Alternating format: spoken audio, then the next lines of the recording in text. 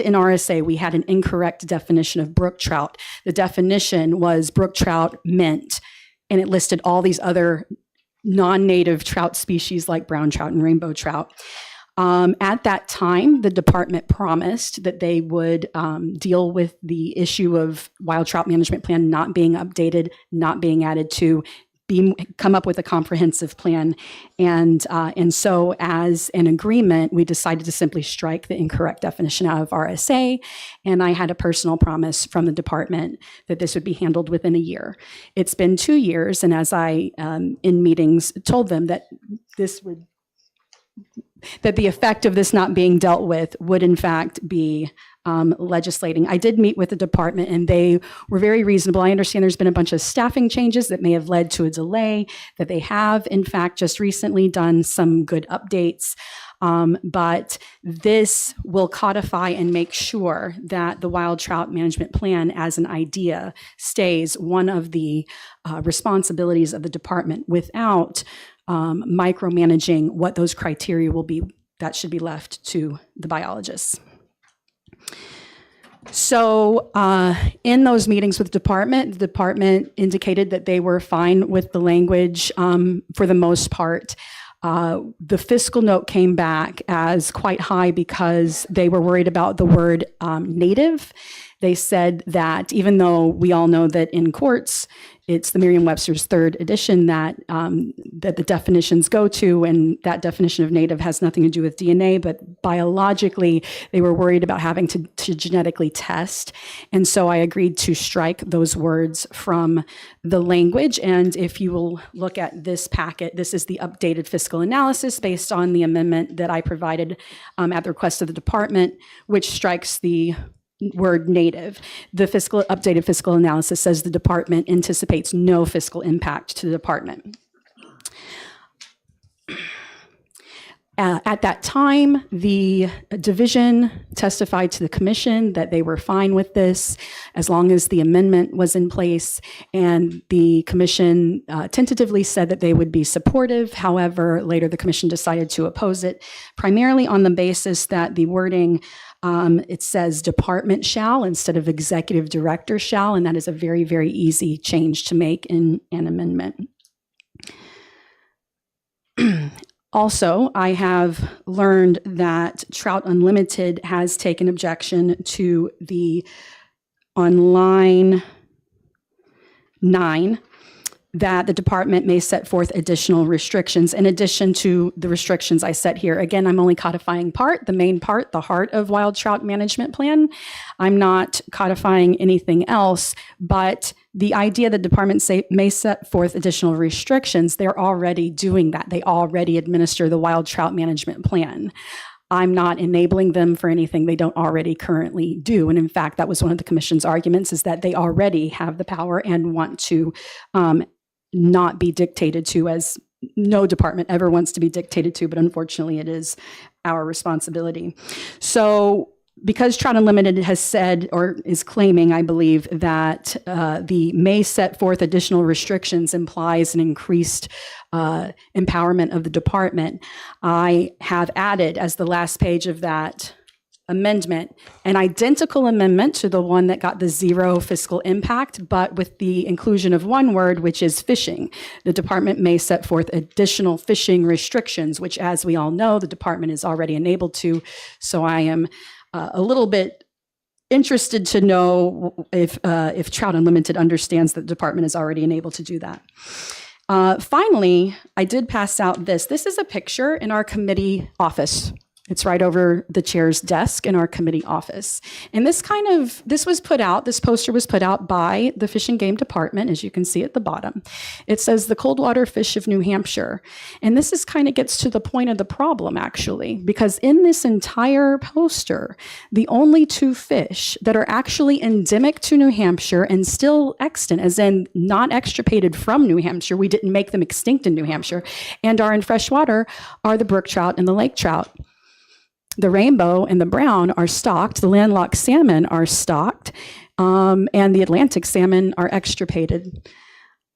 So The fact that we say that the fish of New Hampshire is all these fish that are not of New Hampshire because we've stocked so many and impacted our natural ecosystem and have outcompeted our natural and native species is the problem. And so that's why I commend the department for the creation of wild trout management. I just want to make sure that they do their due diligence in potentially expanding it and not getting rid of it, as some of the people who are impacted by this are afraid that they will. And with that, I'm happy to take questions. Thank you, Representative. Do we have any questions? Representative Kofal. Thank you, Mr. Chairman, and thank you, Representative, for taking my question.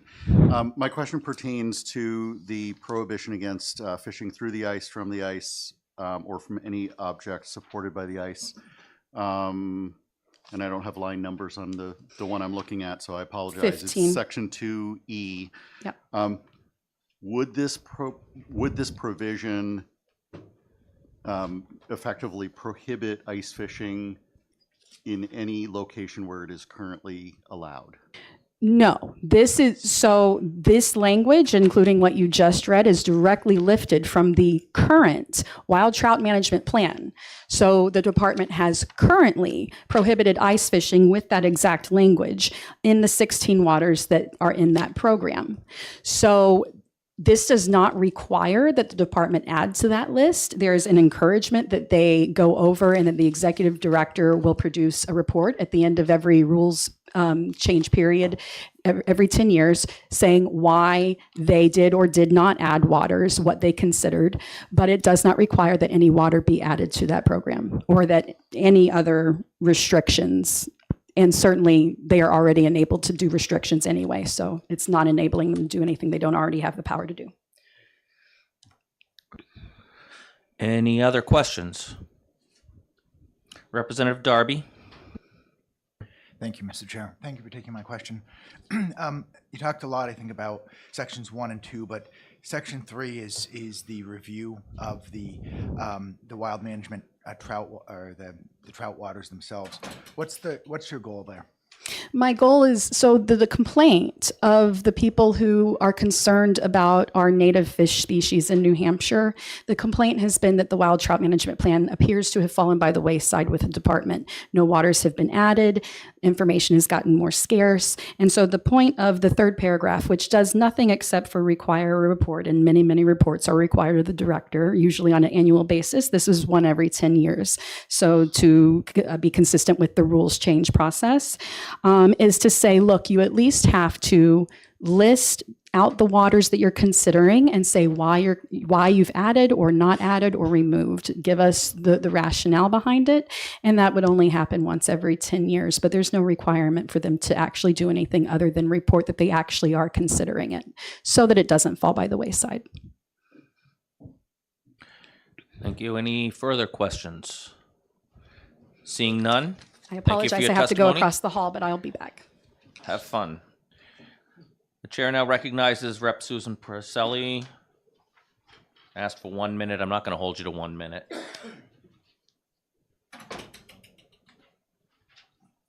I'll hold people to 3 minutes, but not 1 minute. That's a little excessive. Good morning, Mr. Chair and honorable members of the committee. For the record, my name is Representative Susan Porcelli. I represent District 19 in Rockingham, Hampton Falls, and Kensington. I support this bill. I am here speaking on behalf of several of my constituents. My constituents are avid hunters and fishermen. They enjoy trout fishing, and they want to be able to teach their kids and their grandkids the joy of what it means to be out on a beautiful day hunting and fishing. He wants to teach his grandchildren and works with other fathers in a similar position to make sure that they teach their kids, they pass down this very important tradition to their kids. The objective is to get the kids off the phones and off the devices and into nature and really understanding how beautiful our state is and what a joy it is to enjoy nature and respect nature and not be on the phone.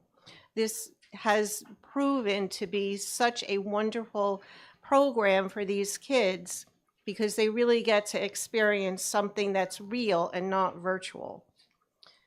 However, if there are no fish to catch, the kids get bored very easily, and of course, they want to go home and play with their games. So I support this common sense bill to be able to manage our wonderful resource and make sure that there are trout and these native species available for many years to come. I believe this bill, aside from the administration of it, will be able to provide these beautiful trout in many different waters in New Hampshire so that kids and grandkids can be able to enjoy the beautiful sport of fishing and get out in nature and make sure that they're taking part in teaching their friends and their kids to be able to enjoy this sport forever and to be able to support what we believe in here in New Hampshire, how much we value our natural resources. So that's why I support this bill. And I encourage everyone to think about the future and making sure that we have these beautiful fish to be able to catch. Thank you. Thank you. Are there any questions? Seeing none, thank you very much for your testimony today. The chair now recognizes Fred Bird, representing CSF. And 3 to 5 minutes. Probably less. Thank you. Thank you, Mr. Chair, honorable members of the committee. Thank you for your time this morning. For the record, my name is Fred Bird. I am the Assistant Manager of the Northeastern States for the Congressional Sportsmen's Foundation, CSF. Speaking to you guys today that we at CSF are opposing this bill. We believe the legislation is unnecessary as the department already has the authority to manage for wild trout. New Hampshire has 16 trout waters currently designated as wild trout only, where we do not stock. So in essence, the department already has and does illustrate a wild trout management program. Should existing wild trout waters demonstrate that reducing or eliminating non-native or non-endemic trout stockings increase the abundance or health of brook trout populations, again, the department already has the authority to expand the number of waters to include stockings when justified by science. Then we also have concerns, as previously noted, about the ice fishing issue. It's inferred that the direction of the bill requires less non-native endemic trout stocking over time, as well as specifically eliminating ice fishing where native brook trout are found. It is not science-based and will unnecessarily limit angling opportunities in the state. The language on line 15, section E, is kind of ambiguous and could be more dialed in. So someone reading updated Fish and Game Digest would know that you can still ice fish in certain waters of the state. And then lastly, I will remark that in the turkey woods, gobbles equal hunting satisfaction. In the fishing waters, fish caught equals satisfaction. And I can remember back to being a 12-year-old boy going down to the Exeter River fishing for stocked rainbow trout, and my satisfaction was there, was happy, and it created an angler in me, created an angler in my friends, that we weren't on video games and we were out there in the wilds of New Hampshire enjoying the natural and introduced resources. So there's a huge value there, and we'd like to see it continue. So thank you all for your time. Thank you. Do we have any questions?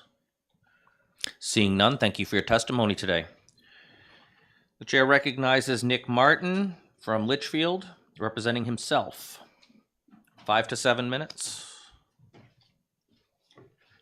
Thank you. Thank you. Appreciate the time here today, and I appreciate the time to talk about this bill. First, I just wanted to actually... Make sure you bring the mic close to you. Yes, thank you. I certainly don't want to speak for Representative Reed, and I definitely don't want to speak for Trout Unlimited, but I think she may have misspoke in her original introduction here. my impression was that Trout Unlimited was not concerned about the section that she had mentioned. They may have other concerns. It was actually New Hampshire Timberland Owners Association that was concerned about the language regarding additional restrictions. And so the amendment to add fishing would, in my belief, resolve the concerns around potential landowner and timberland harvesting rules that the department doesn't currently have the authority to set. So I'm a lifelong angler, and like many people, brook trout were the species that really hooked me and captured my attention. So I'm here today as an example of why the wild trout management program in New Hampshire has been successful, and I hope to explain why I think we need to do more with it. Many years ago, I stumbled on a webpage that explained and introduced New Hampshire's wild trout management program, and the next weekend, I drove to one of those waters, and it rekindled my love for those wild places and fish. There are a lot of reasons why I find searching for wild trout to be more satisfying than fishing for stocked fish. And I've talked with literally hundreds of fellow anglers over the years, going to shows and exhibitions. And everyone has their own reasons. For me, it's nostalgia wrapped in adventure, stepped inside of a puzzle about how to catch those fish that are native to the water. As I said, other people have their own reasons, but I can say from my experience that talking with many people, the interest in wild trout is growing here in the state. I've heard that our wild trout management program in New Hampshire could be in trouble, and it's true that no waters have been added to protect under this program since 2006. And while I've seen progress from New Hampshire Fish and Game in regard to rethinking the stocking of hatchery fish over wild trout in some waters, I also seen what I consider to be an outsized focus on an investment in stocking, with recent financial investments in hatchery infrastructure totaling in the hundreds of millions of dollars, while spending on habitat restoration for wild fish remains, in my opinion, an insignificant fraction of that number. The intention of this bill, in my mind, is to codify into law and make more durable the protections under the current program. The fact of the matter is that the protections these waters have today is subject to the discretion of the department and could be changed by whim by current or future leadership. I think these waters deserve more durable protection for their future, and this bill also codifies wild trout management as a real program rather than just a set of fishing regulations.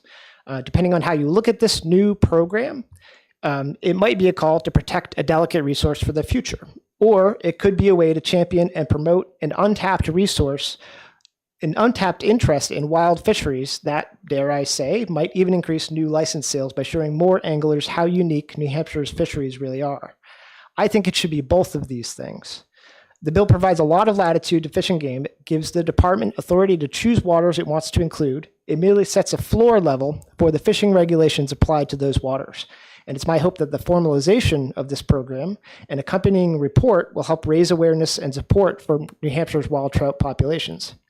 The most important aspects of this bill, in my opinion, are the prohibition on stocking waters and the use of artificial lures and flies, which therefore prohibits live bait.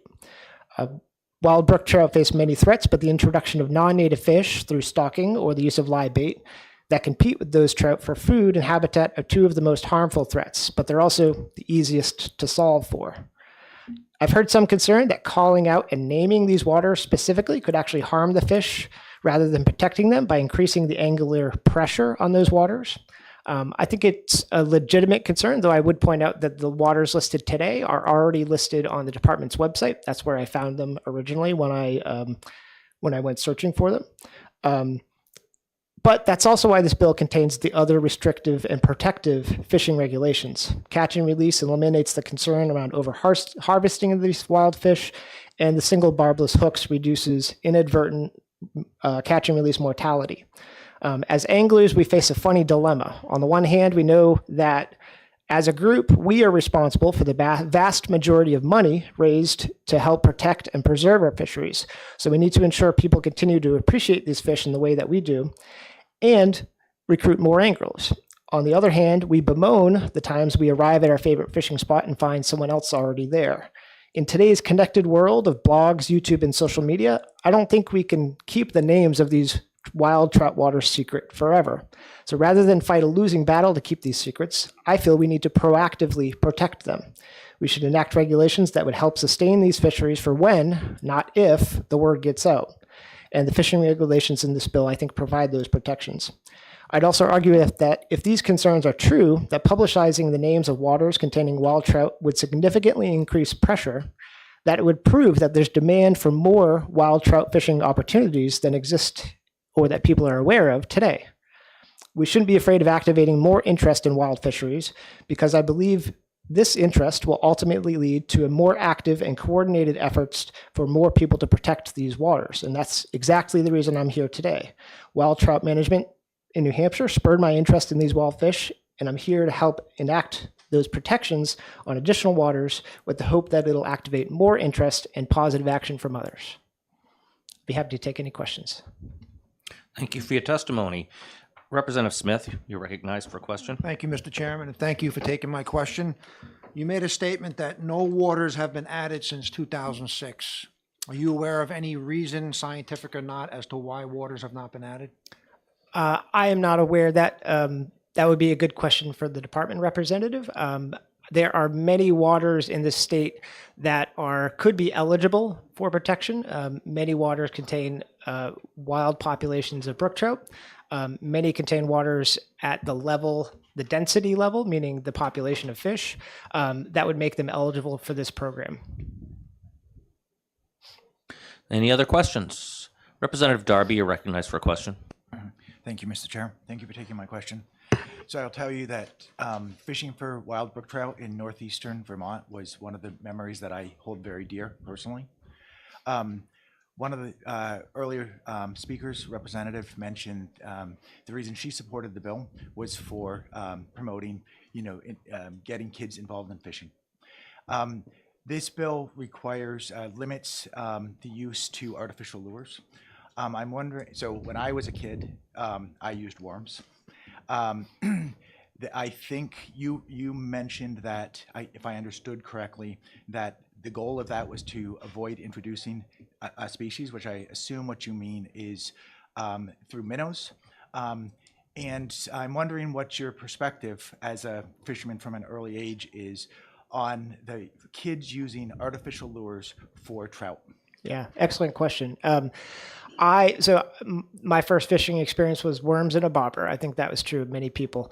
I personally, my primary concern again is the use of fish as bait, as you're suggesting, because those fish can be introduced to waters where they don't belong and outcompete native species. And personally, I don't have a strong prohibition on using worms as bait. I think it's a perfectly reasonable thing, especially for kids to use. I feel in this case, though, that these waters, some of these waters, are sensitive enough, and what I mean by that is the size of the water and the population of the fish, to warrant more strict protections based on how likely they are to receive pressure and the impact of that pressure. So I would suggest that these specific regulations aren't a good fit for every water in this state. And I would also suggest that I'm not here to advocate against stocking in all cases. I feel like stocked fish are a great introduction for younger anglers. And so I think these protections, though, are appropriate for certain waters. Any further questions? Seeing none, thank you for your testimony today.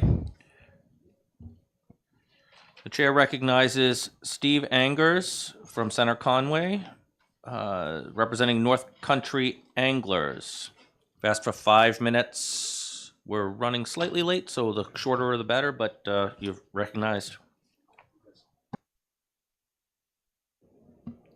Thank you, Mr. Chairman, members of the committee. The North Country Angler is the second longest continually operating fly shop in New England. And it started in 1969, and obviously that business would not have lasted for 55 years if New Hampshire didn't have a robust trout fishery. But in addition to being the fifth owner and protector of the North Country Angler franchise, I feel it's my responsibility to also represent my constituents. You know, there's thousands of anglers that come see me every year, And of course, every angler has an opinion about the fishing. And I will tell you that in the last 7 years that I've owned the North Country Angler, customers are actually excited about coming to New Hampshire to fish. And I think that comes from the new team that's at Fish and Game. I have all the respect in the world for Executive Director Mason. You know, he's taken on some of the stuck in the past ideas, including you know, naming a chief of inland fisheries whose whole background is cold water fish and brook trout. And I happen to have met Chief Timmons on a trout stream in Massachusetts 25 years ago. So I know the chief very well, and I know that wild trout and brook trout are her #1 priority. And I feel really super great about that as well. But in addition to being a fly shop owner, I'm a member of Trout Unlimited. I am the chair of the New Hampshire State Council Trout Management Committee. And I also feel that though being in those two positions, it was important for me to participate at the commission level. And the commissioners will tell you, I think sometimes they get sick of seeing me, but I make 11 out of 12 meetings, commission meetings, no matter where they are. I even go down to Seabrook once in May and get my chance to go to Brown's and have my fried clam plate. But, you know, wherever the meeting is, I'm there because I feel like I have to represent my anglers and my passion for wild brook trout. Just to quickly segue, Representative Smith, your question about why no waters have been added. Previous administration did not believe in wild brook trout, and in fact spun the myth that there were no wild brook trout in New Hampshire and that every water had to be stocked. But of course, through our work with Trout Unlimited, you know, we and working with Diane when she was cold water fisheries biologist, we were able to bust that myth. So, and I think probably one of the things that really makes me proud to be a Granite Stater is that the governor chose me to be the conservation group through Trout Unlimited and the North Country Anglers through business to be on his Fish Hatchery Advisory Committee. And I will tell you, if you have not seen that report, I'd be more than happy to get you a copy. But I will tell you that embedded in that report to the governor are discussions and protections for our wild brook trout. So protecting wild brook trout 20 years ago, when the current program was put into place, was necessary because people didn't want to believe in wild brook trout. But I will tell you that at least a third of the customers that come through my door want to know where to find a wild brook trout. And we are blessed with the White Mountain National Forest, and we are blessed with the Great North Woods that we do have those waters for wild brook trout. And we work very diligently. I also think sometimes Chief Timmons gets sick of seeing my face once a month as well. But I will tell this committee right now that there is plenty of work being done to protect and foster wild brook trout, not only to protect the resource, but because it's what anglers are coming to New Hampshire and buying a license and want to fish for. So I guess just in conclusion, the other reason that I'm against this bill is that there are already methods in place that if you feel like a stream needs to be added to wild trout program or needs wild trout protection, there is already a system in place of filing a petition with the executive director to ask him to consider changing regulations, protective regulations for a trout stream or a trout pond. And I will tell you, in the 7 years that I've been going to commission meetings, I have not seen one petition come in front of the director or the commission to put those protections on water. So With that, I'd be more than willing to answer any questions that you may have. Thank you much. I recognize Representative Goley. Thank you, Mr. Chair, and thank you for your testimony. I too have seen Fish and Game, what they're doing in the North Country, and, you know, limiting some of the stocking in those trout streams that are designated. And they are doing a fabulous job in getting that done. My question goes to the process and how it happens. And I just, do you believe that some of the folks are not coming forward for adding waters? Because, and you as well as me being from doing fishing up in the North Country, all have our secret spots, that's probably one of the reasons why new streams are not being added. Well, what I will say is, again, as the owner of the North Country Angler, is part of the mystique of the wild brook trout is finding them. They don't want a list. They want to, I sell hundreds of White Mountain National Forest maps every year, and it's called thin blue lining.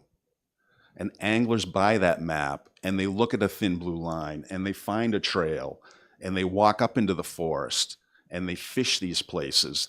Part of the lure of the wild brook trout is finding a spot for yourself. Me personally, my motto is remote pond madness. I have a float tube that goes in the back of my truck on the fourth Saturday in April and never leaves it till October 15th. And I hike into remote ponds. If it's not at least a mile in, it's not worth my time. And I see no one. I have it to myself. So personally speaking, I don't want to see a list of all my wild trout ponds put on the internet because I won't have it to myself any longer. Follow up. And one more quick follow-up. Sure. I know maybe 3 years ago when we had a severe drought, there were a number of streams, small streams, no trout to be found because of how severe that drought was. Did you just comment on that as to it Sure, comes sure. to ecological systems? I mean, the number one problem we have with wild brook trout right now is climate change. And, you know the floods that we've had this season. Unfortunately, those floods occurred right when the eggs were hatching in the reds.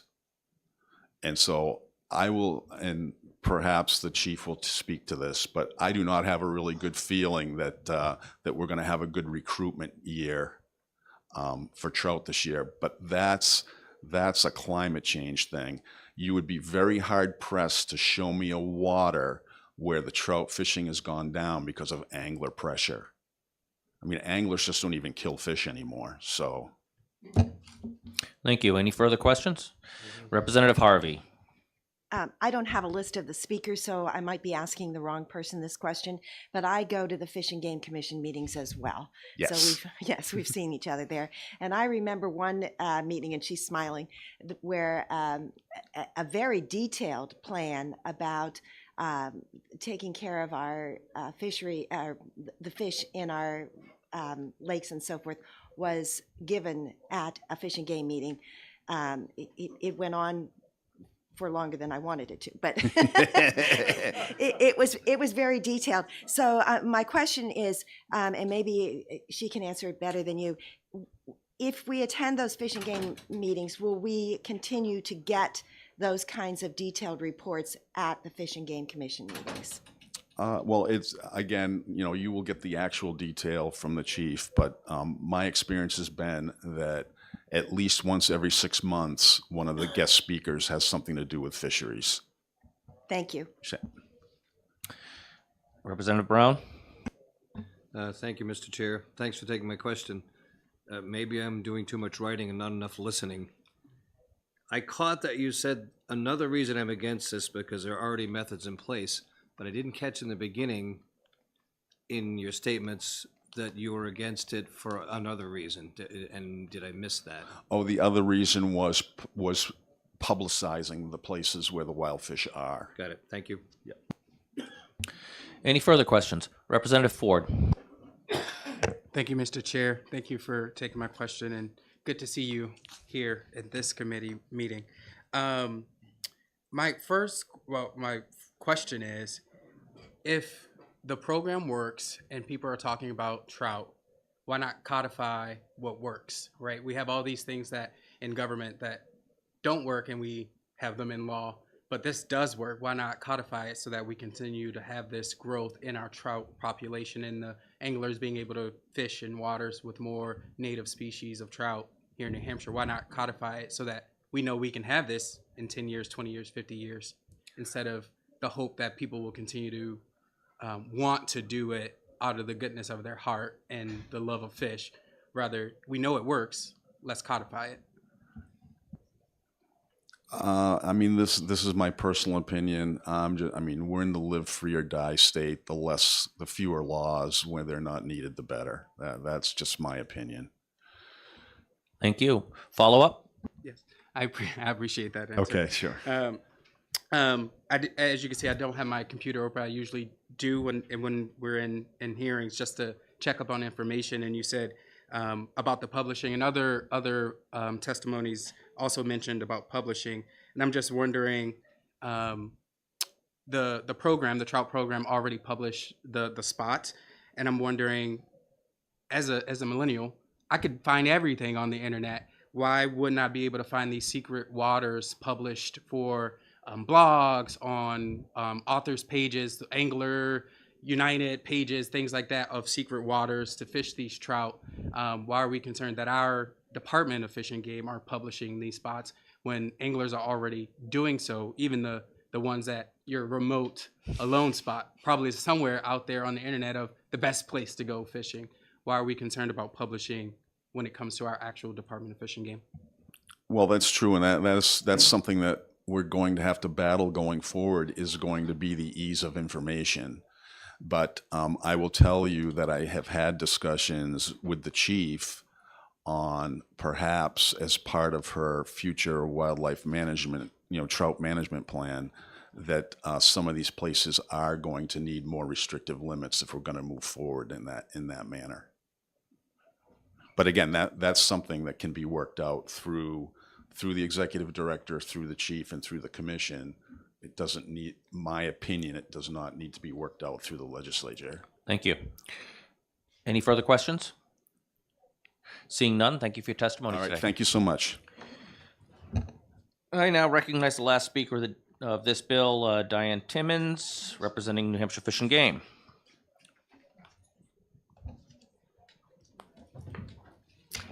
Thank you, Chair. Thank you, Committee.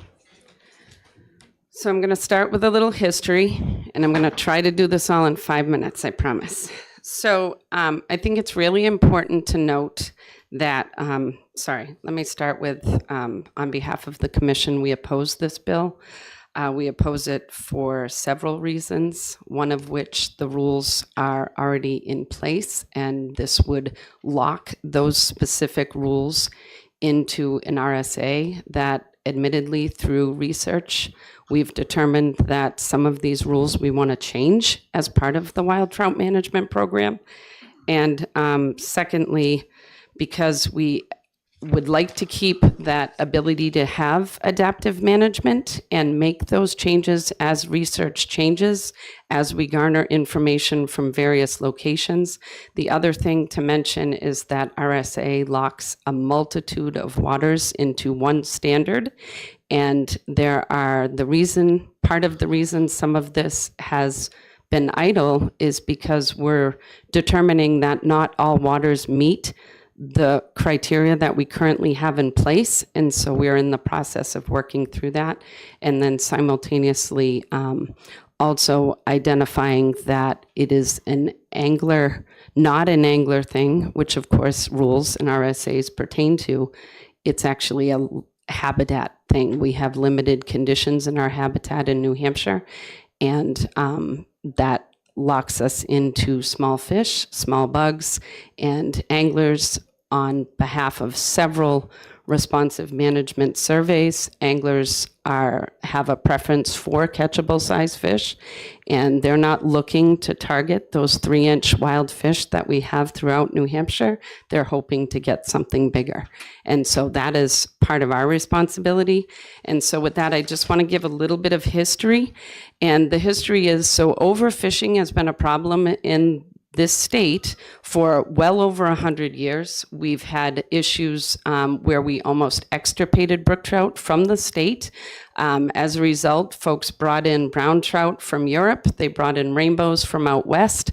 They brought in pickerel, bass, perch, you name it, we brought it in. We brought in Pacific salmon, which is totally ridiculous, but we did it. And it was to provide an opportunity to anglers, because angling in the state of New Hampshire is a huge recreational activity.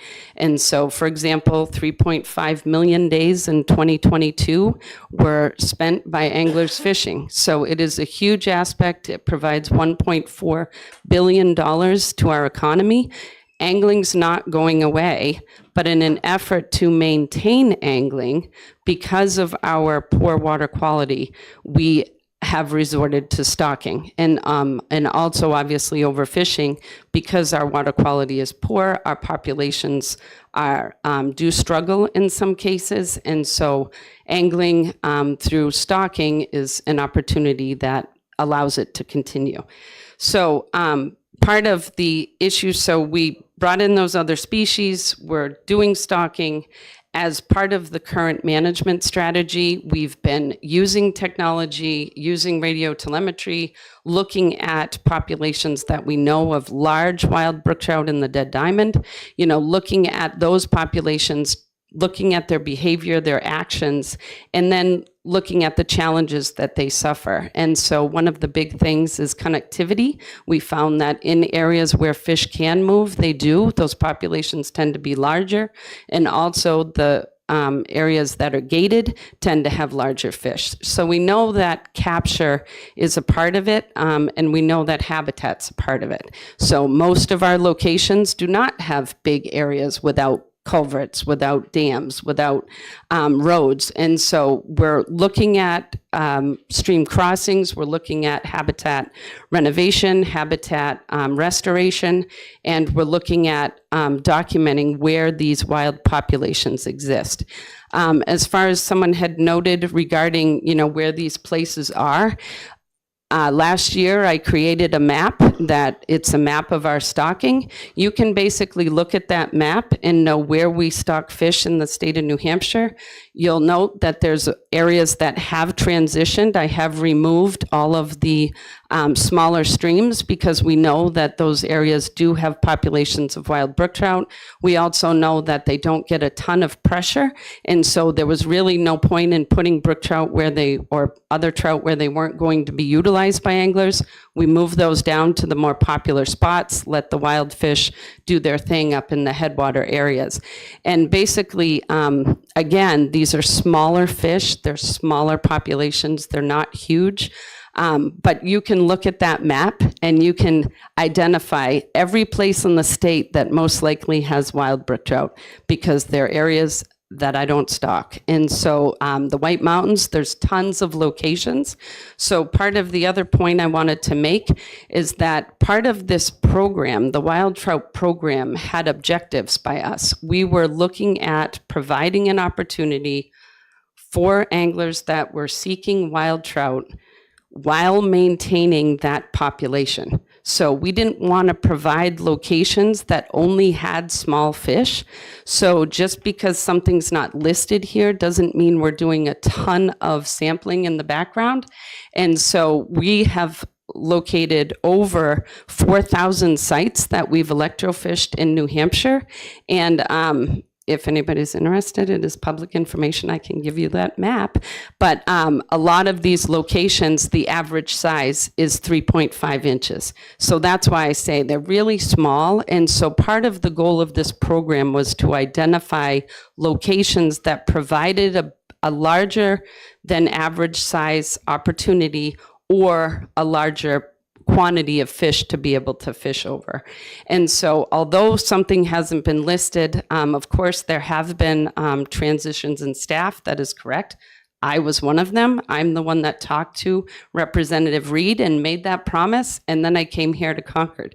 So my apologies to that. And the program was idle, and just recently my new hire just went back to Pennsylvania.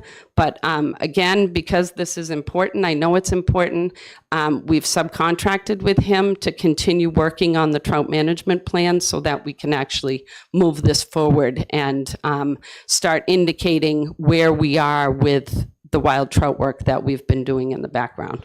So just wanted to make sure I note that. Obviously, the solution here, we don't want to keep, the commission does not want to keep these rules in an RSA because of the fact that we are doing science all the time, and we need that flexibility to make sure that we're managing things appropriately to meet the goals. So with that, I'll take any questions. Thank you. Are there any questions? Representative Harvey.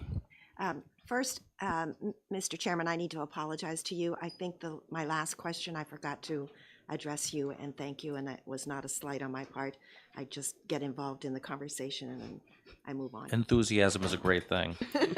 So I do apologize for that. So thank you, Mr. Chair, and thank you for taking my question. Sure. So I was just wondering if you, I hear all of these things that you're doing to develop your plan for trout management, and they all sound wonderful.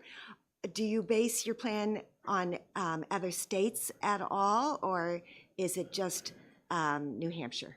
Yeah, no. So so first of all, New Hampshire has never had a wild trout a trout management plan, which of course would include stocking as well as wild trout management. So we have never had a plan, so it's a new plan. So we are absolutely using other states, looking at those. The unfortunate part of us versus them, so just to give you an idea, both Maine and Vermont have much better water quality. So our trout management criteria, the initial program, or the current program, is 15 kilograms per hectare. Other states aren't even looking at wild trout programs that are less than 50.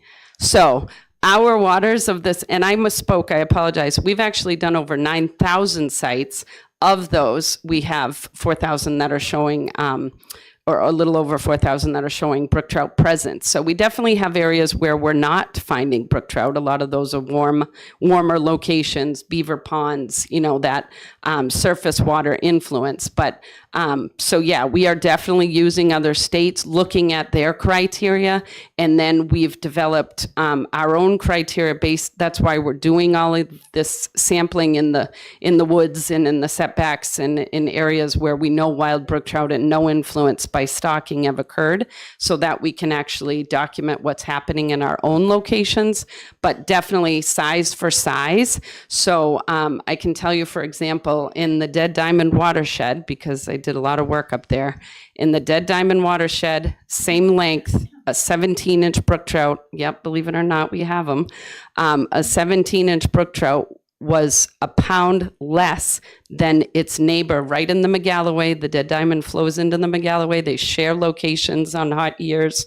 Those fish that live in Maine were a pound heavier for the same length fish. So very different water quality, which impacts everything. Thank you. Any further questions? Representative Darby. Thank you, Mr. Chair. Thank you for taking my question. Sure. Excluding, section 2, which is line 8, which is where the requirements are for the fishing requirements. We heard that past administrations haven't maybe appreciated the wild cold water fishery as much. What would the commission recommend in terms of making sure that future administrations don't ignore this important fishery, the wild fishery in the future? I think that part of our future focus is just the transparency. So having where we're stocking locations, having that data where we're identifying wild brook trout populations. You know, all of this technology is new, and it's definitely something that we're embracing in both the Wildlife Division and the Fisheries Division. So I think that inevitably, because there's going to be so much better data outreach and that type of stuff, I think it will inevitably fall into place to what you're saying.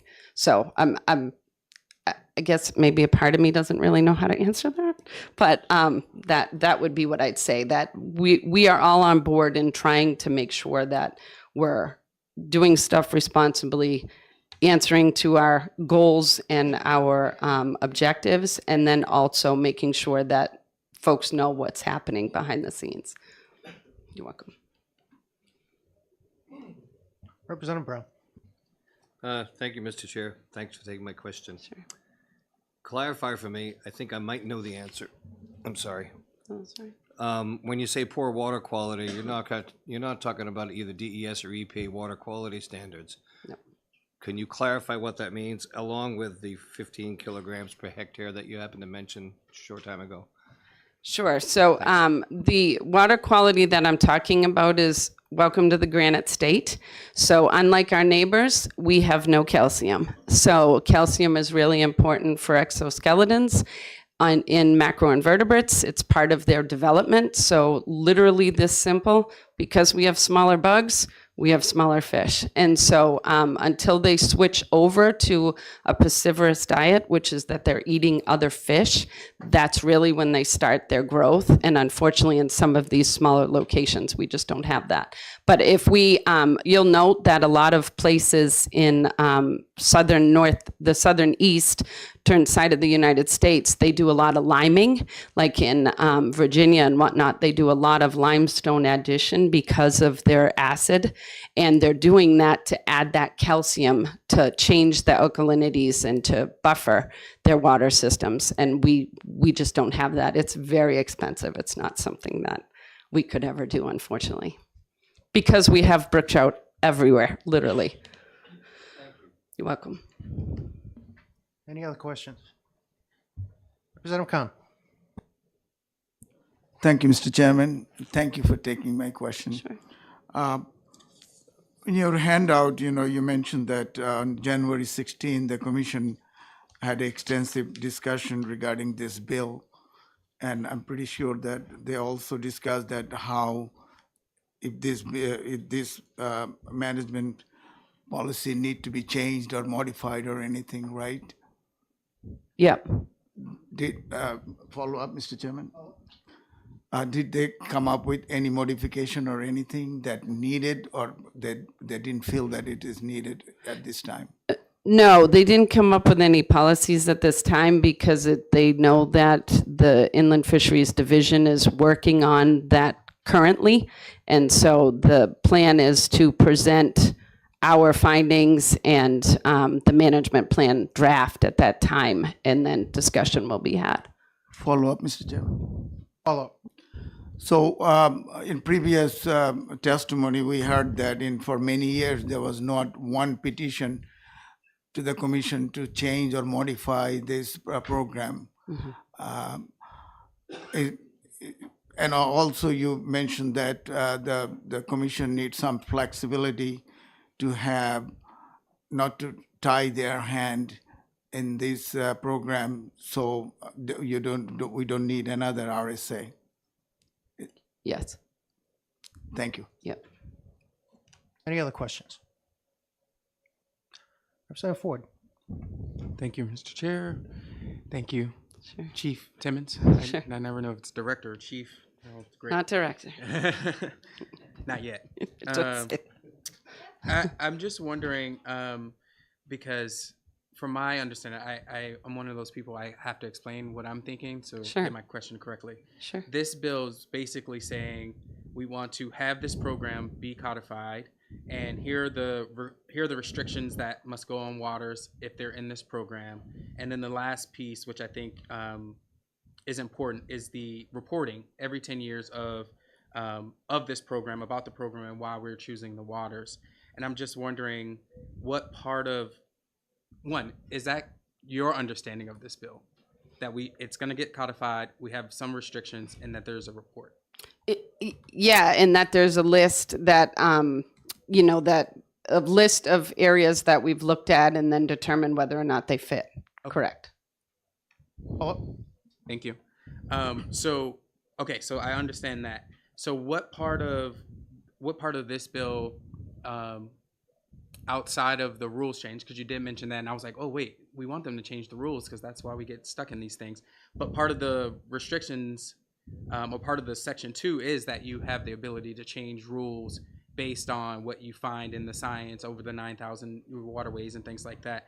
So I'm wondering what exactly of those 3 sections, codify it, the rules and the reporting, does the commission, you, the department oppose based on this? Because it seems pretty simple. Again, if it's working, why not codify it so that we can continue doing it? So I'm just wondering what part of it the department specifically is opposing to codifying the program that is working, correct? Why oppose it? So working is a relative term. Of those waters that are currently on the list, I can tell you that some of those will be removed. So we're already working on that because basically there's been no change in, some have declined, I shouldn't say no change. There's been no change in angling pressure. And the water bodies are declining. And so what we're the population has declined in some locations. And what we found is that it's really, rules are for anglers, and these areas right now, some of them that are on here, do not get utilized, and the population is going down, which is making us realize that it's a habitat thing. I'm going to have years with drought. I'm going to have years with floods, and the population is driven by the natural conditions in the environment. And so in some of these locations, it actually would make sense to have harvest because these fish only can fit in that habitat that they have. Their carrying capacity is met in some locations, and so you get a decline in population. And so we definitely want to have the flexibility for that. But as far as like the list and all of that, we're doing it now. And so it just hasn't been presented because of various things. Changes in staff. I didn't have anybody to continue the program. We just hired the person, Colby, just a year ago, and he has made some great progress, instituted an angler survey because that was one of the other things we were missing is who's actually going. We have some stuff from conservation officers and our work outside and feedback from the public, but we definitely don't have like a scientific survey. So he created that and then unfortunately just went back to Pennsylvania. So again, working with him to get this going, but that's the real crux is that we're already doing it. The plan is already to move forward. And it was one of those things where I guess my personal passion, is that wild trout are very important. And I do think that they are a part of our New Hampshire history, and I think that they should remain. And so my personal opinion and my personal goal for myself and my division is that we will continue to do this and continue to manage it appropriately. And so that is the whole purpose of the wild trout management plan, so that we can actually move forward in a direction that works and in a direction that can be repeated through time. You're welcome. Representative Brown. Thank you, Mr. Chair. I'm going to follow up on Representative Ford really clarifying nicely in my mind something I thought I had heard. I thought I heard some say that this would force Fish and Game to create a list that wouldn't be changeable as the scientific information changed. But that's not what I just heard you say. So in statute there won't be a list. It's still going to be in Fish and Game. It's not going to, the list of waters is not going to be listed in statute. It's not. And so you will have the ability to change that policy-wise within the department based on scientific data. Is that accurate? Correct. Okay. The problem with this is that these rules that are listed in this bill are some rules that we want to change as part of the program. So the list going under these rules are not necessarily what we want to have as part of the program. And this RSA makes them part of that program. Follow. Okay, I think I got that. And rules are slow and complicated to update. In RSA, absolutely. Right, okay, thank you. Yep. Any other Laws, questions? sorry, laws in RSA. And I'll just have one quick question as well, because Representative Brown and myself both serve on EDNA and deal with a lot of the rulemaking process going through. And listening to your testimony and knowing that all of this is based on science-based information, from what I'm hearing in your testimony, it's much easier to work with what you're doing in the program you're doing with the definitions in rulemaking, because as we're seeing here, the legislative process takes a long time to change. And when you want to change something for a certain body of water that may fall under this criteria, that either becomes overpopulated and you need a different method of taking fish, it would be much more difficult to do than having that set in rules, similar to the science-based technology we use for hunting seasons and the take it that we do there, correct?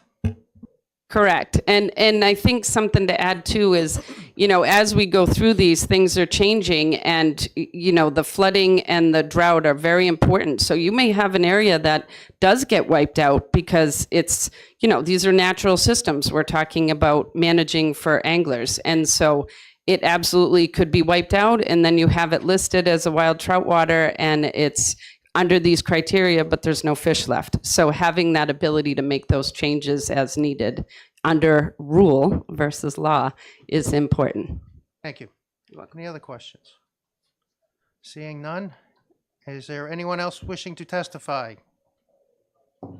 I'll close the public hearing on House Bill 1417.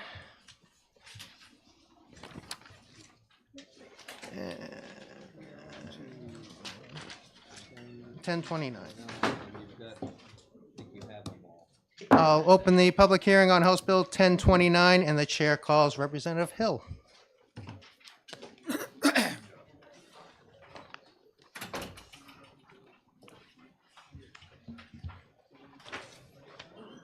Thank you, Mr. Chairman. I know you're a little bit behind, so I'll be brief. For the record, I am Representative Greg Hill. I cover the wonderful little small town of Northfield, New Hampshire, just about 20 miles north of here. I'm here to introduce House Bill 1079. What he said, 1029. To me, it's a simple little bill, just popped out of the legislation from last year.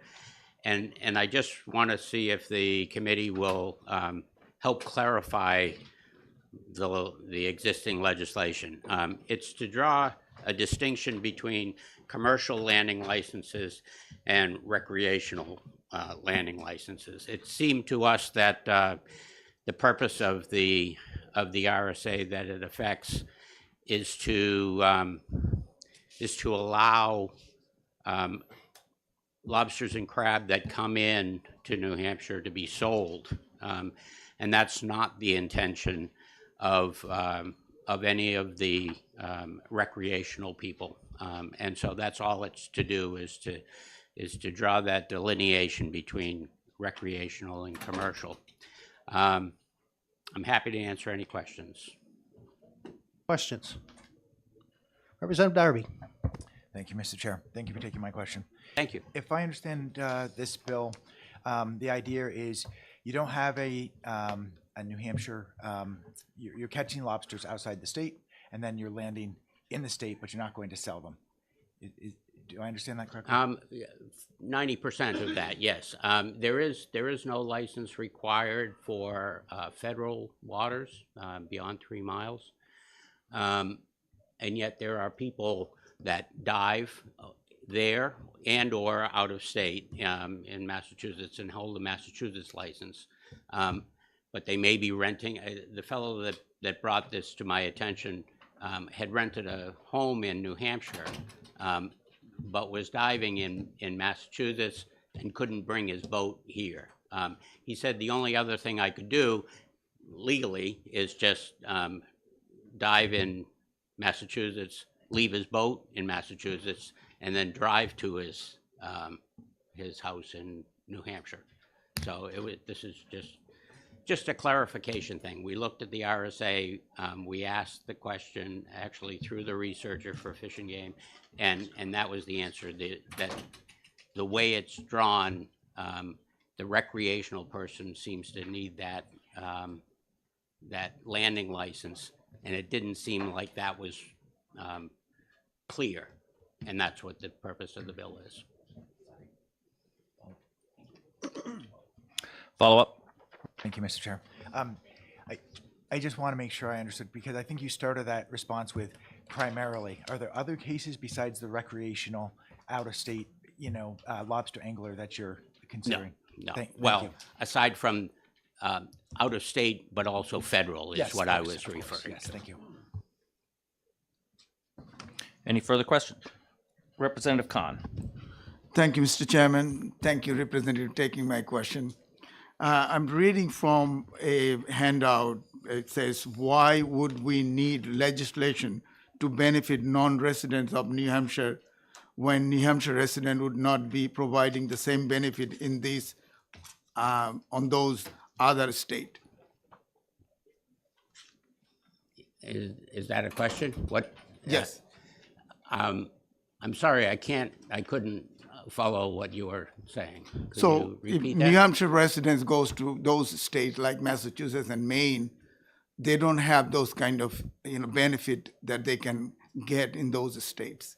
So you're saying a New Hampshire person, a commercial person or a recreational person? Recreational person. So in New Hampshire, my understanding is a New Hampshire recreational person would have to have a license in Massachusetts. You couldn't do it in Maine. Right. So a New Hampshire person would go to Massachusetts and use their diving license that they can procure in Massachusetts. And then right now they could just land them in Massachusetts if legally and drive them here.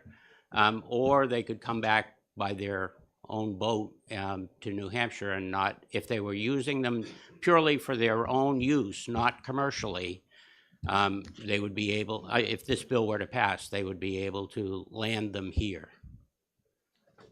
I'm hoping I answered the question. And you are too. The follow-up, Mr. Follow Chairman. up. So what this handout is saying, why would we need a legislation to Because- benefit non-residents? While we, No, this is benefiting residents. okay, thank you. I knew I misunderstood it. I'm sorry. As the vice chair pointed out, the person who wrote that handout is going to be testifying next anyway, Oh, so there you you can go. wait and hear it from him. Representative, no, okay. Any other questions? Seeing none, thank you so much for your testimony Always today. a pleasure to be in Fish and Game. Thank you very much. Enjoy the rest of your day. The chair recognizes Jim Titone from Seabrook and representing the Yankee Fish Company or Corporation. Should put my glasses on. Need my glasses on when I do that. Just need to remember to put mine on, that's all. Turn your mic on. Please turn your mic on and make sure you're close enough to it. Thank you, Mr. Chairman and committee members. My name is Jim Titone. I'm from Seabrook, New Hampshire. I'm the owner-operator of fishing vessel Fly Girls. I'm also the Seacoast representative to the Fish and Game Commission. But I'm here today as a member of the Yankee Fishermen's Co-op, as well as representing myself as a fishing vessel owner-operator. This House Bill 1029, the only beneficiaries of this bill would be Maine and New Hampshire, Maine and Massachusetts residents who launch out of any New Hampshire port, who recreationally fish in their respective states, and they'd be able to come back to New Hampshire and land their catch without any kind of landing permit. Whereas a New Hampshire resident who may launch out of a Maine port or a Massachusetts port and recreationally fish in New Hampshire would not be able to return to those states where they launch out of without having a landing permit to land their lobsters. It doesn't seem logical to me why we would give a pass to Massachusetts or Maine residents in having to obtain a landing permit when a New Hampshire resident would not be offered the same benefit. I think the landing permits are essential in helping enforcement collect data on what's being landed, where it's being landed, and how much is being landed. And I think it's an important enforcement tool. And I don't believe this Bill 1029 is benefiting anyone in the state of New Hampshire. And I would urge the committee to oppose this legislation. Thank you. Before I take questions, I'm going to ask one of my own. What about the New Hampshire resident who goes to fish in international waters where it is legal for him to fish and then comes back to New Hampshire?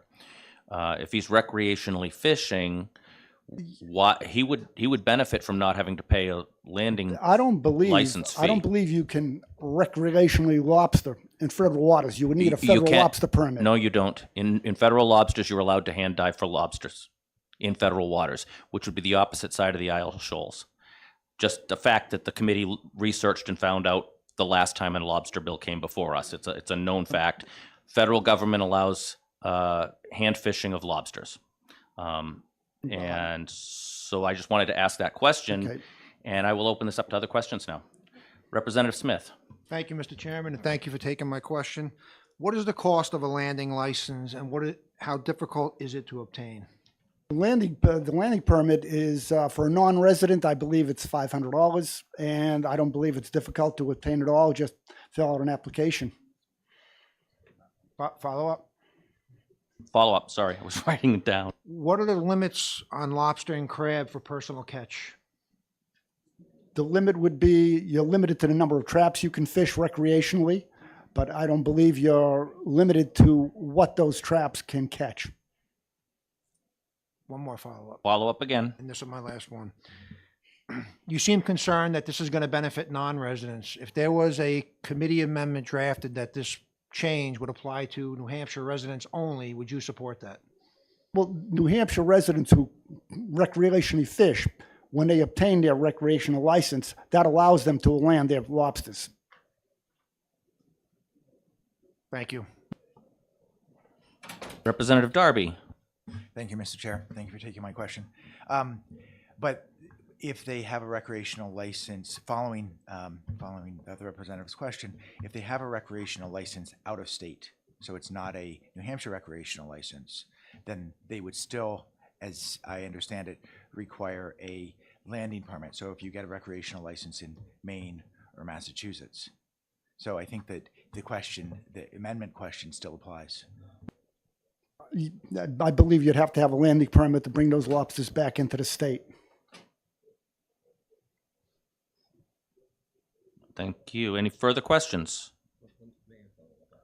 Representative Brown. Thank you, Mr. Chair. So following up on all those questions, if you're recreationally fishing as a New Hampshire resident in federal waters, you don't need a New Hampshire recreational license. No, you wouldn't. Okay. Therefore, to land your fish as a New Hampshire, whatever you bring in, you would need a landing license at this point, even though you got those in federal waters without a recreational license. Correct. All right, and I think that's fine. Thank you. Any further questions? Seeing none, thank you so much for your testimony today. Thank you very much. The chair now recognizes Eric Anderson. He's asked for 3 minutes.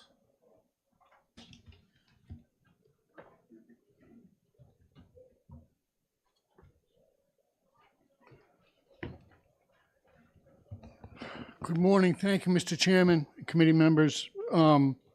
This particular bill, 1029, I've read it, I don't know how many times. I've actually, and Mr. Tatone and I have discussed it. I think there's ambiguity in the bill. From what I read, and it's in the last section, a person who is not landing for the purpose of sale of the lobster or crab shall be exempt from the requirements of this section. So I conclude that this includes New Hampshire residents. And I haven't got the clarity from the meaning of that statement to understand the bill fully, and I think you should be concerned with that. I think there is a classification of licenses within the state of New Hampshire. It's a 4-tier system.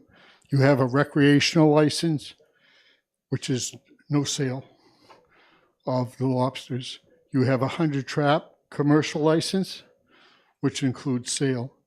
You have a 600-trap commercial license, and you have a 1,200-trap commercial license. The no-sale recreational license, of which there is over 300,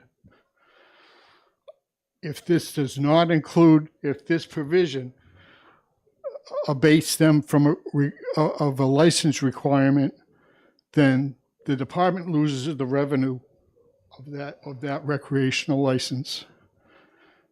So that needs clarity, and I think without that clarity, you can't proceed with considering the bill. Whether it's to your knowledge or not, the Atlantic States Marine Fishery controls the management of the American lobster in the Northeast.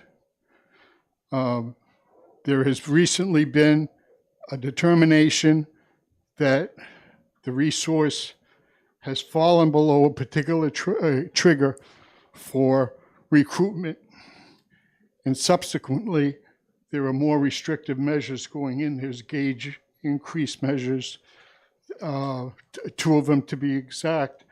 There's gear requirements that are going to be oncoming. So there is some threat to recruitment into the fishery. And this is the first occasion that has taken place in years. And it's got the concern of the industry. Nobody likes more regulations. But this is going to take place. It's already scheduled to take place. The first year of the gauge increase will begin January 1st, 2025. I think with that, you have to take that in consideration, because what drives the management measures is data. Data that indicates poor recruitment, data that indicates overfishing, data that there's a variety of purposes. When this exemption for a license goes into place, the only thing that the individual has to say to any fish and game officer is, I'm not going to sell them. That's the end of the story. The data for what that person has caught is lost. It's not a requirement. And so with that, I think there is a concern with the amount of data that's lost in the system right now to gauge and manage the fishery. We're opposed to this. We don't think there is a benefit, except, like I've explained, loss of revenue to the department, a variety of other things that I've just mentioned. And so that would be the purpose of us opposing the bill. Thank you. Thank you. Are there any questions? Representative Goley. Thank you, Mr. Chair. One quick question right down here. Would the wording on line 4 also concern you, because it says taken by any means? Doesn't say taken by legal means, doesn't say taken by it's any means. Any means. Thank you. Any further questions? Representative Darby. Thank you, Mr. Chair. Thank you for taking my question. So I understand the concern about loss of data. Do New Hampshire recreational lobster anglers have to report their catch today? Yes, yes, they do. Thank you. It's a requirement for them to renew the license, and there is a data requirement of what they've caught in the last year before they can renew their license. Thank you. Representative Brown. Thank you, Mr. Chair. And to follow up on that question, so I understand if you have a New Hampshire recreational license, you have to report your catch to Fish and Game for data acquisition. If you're in federal waters, do you have to do that? If you're in federal waters and you don't have a New Hampshire recreational license, you don't have to report your catch. Is that correct? You would have to. I might be defer to somebody else, Okay. but I will say, Yeah. because of where federal waters are, I would be surprised, completely surprised, if there's any recreational fishing in federal waters. Okay. It's because federal waters goes out to 12 miles. Here, when you take the Isles of Shoals in consideration, it's the contiguous line in New Hampshire, including the Isles of Shoals. So going into federal waters, I would be very surprised if there is any recreational license fishing in federal waters. Thank you. Any further questions? Seeing none, thank you for your testimony today. Thank you. Chair puts on his glasses before he reads the next name and recognizes Bobby Nudd.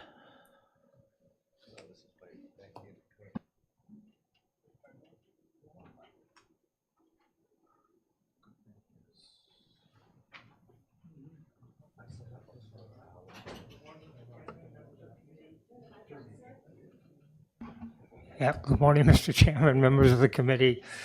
My name is Bobby Nudd. I've been fishing in the state of New Hampshire waters for better than 50 years. Most of that time, or the majority of that time, I have represented the lobster fishermen of this state in lobster management. I'm a member of the Atlantic States Marine Fisheries Commission Lobster Management Advisory Panel.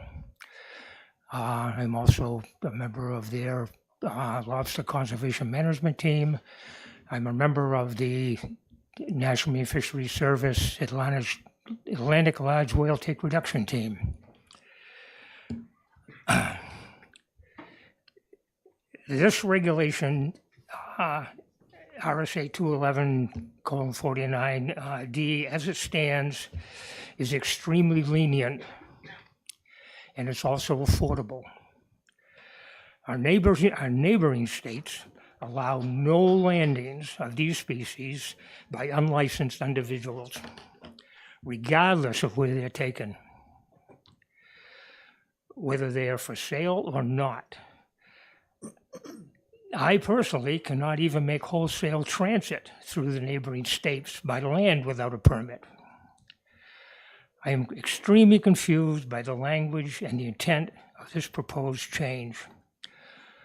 For what purpose is the phase by any means referring to? Unless it is illegal means, because all legal means are covered in the licensing requirements of the National Marine Fisheries Service and the state. Is this proposed revision saying that any unlicensed person can land lobsters in New Hampshire, saying they are for personal use, and then taking them out of New Hampshire jurisdiction and selling them? To get even more sinister, is this by any means provision the precursor to another diving bill? Regulations governing the resources of this state should be clear, enforceable, and be beneficial to the sustainability of the resource. This proposed change is totally ambiguous and does none of the aforesaid. Thank you very much for listening to me, and I will take any questions you have. Thank you. Thank you so much. Are there any questions? Seeing none, thank you for your testimony. The chair will call the last speaker on this bill, Renee Zobel from Fish and Game. It's asked for 5 minutes.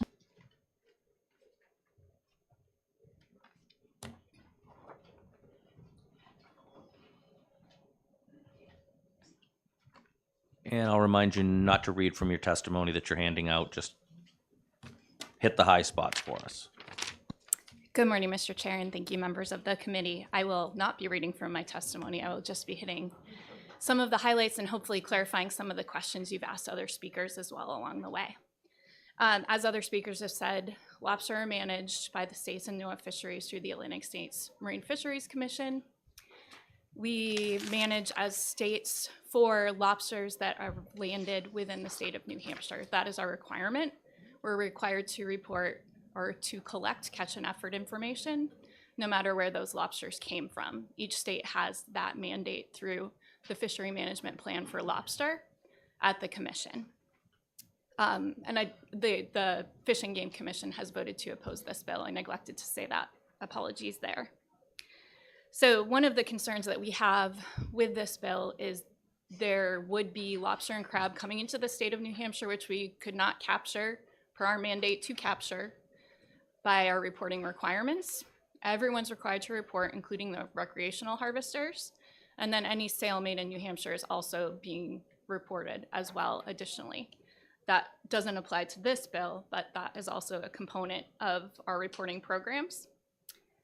Currently, as it stands, this is one clarification, a person with a recreational license in another state or a person diving outside of the jurisdiction of New Hampshire could purchase a state of New Hampshire lobster and crab landing license. They're available for residents and non-residents. They're not specific to commercial or recreational as indicated. The fee for a resident would be $50. The fee for a non-resident is $500. So you'll see in my testimony, we were more of the understanding that the intent was that that was prohibitive for someone, as I've fielded a number of phone calls every year for, who is mooring or docking their boat in New Hampshire, but maybe lives right over the border in Maine or Massachusetts. Those are the calls that we often field. And yes, there's a license, it's $500. That is a bit prohibitive, we understand that. But for a resident, that's a $50 license. It allows them to do that and would allow us to capture what we need to on our end as well. For reference, the trap license for recreational fishing in New Hampshire is $40.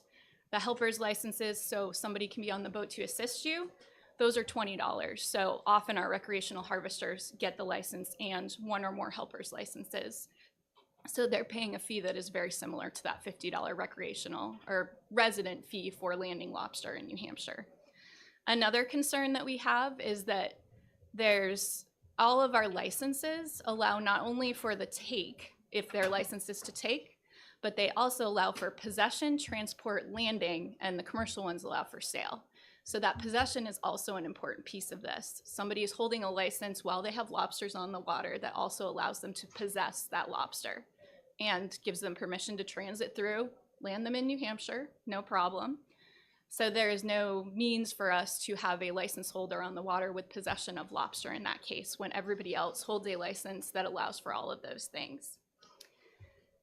The intent of sale has come up a number of times. So we're concerned about a loophole that could create if somebody has a statement that they have intent of sale and now they're exempt from any license requirements whatsoever. There's allowance for commercial harvesters to land some of their lobster for personal use. They're allowed to take them home to feed their family. But that is all captured under the normal business requirements and reporting requirements of those licenses. So what's to say a commercial harvester would be out on the water, oh, this is not for intent of sale, and be able to land those lobsters as well. It just creates an enforcement challenge for those on the water and a little bit of a loophole in the regulation. We are flexible. We understand that this $500 license for a non-resident is a lot of money. This legislation as it's written is not specific to recreational or commercial. So if that is the challenge, we would be open to working with the committee and working with the sponsor to amend some language that would allow for a license for non-resident recreational folks to have a lower license fee than the $500 specifically. And I think other than we had a couple of things coming up about our neighbors and chatting with our neighbors. There is no license that allows a recreational harvester who's a resident of our state to land their catch in a neighboring state. That isn't something that's allowable by licenses. They have to hold a state within that license to do so right now. But a New Hampshire resident, for example, who owned more than $5,000 of property could hold a recreational diving or trap license in Massachusetts, and then they could buy the resident landing license at $50 and come into the state and land their catch. That is the conclusion of what I have for you today. And if you have any questions, please let me know. Thank you very much. We'll start with Rep. Kofalt. Thank you, Mr. Chairman, and thank you for taking my question. So I wanted to verify something that I think I heard, and it just doesn't sound right with respect to everything else here.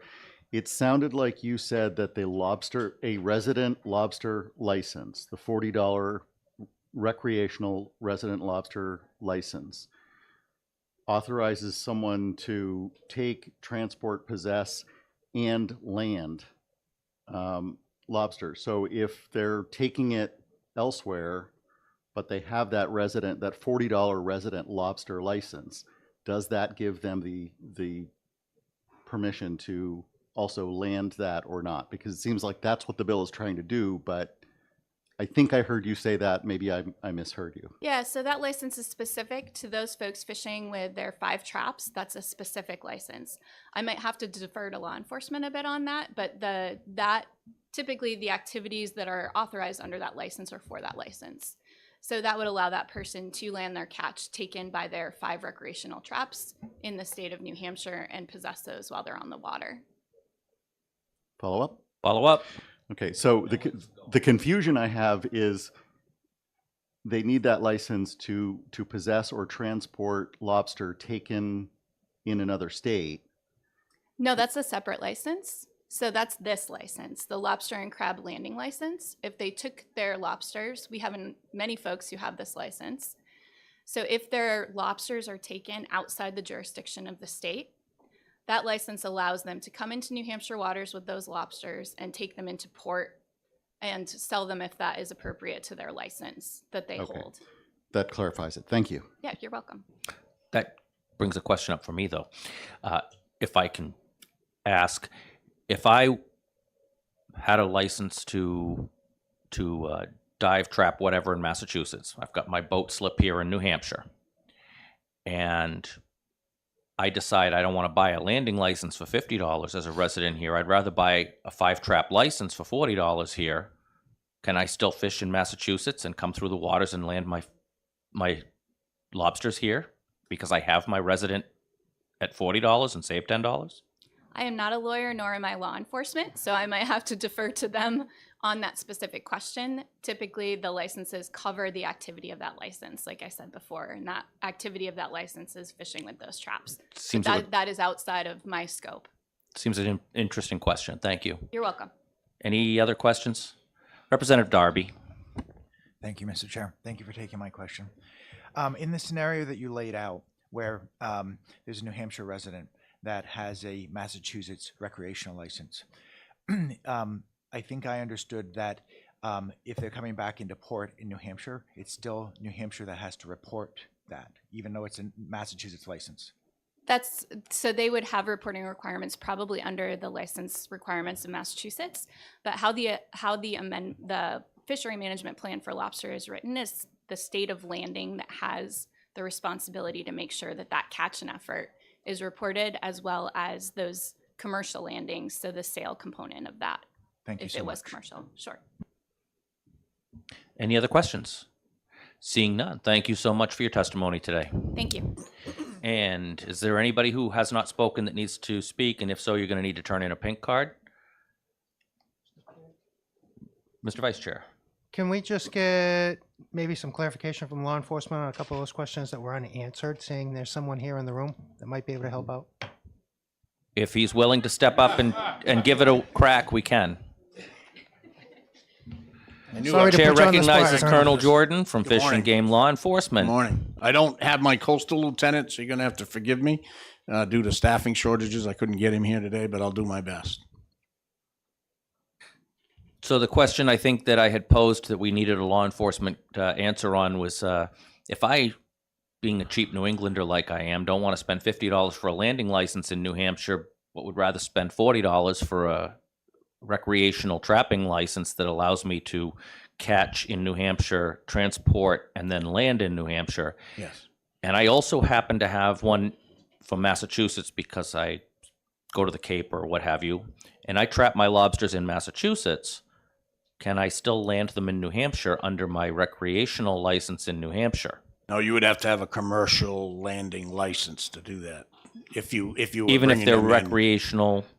If you were going to sell them. Oh, no, no. This is for personal use. If I trap my lobsters in Massachusetts for personal use, and instead of And buying, you're licensed in Massachusetts? and I'm licensed in Massachusetts, Okay. and I'm licensed with a recreational 5 trap in New Hampshire. Okay. Instead of the $50 landing license for recreation as a resident in New Hampshire, could I still land my lobsters in New Hampshire? I believe you can if you're not selling them. So I believe could you would save be $10 okay. every year. You could save $10, yes. That's the question I had. Is there another question? Representative Brown. So, thank you, Mr. Chair. Sorry, and thank you, Colonel, for taking Yes. the question. So if I'm understanding this right now, what this is asking to do is not legal right now. It's not legal, that's correct. Thank you. Yes. Yes. Any other questions for the Colonel while he's answering for us? Seeing none. Thank you, Colonel. Thank you. And with that, I will close the hearing on 1029.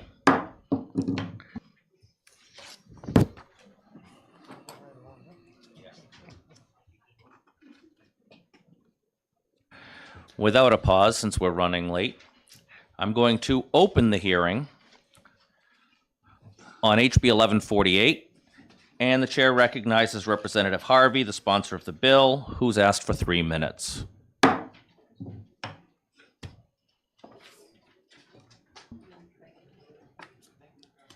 Thank you, Mr. Chair, and thank you to the Fish and Game Committee. I hope to be brief because I'm not really going to talk about the bill. This is the exact same bill that I submitted 2 years ago, except I changed an or to an and I did that at the request of our sportsmen. 2 years ago, when I submitted this exact same bill, I worked with Fish and Game for 6 hours over 2 Zoom calls to craft this bill. And 2 years ago, I had Fish and Game support for this bill. Basically, there's some minor things, but the basic major thing is that it changes the nominating group for Fish and Game Commission from sportsmen's clubs to participating organizations that hold a 501(c) tax ID number and support hunting, fishing, and trapping, and that's the or that was changed back to an and scientific conservation methods. But no matter what the wording is on this bill, to me that's not really the important issue today. The issue is one that I believe many of us have been looking at for a number of years, and we seem to be on this merry-go-round.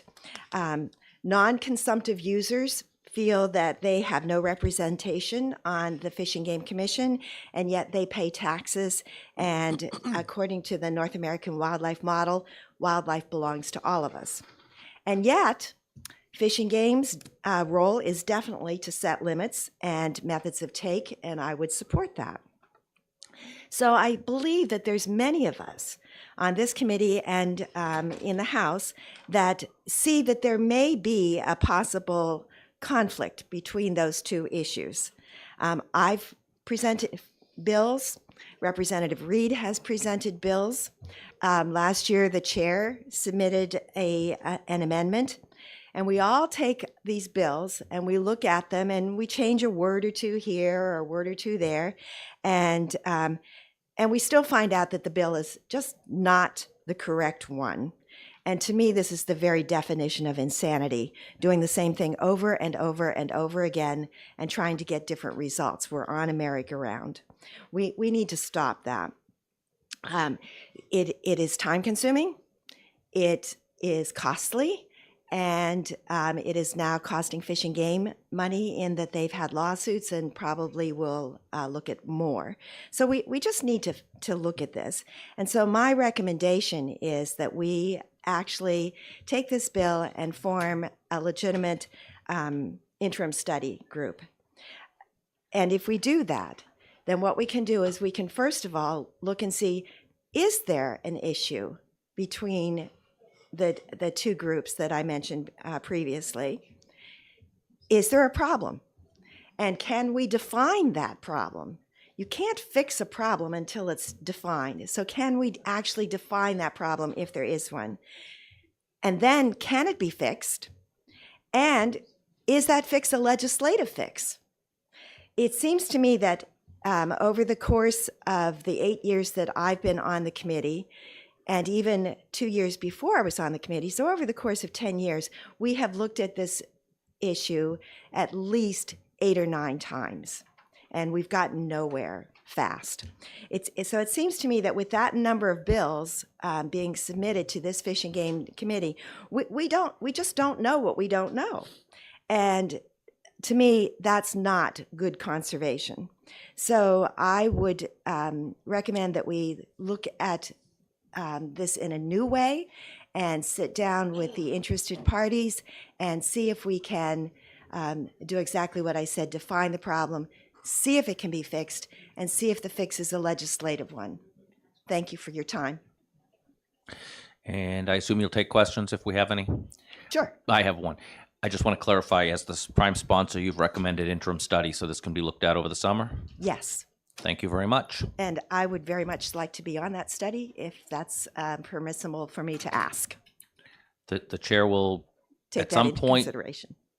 take it into consideration and designate a team for that interim study. As we've got several interim studies, we'll probably be having a few on different ones. Thank you. Any further questions? Representative Goley. Thank you, Mr. Chair. And I just want to say that while a study committee may be put together, that any member on this committee who has interest is more than welcome to attend and have their input. And so is the public. So anytime an interim study, just for members of the committee that don't know and haven't been on an interim study committees are open to the public. They are noticed, and public may show up, may attend. You may ask for their input. You may invite public members to be part of that. So that's all part of the process. Any further questions for Representative Harvey? Seeing none, thank you very much for your testimony. And I will now recognize the next person who's handed in a pink card, with the understanding that we've had a request from the sponsor to interim study this. Representative, no, not representative. This is Jean Slepian. Looks like. Representing herself and opposing the bill.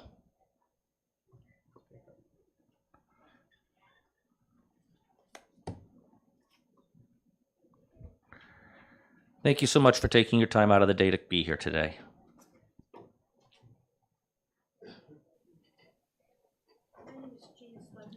Could you please turn on the mic and make sure you're close enough? Thank you. It's just so the people that are watching online can actually hear. My name is Jean Slepian. I live in Stoddard in Cheshire County.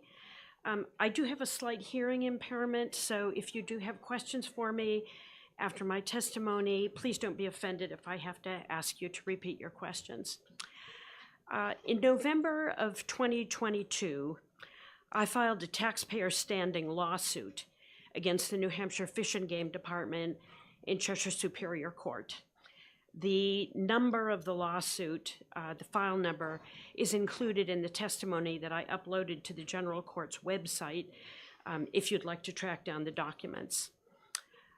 The basic premise of my lawsuit is that it violates a wide variety of constitutional provisions and state statutes when a commission that is unelected, reports to no one, and is nominated for the explicit purpose of promoting and protecting the interests of a tiny minority of the state's citizens, oversees, supervises, and approves the use of public funds.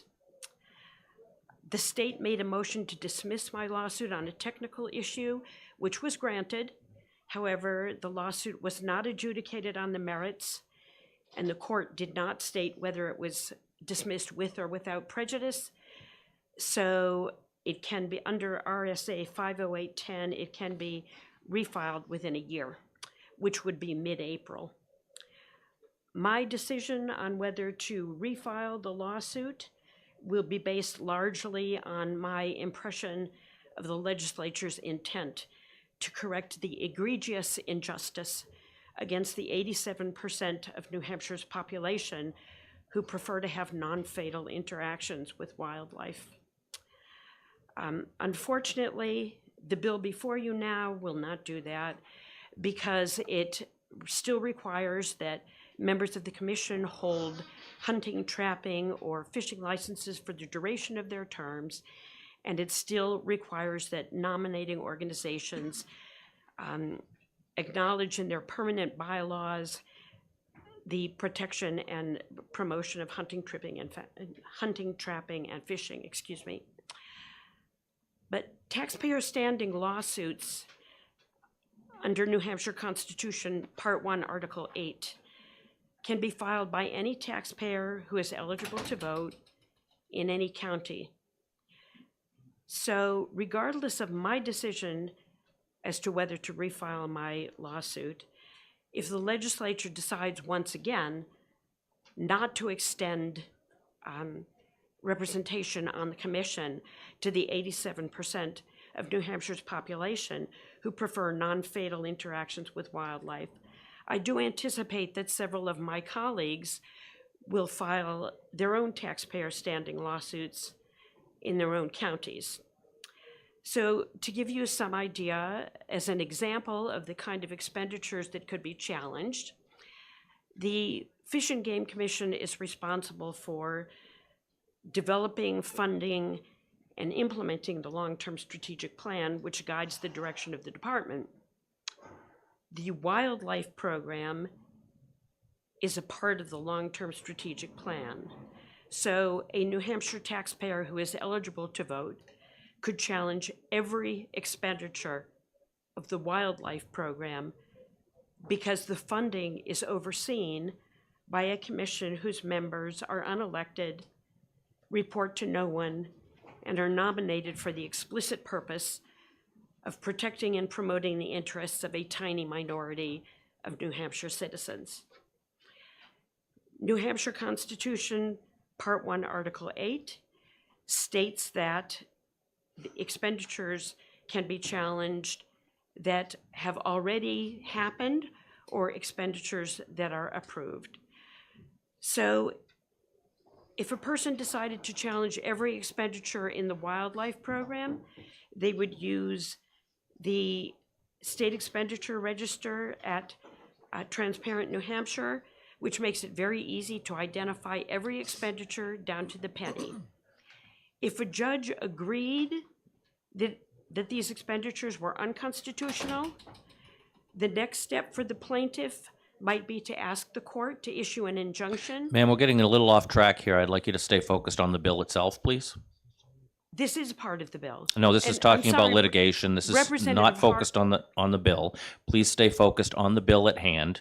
Do you have objections to language in the bill? Do you have objections to specific parts of the bill? Excuse me, Representative Harvey asked me to explain my lawsuit to you. You're out of bounds, and I'm going to ask you to leave because I've asked you twice now to keep it focused, and you've now challenged my own authority in the room. So you're done.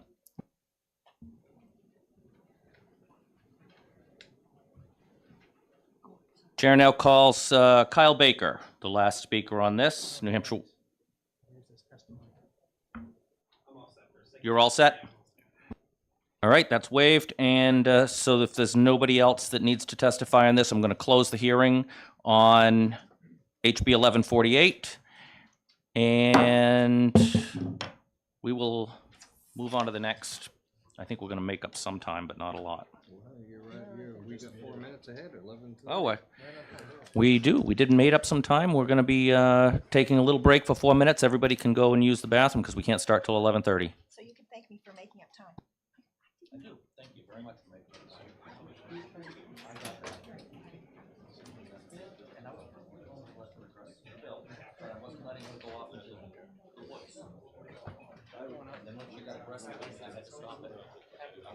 well within my bounds. And I don't usually get that way.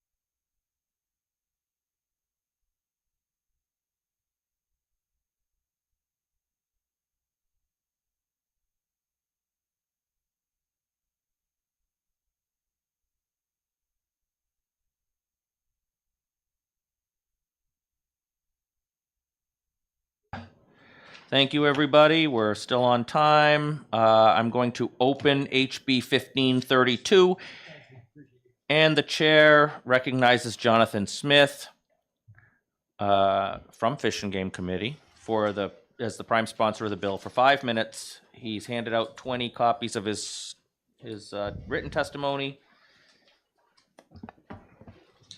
Thank you, Mr. Chairman.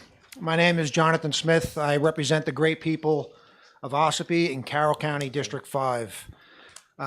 Everyone should have in front of them, I handed it out earlier, I basically took the bill, and below each section of the bill, I put my words in bold and in parentheses, so you'll reference related, so it keeps everyone on track with the different parts of the bill.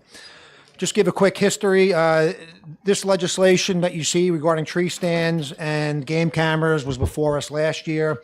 The game camera bill was SB 14. It went to committee of conference and was placed into HB 221 on the consent calendar, and SB 15 was a standalone bill that became law.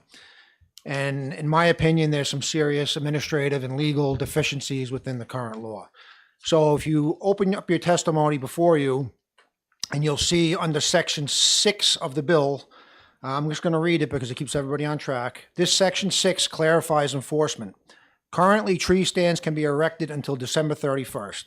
However, tree stands can be left in the woods until June 1st. Tree stands can then be erected again on April 25th. How are Fish and Game officers going to know if a tree stand in the woods prior to April 25th has been left from the previous year or placed earlier than April 25th in violation of the law? My language clarifies it by allowing tree stands to be erected from August 1st to June 1st. This requires removal of that tree stand for a 2-month period and gives Fish and Game officers a clear way to conduct enforcement. You want me to keep going, Mr. Chair? You want me to have questions on each section? Keep going. Okay. Next section, section 7. This section 7 will give flexibility between the landowner and the person requesting to erect a tree stand year-round. It will allow a landowner to permit a multi-year agreement at their choosing, because current law states every agreement must expire on December 31st each year. This will give flexibility to the landowner and relieving the burden of having to come back for yearly agreements between hunters and the landowners. We can go down straight down to section 11. Section 11 restores the rights of landowners to control and remove what is placed upon their property. Current law mandates that you must notify law enforcement to get permission to remove a tree stand. By replacing the word shall with may, you restore property rights to the owner. This right is inherent and should not require permission from the government to remove a tree stand. This is no different than if you found a bicycle upon your land. To be clear, this does not give the right of the owner to claim ownership of that property. It only gives them the right to be able to remove it. If the rightful owner requests a return of that property, it must be returned as per current law. This change is supported by Part 1, Article 2, Natural Rights of the New Hampshire State Constitution, and I ask you to read that section while I'm testifying. You'll understand the reasoning behind it. If we go down to next section, this is getting into the game camera area. This section 4 restores the rights of landowners to control and remove what is placed upon their property. Current law mandates you must notify law enforcement to get permission to remove a game camera. By replacing shall with may, you restore property rights to the owner. This right is inherent and should not require permission from the government to remove a game camera. Again, this is no different than if you found a bicycle upon your land. To be clear, this does not give the right of the owner to claim that property, but if the rightful owner requests a return of that property, it must be returned as per current law. Again, this change is supported by Part 1, Article 2, Natural Rights of the New Hampshire State Constitution. We're going to move on to Section 5A. This section restores the right of privacy to landowners by requiring written landowner permission for placement of a game camera upon private property only, by Fish and Game Department staff. To be clear, this will not impact scientific data collection via normal animal tracking collars and other types of electronic tracking devices. This part is supported by Part 1, Article 2B, Right to Privacy, and Part 1, Article 19, Search and Seizure of the New Hampshire State Constitution. The next section we're going to go down to is Section 5B. This section restores the right of privacy to landowners by requiring written landowner permission or a warrant for placement of game cameras upon private land by law enforcement or Fish and Game Department staff. To be clear, this will not impact scientific data collection via animal tracking collars and other types of electronic tracking devices. This change is also supported by Part 1, Article 2B, Right to Privacy, and Part 1, Article 19, Search and Seizures of the New Hampshire State Constitution. And I want to branch off of my testimony to a couple other areas that I envision that may be counter arguments to these changes, which are constitutional changes and directly related to property rights. This is nonpartisan. Everyone here owns land. If you saw a game camera out your back door, wouldn't you want the right to remove it? Or you're walking down through trails through your woods, wouldn't you want the right to remove it? That is inherent in everyone's property ownership. There is something called the open fields doctrine or the open woods doctrine. That it's a 1920 Hester versus the U.S. It was Hester versus the U.S. in the Supreme Court case, where the Supreme Court ruled that fishing game or game wardens, as I think they worded it, have a right to enter posted land freely and openly to enforce game laws, which I don't dispute that. That's fine. That's actually being contested and going to be back to the Supreme Court soon anyway, and on multiple fronts. So I think the argument's going to be, well, game cameras, placing them in the woods as part of that open fields doctrine. I can attest, and it's a fact, there were no game cameras in 1920. The electronic surveillance technology that exists today did not exist in 1920. I'm not opposed to a fish and game officer walking freely, using his eyes to observe, but game cameras, that crosses the line. Another example was I just took a drone class, part of a municipality that I'm a selectman in my town, and law enforcement was there. And I asked the very question, can drones be flown freely over someone's property without a warrant? And they said, not if it's in official capacity, conducting official business, it will be deemed a warrant would be required. Why is a game camera any different? Why can a game camera be placed without a warrant or just with other lawful actions as the law says, when game cameras can't? When drones can't. And I think this legislative fix that I present before you, there's multiple lawsuits for these very instances in other states where game wardens have placed game cameras for surveillance upon private land without the landowner knowing, without a warrant, or without written permission. And there's multiple lawsuits. And this will end up going to the Supreme Court at some point in the future. And I just want to end with, if you really think about it, it's kind of hypocritical that we as a legislative body gave permission for Fish and Game to put game cameras upon private land without written permission or without consent. But then we ask private landowners to get written permission to place game cameras upon private land. The government works for the people. It seems backwards there that they have carte blanche to place them, but a person cannot. So I'll be glad to take any questions. Thank you for your testimony. Let me start off with a question because I just want to clarify. Sure. The bill, the way it's written that you've presented us, would allow a Fish and Game officer to place a camera on someone's property if they have the landowner's written permission. Correct. Or if the landowner is maybe the subject of the person they're investigating, they could get a warrant. Correct. Okay. Because you wouldn't want to ask for written permission from the person you're investigating. Absolutely correct. So that allows for the warrant process. Correct. And then the landowner doesn't have to know. Correct. Okay, thank you for clarifying that. Are there any other questions? We'll start with Representative Tudor, who's been very quiet today. Mr. Chairman. Sure. Thank you for taking my question. Please turn on your mic. Thank you, Mr. Chairman, and thank you for taking my question. I'm just curious that as I walk across my property, which has hunting stands all over it, and I find them that may be illegal, maybe I haven't given permission for, and I take them down, do I need to create a shed to store them forever, or how long do I have to hold them for before, so I wait for someone to come back and get them? That I couldn't answer. It's something I guess you'd have to consult with your local law enforcement. At what point can I take ownership of this or consider it lost and found? Or do I need to surrender it to the local police department? That's something to consult with your local police chief. Thank you. Further questions? Representative Darby. Thank you, Mr. Chair. Thank you, Representative, for taking my question. So with respect to the, removing the property owners, removing game cameras and tree stands, I'm sure you've seen, because I see it all the time, on Facebook, people that get very angry when their game cameras are removed. Are you concerned at all that this may result in confrontations between game camera owners and property owners? Well, I think that goes back to maybe the old law where maybe in the old way you could place cameras everywhere freely and openly. I'm not looking to change the current law, which states you need permission to place a game camera. So if somebody's placing a game camera illegally without permission on someone else's land, I don't think they're going to be raising a stink because they're saying, hey, look, I'm guilty. I put a camera where I'm not supposed to. I don't think you're going to see those conflicts, especially with the new law that was passed last year, and I'm not looking to upend that. You're still going to require written permission to place a game camera upon someone else's land. Yep. Any further questions? Representative Brown. Thank you, Mr. Chair. I noticed rereading this last night that the landowner permission expires on December 31st, but you can put your stand back up August 1st to June 1st. Would it make sense to modify that December 31st to the last day in in May, so that the landowner doesn't have to give permission again in the middle of that period? So I think I understand your intent there, but Thank you. I think the overwhelming majority of the populace runs their life on a calendar year, January 1 to December 31. And to keep it simple, come the end of the year, if the person wants to extend that agreement, he's going to have to say, oh, it's coming up to the end of the year and I want to put my stand back out in April. I need to get a new agreement for the following year. Thank you. And another?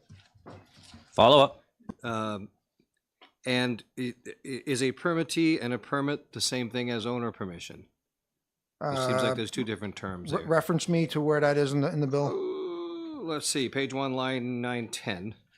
So we get owner permission from the property owner, but on 9 and 10, it says, on 10, the permit shall expire, and elsewhere it says permittee, which I can't tell you where that is right now, but should it say the landowner permission shall expire, or is that a typical terminology used by Fish and Game for landowner permission would be a permit? I know that's a little picky. So you said line 9? I'm looking at line 9. 10. Line 10, it says the permit shall expire on December 31st of the current year. Right, and when, may I continue? So, yeah, let me just interject here. I think, thank you. Representative, he's looking at is the terminology equated between permission and permit? I.e., if you get written permission, is that considered to be a permit? Correct. And so legally, maybe that's a better question for Colonel Jordan, but I think that's in our current law right now, so it might be something we need to fix if it's not. If Fish and Game doesn't consider written permission to be a permit. I But understand. That's I think the rub of, and that's the way it's written currently. Any other further questions? Rep. Darby? Thank you, Mr. Chair. Thanks again for taking my question. On a related note about the timing, as was pointed out, the expiration, if it's a yearly agreement, is going to be December 31st. But is it your understanding that they wouldn't actually have to remove it until if it expired at the end of the year? So current law, again, this is that's why I'm trying to clarify. Current law says you can erect tree stands up into December 31st, but then it says you can leave them until June 1st. So that came about last year because there was concern that tree stands buried in 3 feet of snow on December 31st, someone who's not picking on old people because I'm going to be old one day, or maybe I already am, but somebody who's 75 doesn't have to trudge in 2 miles into the woods to get their stand out. They can wait till the thaw and then get the stand out. So that's why I'm trying to clarify those dates. And again, they still have to be removed. You still have a 2-month window. Fish and Game can enforce. You still need permission. I'm not changing any of that. I'm trying to clarify enforcement. Makes their job easier. Thank you. Any further questions? Seeing none, thank you for your testimony. I got the amendments.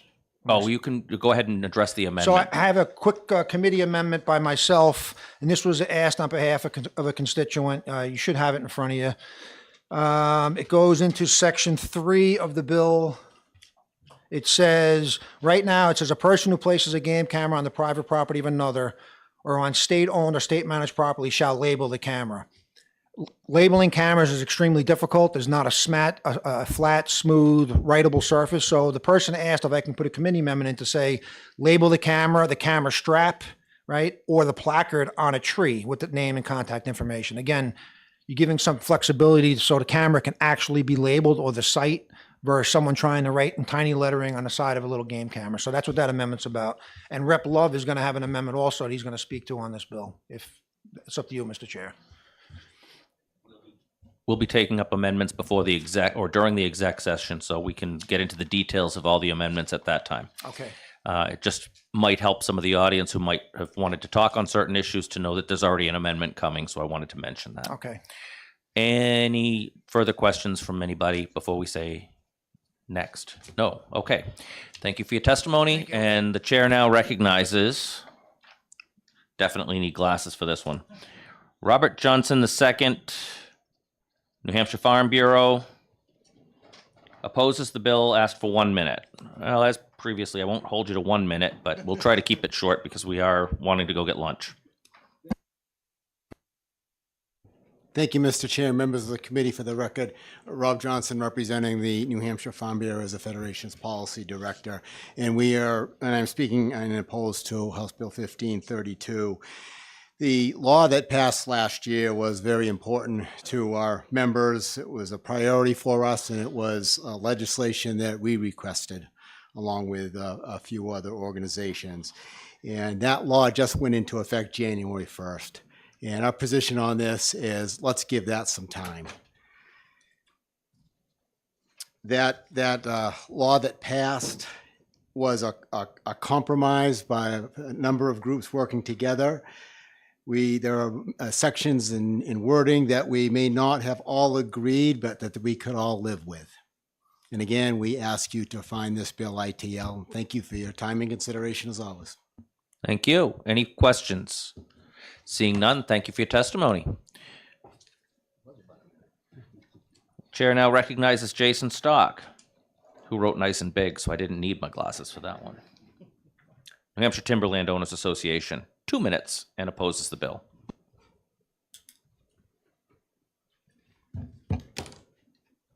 Good morning. For the record, Jason Stock, Executive Director of the New Hampshire Timberland Owners Association. Our members own and manage timberland across the state of New Hampshire. We also represent forest products industry, loggers, foresters, sawmills. Our members own and manage about 1 million acres across the state. And as the chairman had mentioned, we do oppose this bill pretty much for the same reasons that Mr. Johnson had articulated. The current law has been in place, active for 37 days. We haven't had enough time to see it work. Our concern is you start monkeying with dates, you start monkeying with kind of requirements, it's going to create an air of confusion. Fish and Game has already been out trying to educate the sportsmen. We are trying to educate our members about what is required, what isn't. And so at this point, we're just saying let's walk before we run here, and let's let the dust settle. Let's give it at least one hunting season to see how it works, and at that point, see if some of the issues are really in fact the problems. With respect, I haven't seen the amendment that was discussed earlier. We are very leery of any placard being applied to trees. We like to take trees and Point taken. saw them, and so placards sometimes come with nails, staples. Sawmills don't like those. So again, I appreciate your time this morning and appreciate the opportunity to speak. And thank you, Chairman and members of the committee. I'm happy to try and answer any questions. Thank you for your time. You can rest assured that we'll make sure if there is a placard, it's not attached by any means that's a nail or a staple. Thank you. I think that it's covered already for bear baiting sites in some instances where they they put an ID on the tree sometimes. So we try to model that just to make you guys aware. Thank you. If that happened. Any other questions for Jason Stock? Oh, we do have one. Yep. Thank you, Mr. Chair. Representative Brown. I'm sorry. Thank you, Mr. Chair. Thanks for taking my question. Do you have an idea of when it would make sense for this to become effective other than August 1st if you want to wait some time? Again, I'd come back to the dates, and we worked with the chairman and others on setting those dates. And that was a give and take. I'd say again, let's let the dust settle, because there was turkey seasons that we needed to accommodate people trying to remove stands during winter weather.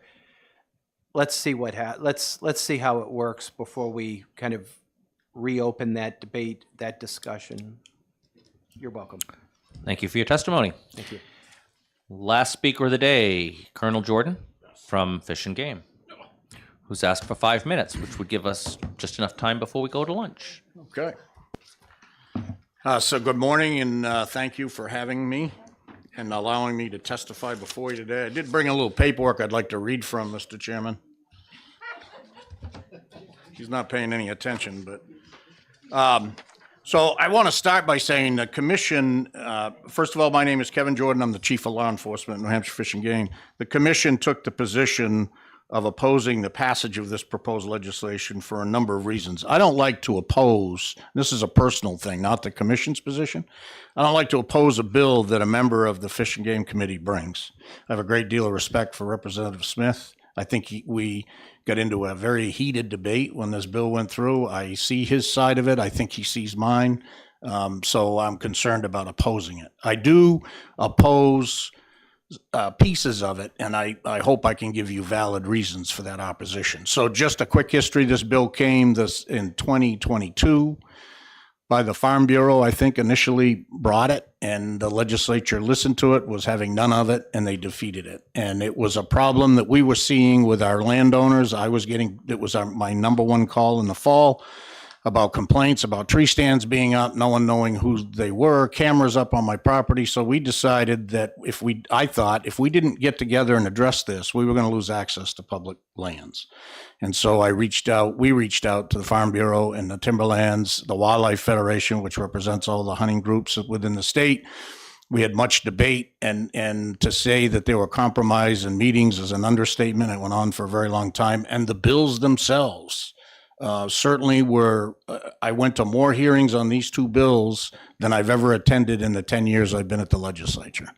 So there was more than ample opportunity, and there were many amendments put in at many different stages. It went to 2 different committees here in the House. It went to the Senate. It went to committees of conference. And so a lot of this stuff was debated and hashed out. And at the end of the day, I believe the chairman put in the bill to make it effective January 1, which I was against. I wanted it immediate. And it made sense after we discussed it to wait until January 1 of this year. Am I correct in that? You're correct. Okay. And we also had to sneak in the turkey stuff at Yes, the last minute that in the came in committee of last minute. conference because everybody had forgotten about erecting a stand That's for right. turkey season. That's right. And so what ended up happening is the law that is printed in the book, it's printed correctly. I've reviewed both laws extensively. I would remind the committee to remember this bill's been in effect for about 30 days, a little over 30 days. We haven't had a season yet. And I worry that we're trying to fix problems that we don't even know exist at this point. So I am in lockstep with the Timberlands Association, the sportsmen, I think, and certainly the Farm Bureau in letting this go a season, and let's see if we do have issues. We being the Fish and Game Department Law Enforcement Division, has spent an exorbitant amount of hours explaining this, both by answering questions, putting on presentations. You're going to see on our website here, if it isn't already there, it will be this week, a complete presentation, I had a uniformed officer do where we discussed labeling the camera, what would be acceptable. We wanted to keep that as simple as we could by just putting a piece of tape on it with your name. We demonstrated tree stands that would need permits and would not need permits. We discussed what they needed written permission for and what, in fact, they didn't need written permission for.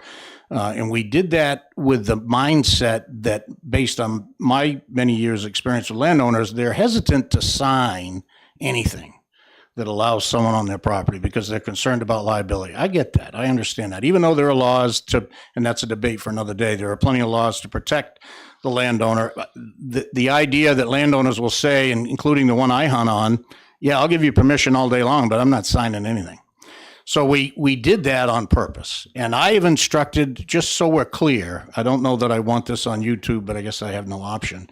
I've instructed my officers, you will not go out this year and issue summonses in this. Just like any other major law change that we have experienced, the last one being lead for loon and fishing, we're going to spend a year at least in educating people to make sure that people understand this, because there is a lot of confusion about it. And I think it comes from the many different amendments, the many public hearings that were held. We certainly accomplished confusing the general public. We did that very well. And so I'm working pretty hard to clear that up. If we go in now and gut this, after we've done this and put this on the website, we're going to have to retract all of that and start over again. And I think we're just going to, well, I don't think, I can promise you from doing it for 30 years, we're going to create criminals out of people that would not normally be criminals. They're going to be confused. They're confused now. It's only going to confuse them further. I do not have an issue with an officer not being allowed to put a camera on without landowner permission. So the reason we don't do a lot of that, and I want to respond to your drone, I will tell you from, we have drones, we have a drone team. I have a very good drone operator. You're going to read about him here soon again with some of his accomplishments, and we've done extensive research. That's kind of correct, but to be more on point, you cannot fly a drone or place a camera in a landowner's curtilage without a warrant, or without that landowner's permission. You can fly a drone or place a camera currently, or go on land in open fields without any restrictions for that. Any law enforcement can, not just Fish and Game, and we've had this debate many times in this committee. So the curtilage, and so the next question, everybody says, well, what's curtilage? Curtilage, a rule of thumb for curtilage would be any place that is in control of the home. So what I tell my officers, the mowed lawn, the lawn that's cared for, the garden area, the driveways, the buildings, though that is curtilage. The backfield is not. That's not considered curtilage. This has been challenged and won many, many times. There's many case laws on that. So he kind of told you the right thing, but I think if you went back to him, he would explain to you that that's the curtilage part. He can fly over their property currently. That may change, but right now you can, but you can't fly in the curtilage. And hopefully that'll never change, because I live in America too. We use game cameras because I don't have staff enough sometimes to investigate all the reported crimes that we have. So the cameras became a real asset to us when a landowner said, look, I got bait on my property, or I've got litter on my property, or we see that, we find that without the landowner's knowledge. We don't know yet if it's the landowner or the guy down the road. And so we've put the camera up to aid us in that surveillance. The only thing we lose by this change in your bill would be those cases just won't be made, which is unfortunate. But we were there 10 years ago. We can go back there. Personally, I think it's a mistake. I think we've come a long ways, and we've made cases with these cameras that we never would be able to make. I don't have a problem going to a landowner unless the landowner is the suspect. Then I do have a problem. And the way I would get probable cause for the warrant would be through the surveillance. So if I can't put the camera there, that means I've got to put an officer there, and that puts some severe limitations on our ability to make those. So I don't have an issue with that. I don't think any of my field staff does. I don't think that requirement is that heavy. The rest of it, though, is going to confuse people, and I'm not convinced that it's necessary. I think we've done a good job with this. I would encourage, as we've said in all of our public speaking announcements on this, remember, the landowner can exempt all of this. The dates go out the window, the permission goes out the window. If you go to a landowner and he says, I don't care if you put cameras out and I don't care if you put tree stands out, then all of this is out the window. There's no requirement at all. We gave the landowner the authority, probably thinking the way you're thinking, Mr. Smith, that it's their right to decide whether someone should be on that property or not. That's the way we wrote this. And then finally, the most concerning part of your change, and you and I have discussed it at length, the most concerning part of our change, the change in this, is giving landowners permission to seize this equipment. As a landowner, I would agree with you. I think I have every right to seize that. It's my property, and I get that. The things you need to understand is, as a person who's refereed many of these, that never goes well, because people don't recognize that the landowner has the authority to take their private property. So they're angry when they go to retrieve it, number one. Number two, and so you end up getting called very late in the game, and you become a referee between an angry landowner and an angry cameraman. What I've seen many times is then the owner of that personal property will come up with, and I don't want to say their stories. An owner will come up with the idea that my camera has now been damaged. The landowner damaged my camera, and now the owner is civilly on the hook. As ridiculous as that sounds, he's on the hook, or they're on the hook for the damage to that property. Having a law enforcement officer do that exempts that, or would clear that.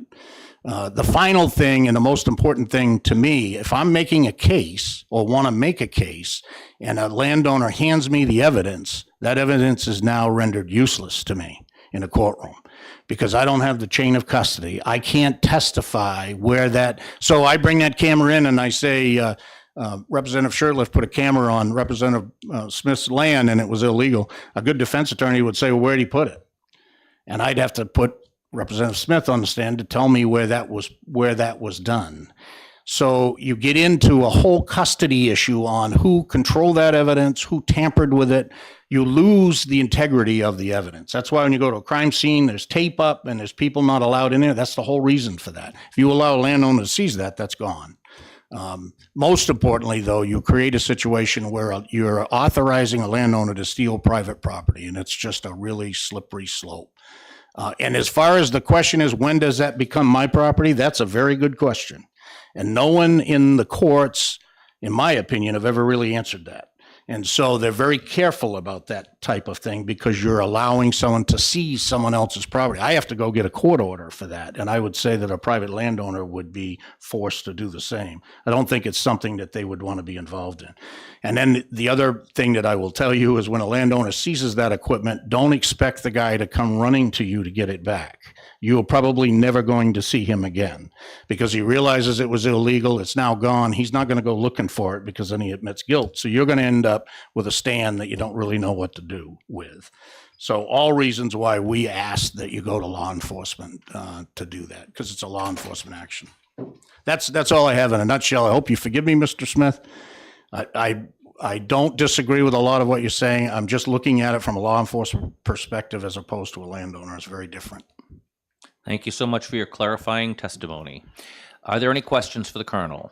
This makes for some great reading, by the way, if you have a boring night. You want 20 copies of that for us? Yeah. Representative Darby? Thank you, Mr. Chair. Thank you, Colonel, for taking my Yes, question. sir. I'm curious about the portion of, it's that section 4 on obtaining, the changes excluding game cameras from private land unless written permission is granted. And Yes. in particular, not the law enforcement piece, which has been the focus of the testimony so far. Yes. But instead, the second section, other persons holding a scientific permit from the executive director. Yes. Can you describe when those cases might, when that permission might be granted by the executive director, and what they're used for? So it would be our biological staff tracking animals, tracking or trying to determine what species are on certain properties. There are a number of times and reasons, various reasons why you wouldn't want to announce that publicly or want that to leak out, that you were doing a study about the number of bears in a neighborhood or, until you're sure of the information. Let's go straight to rattlesnakes. Or rattlesnakes is that's even a better point. So we do have rattlesnakes. There's thank you very much. There's a black market for that sort of thing. So that is something, we do have rattlesnakes in New Hampshire, by the way, at very secret locations. And we work very hard to keep those locations secret. We use cameras, or the Wildlife Division uses cameras to track those non-game. And so in that instance, that would significantly interfere with that and could cost us that species if it were to leak out that we have it. And I'm going to tell you from another piece of experience, I know there's other people in this room that will understand exactly what I'm talking about. And I tell young officers, if you want to let out a secret, tell one person. Because everybody, if you think about it, everybody has someone else that they're close and will tell.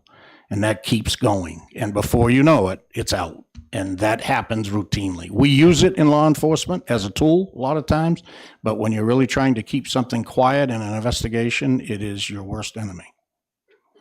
Thank you. Any further questions? Thank you for the question. Seeing none, thank you, sir. Colonel Jordan. Thank And you. we have a late card from Representative Love. Representative Love, I understand you have an amendment for this. If you intend to talk about the bill, you can talk about the bill. If you intend to talk about your amendment, I'd like you to tell us what the amendment does, but without reading the amendment, because we want to be quick, and we don't know if it's germane yet. Thank you, Mr. Chair. Thank you, committee members. Nice to be back here tonight, this afternoon, rather. This amendment pretty much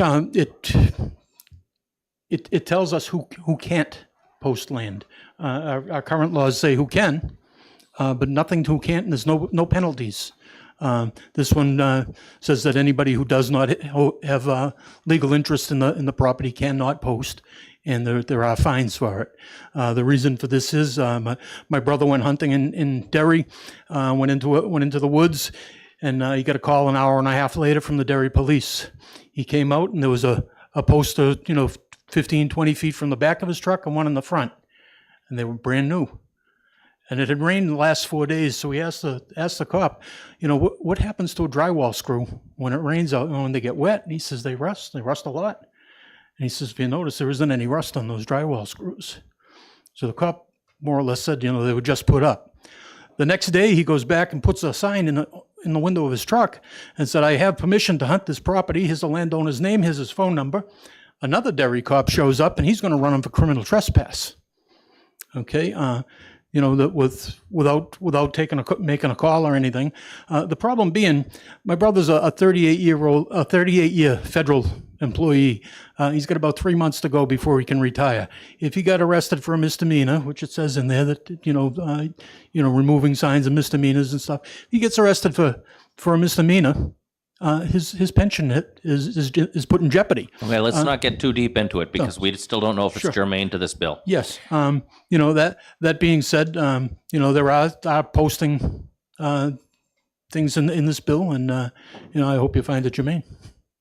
Thank you so much, and I'd suggest your brother give his card to Colonel Jordan, because Colonel Jordan would defend him about that one. As long as he's got the landowner's permission, there's no criminal trespass. He did say that, and the Derry cop said, "Oh, you're going to call the colonel?"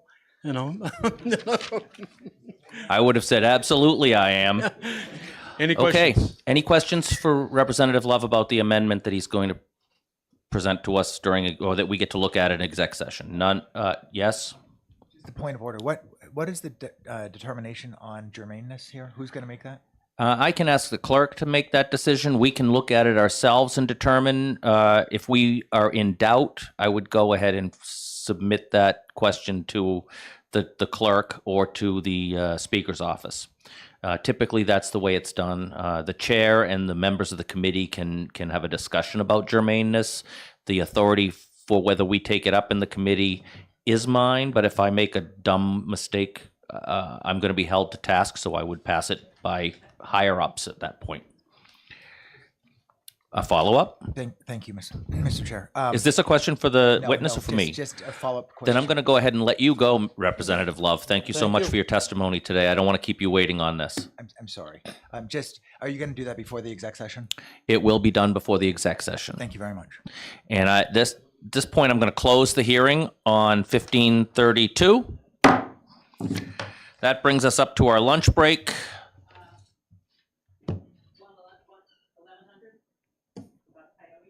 That's 1:30. Hopefully, we're going to be able to have our lunch break and be back in time for that. I will make the comment because the director intends to give us also a presentation. Depending on what we have for a crowd for that coyote bill, and the time that the director has, we may need to recess the bill to allow the department to give us our presentation on the mitigation for the fish hatchery, because it's something that's been of interest of this committee for 6 years or more. And Representative Shurtleff can attest to that. It's been a long-standing thing we've been battling, and we've got finally some headway, and they wanted to present to the committee. So we'll see how we can handle that and take care of the director's time and his staff as well. Is that okay with you? I believe it is. I asked for something to be brought into the room. They said they would accommodate us. So that should be for you to use. And with that, let's go have some lunch, and everybody be back here by 1:20, 1:30 at the latest. And quick quick update. Dems, fourth floor, 403 at 1:15 for a brief caucus. Can you let Ellen know? Well, you're caucusing before we even go into the Coyote Bill? I don't know how, we're not gonna have a long time I know. between, so I might as well, you know what? Coyote Bill's gonna do what you guys want.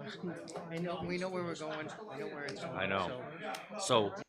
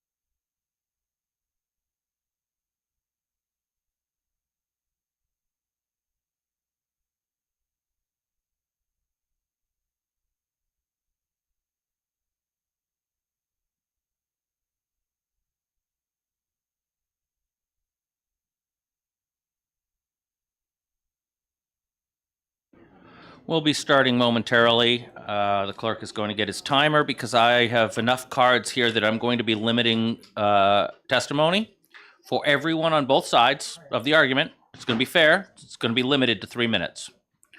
So we will give you a 3-minute speaking window. Please work within that 3 minutes.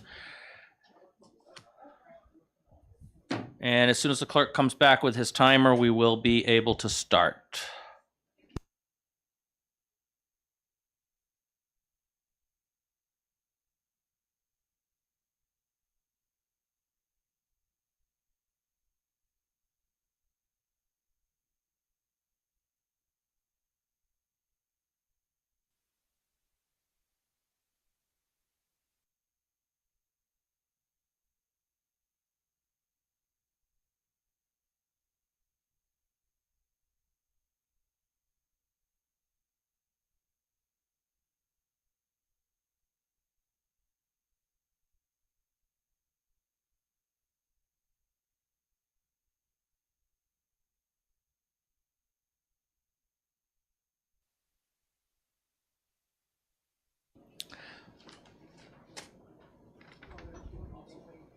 And just so anybody doesn't wonder, the prime sponsor of the bill usually gets the more than the 3 minutes because they are the prime sponsor and have to explain what's before us.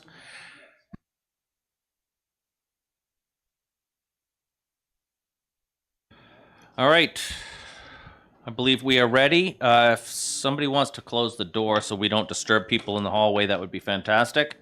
I'm going to open the hearing on HB 1100, and I'm going to recognize Representative Reed, the prime sponsor from Rockingham 10.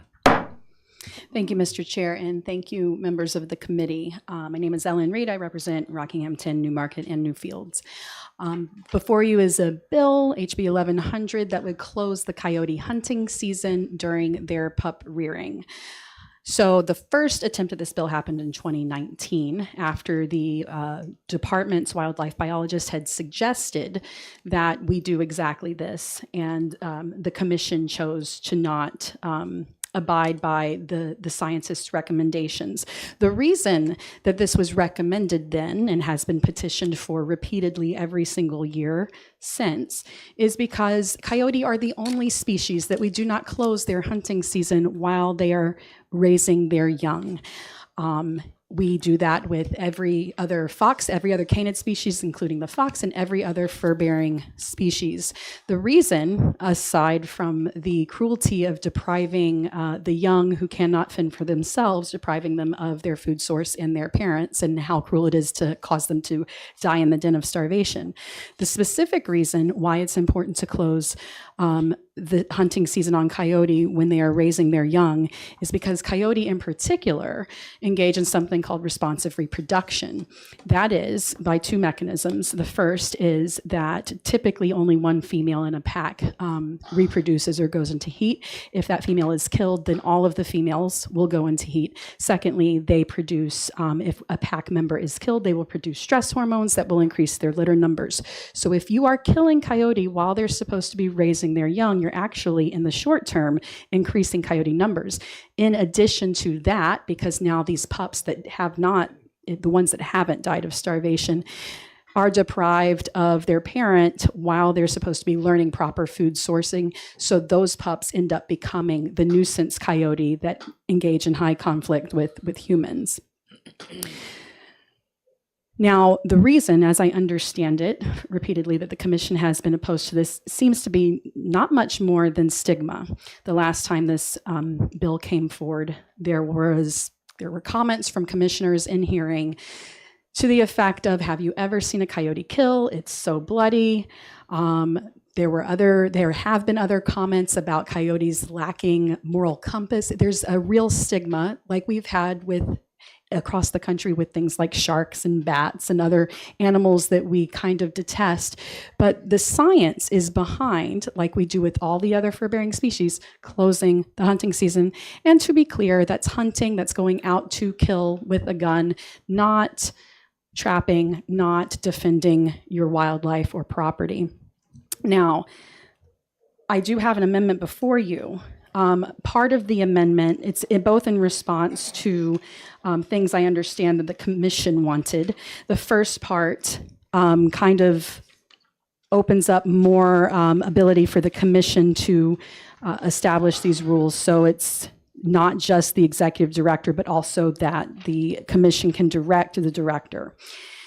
The last section, instead of having an actual, and I'm looking at the wrong page, instead of having an actual open and close date, as in the original bill, it simply says to keep it consistent with the other canid species, red and gray fox, and it gives the department a month leeway on either side of that already existing. So just to be clear, red and gray fox hunting is closed April 1st through August 31st. So there's an additional month on the beginning of that, an additional month on the end of that, where the department can decide later through rules to move that back or forward. For example, if climate change causes coyote in the future to start breeding sooner. But so it unties the hands of the commission or the department to be able to set that, but it does say it has to be consistent with the fox species, the other canid species. And with that, I'm happy to take questions. Thank you, member, for introducing the bill. Are there any questions for Representative Reed? Representative Ford. Thank you, Mr. Chairman. Thank you for taking my question.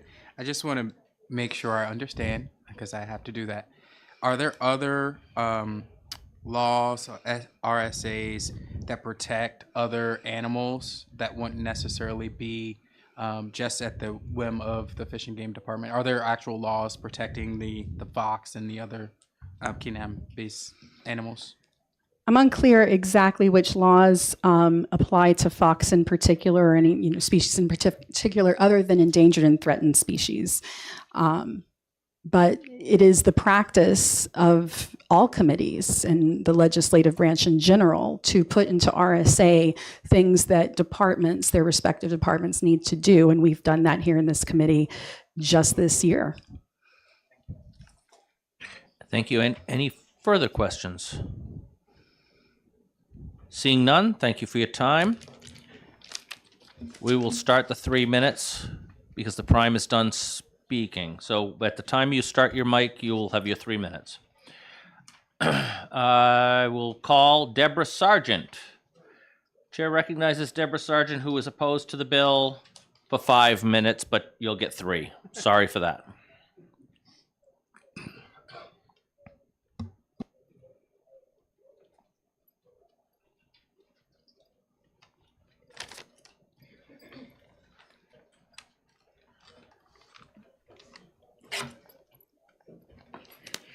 Hi, my name is Deborah Sargent from Epsom, New Hampshire. Indiscriminate killing of coyotes temporarily decreases the population. 1/3 of a vacancy in a territory, and the coyote is able to fill it. Currently, the coyotes are controlled by an open season. New Hampshire coyote population is approximately 4,500 coyotes. Fish and Game states that about 70% of the coyotes die in their first year due to natural causes, disease, birth defects, or altercation with vehicles. The other 30% are managed through the licensed hunter, and no, not all 60,600 licensed hunters hunt coyotes. Despite all those hunters, it hasn't reduced the population. The question frequently asked are coyotes a threat to humans? We know in neighborhoods that both day and night, pets such as cats, dogs, other wildlife are very much at risk. And yes, small children and adults have been injured and a few killed. 1 or 100 does not really matter. Yes, they are a threat. As Eric Orff states, he's the New Hampshire wildlife biologist, and he would say conservation matters. I say to keep the coyote season open year-round and include night hunting all year. Thank you. Thank you for your testimony. Will you take any questions if anybody has any? Sure. Does anybody have any questions? Representative Brown. Thank you, Mr. Chair, and thanks for taking my question. Could you repeat the numbers that you said? Because I couldn't write that fast. Okay, so there, in terms of coyotes, there's approximately 4,500 coyotes. Yep. And then there's 60,600 licensed hunters in New Yep. Hampshire. Yep. Thank you. Yep. Thank you for your testimony. Are there any further questions? Seeing none, thank you so much. Thank you. I will now recognize Chris Shadler from Webster, New Hampshire, from the New Hampshire Wildlife Coalition, who supports the bill and will get 3 minutes. And I will remind you that when you are a lobbyist for an organization or such, don't read from your testimony, please. We can read, so hit the highlight, but don't read. Thank you. Okay, thank you very much. Thanks for the time. We don't have any idea how many coyotes there are out there. Nobody's keeping track. Nobody has studied them. Fish and Game doesn't have the resources to study them. UNH has not studied them. So the kind of numbers that you just heard may or may not be true. We just don't know. The tradition in the state since the 1940s has been to allow an open season on coyotes because there was a perceived threat that coyotes would eliminate the deer herd. And I heard this for years and years and years and years, and that has not come to pass. Coyotes across the entire Northeast have not made a dent in the deer herd. Do coyotes hunt deer? They do. They hunt fawn in the spring, and they can take adult deer, but they've not been able to make a dent in the population. The big point that I wanted to make about that is that hunting coyotes does not control coyotes. It never has. The US government and state agencies have been trying to literally eradicate out west the coyote, eradicate the coyote, and have gone to amazing measures to get the job done. And today, if you look at the expansion maps of coyote occupation, they have expanded their range from the western states to the east, up into Canada, down through Central America, and 2 years ago just arrived in South America. And they did that because they are so intensively hunted, which makes little to no sense unless you understand that they use responsive reproduction as their mechanism to make up for their own losses. So I'm going to say this more easily. Studies out west in Yellowstone National Park, where coyotes are not hunted, have found that their populations actually stabilize when they're not hunted. They have mechanisms to do that, to keep their population in check. When they're hunted indiscriminately, like we do out here, they have mechanisms with which to respond. And there's no need to get into the specifics, but I'd love to if you want to know more about it. So hunting coyotes, according to science, has never made any sense if you understand how this animal works. Hunting them during their denning season is so unreproductive for us. Because first of all, hunting coyotes in the spring and the summer, there's no reason to do that for their pelts. You're at your 3 minutes. I just wanted to let you know. I'm what? You're at your 3 minutes. No. Yes, you are. Oh, God. I have so much to say. Try to wrap it up as best you can. Okay, wrapping it up. Their pelts are worthless spring, summer, and early fall. So there's no reason to hunt coyotes for their pelts.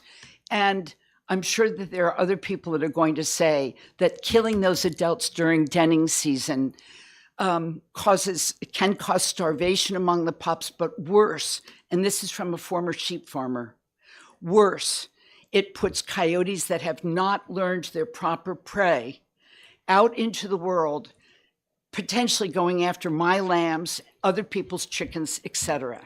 So thank you for your time. Thank you. Are there any questions? Oh, sorry. Rep Ford, you can go. Just real quick. Thank you, Mr. Chairman. We talked about the numbers. Are you saying the numbers that were shared previously from a witness are high or low? I don't know. Okay.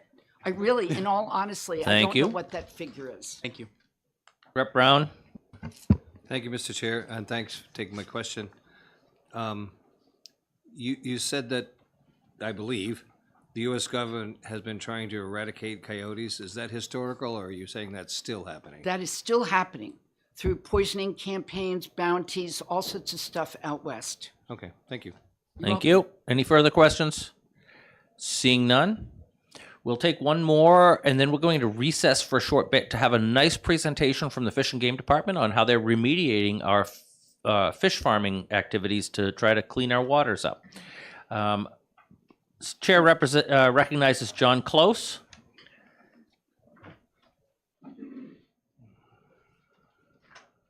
Representing himself, I know you've asked for 10 minutes. You only get 3.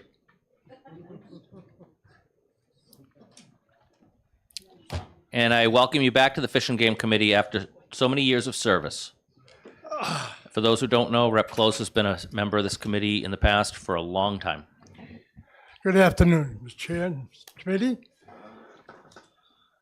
I'm not in favor of this bill whatsoever. We've had this bill, being on this committee for 10 years, we've had this bill many times in front of us. It changes from time to time, but basically it's the same thing about no hunting during the season that pups are born. Well, if you're aware of it, when pups are born, they only depend on the adult for about 2 weeks, and then they're on their own. So for making months of no hunting, it just don't even make sense. When this bill was first made, that was about, I don't know, 15 years ago. We had hunting 7 days a week, 24 hours a day, all year long. And with the director we had at that time, he said it caused too much turmoil and he wanted to abbreviate it. And this is what happened. This is what we end up with. And on that coyote bill,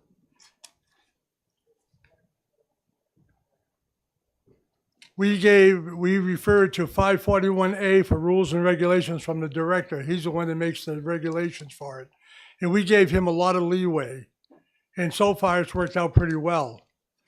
I've had a lot of personal experience with coy dogs, coyotes rather.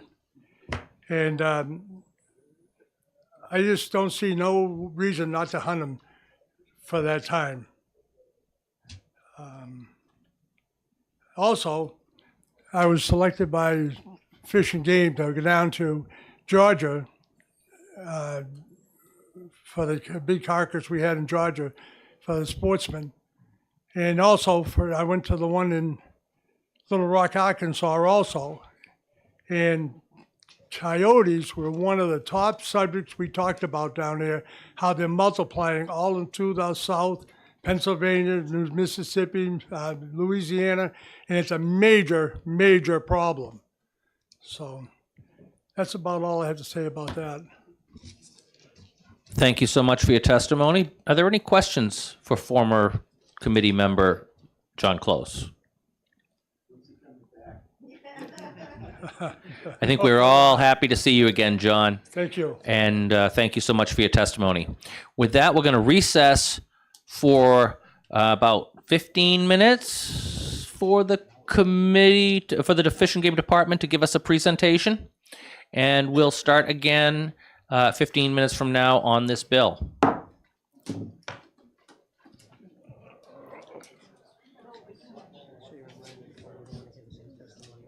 Right.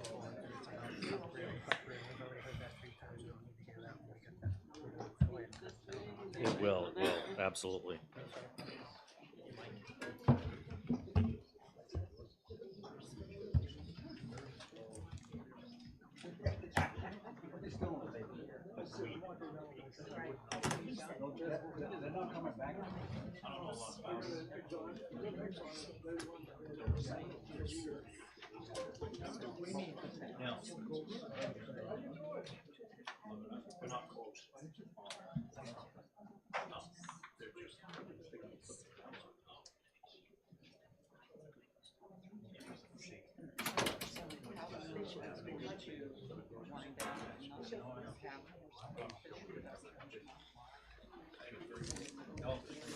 We did, oops, sorry.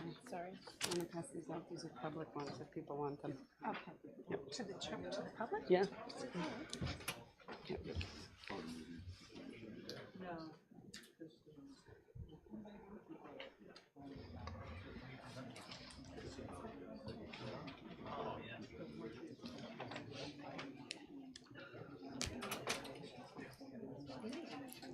I only did 10, so.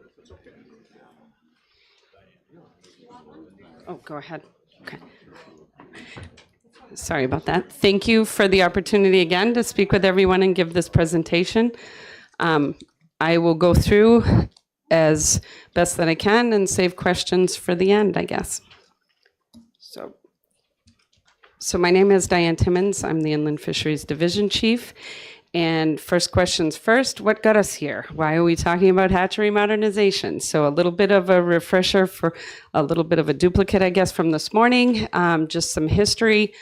Stocking has been a Band-Aid for a long time in New Hampshire, well over 100 years. We had issues with overfishing for wild brook trout to the point where in some locations it was extirpated. We introduced all sorts of fun species, including Pacific salmon. And so obviously, as science has updated us, we have also made changes and recognized certain species just don't fit in New Hampshire. So that being said, our recreational fishing in New Hampshire is a huge activity, very popular. Anglers spent 3.5 million days fishing in 2022 from our recent survey, and which contributed $1.4 billion to our economy. So fishing in New Hampshire is a huge activity. Stocking is a part of that and will forever be a part of that. And because we have issues with our water chemistry, we have issues with no calcium. We have lots of granite, being the granite state, unlike our neighbors. And so we have small bugs, small fish, and in order to provide those catchable size fish, stocking is definitely an action that needs to take place. So I will just go through, you should have the presentation in front of you as I switch, you guys can switch too.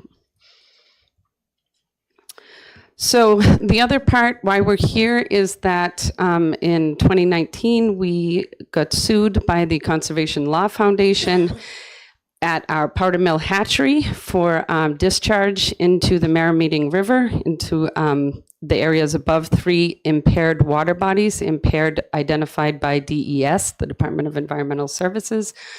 Those locations, we never violated our permit by EPA. We did not have restrictions on phosphorus at the time. This is a new item for the country, quite frankly, and it's becoming more common today. But at that time, this was our first issue with phosphorus limits.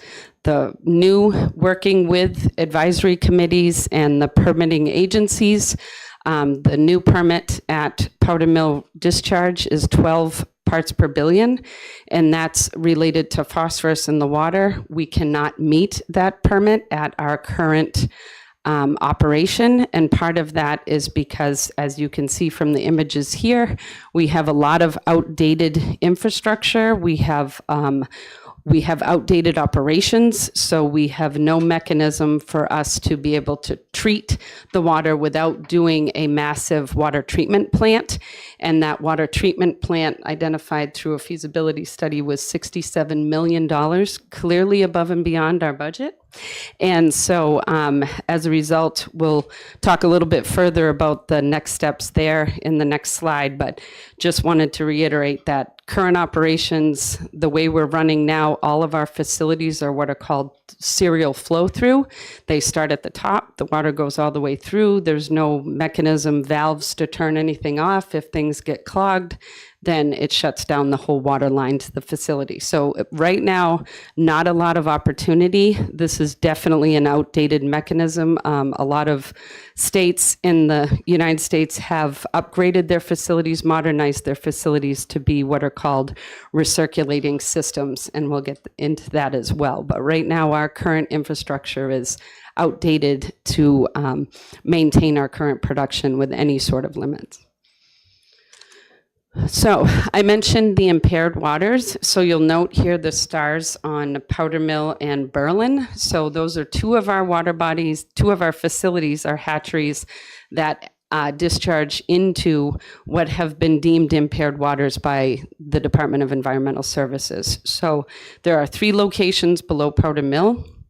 And there's one at Berlin, York Pond. Some of you may have heard of that.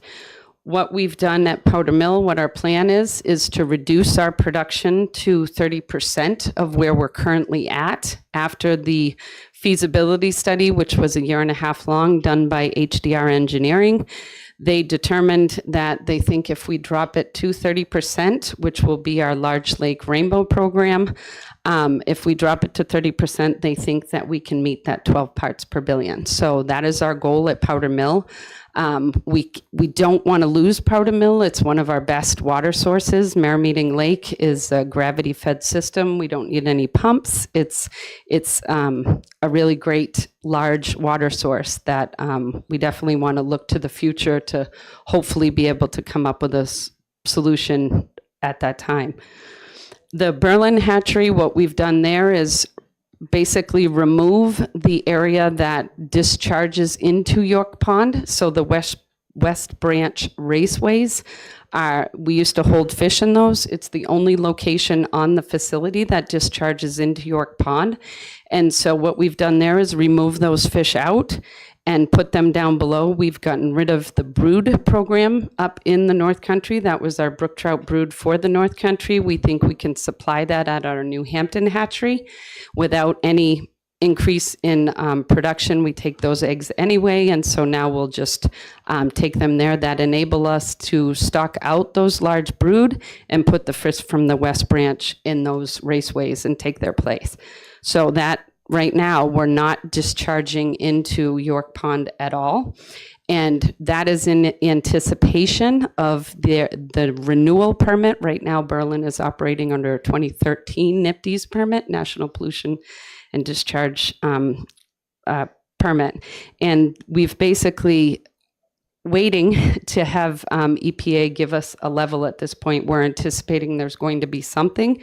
So you'll note on the chart that there's a 10,000 pound reduction here, and that is purely in anticipation of some sort of limit. We have no idea.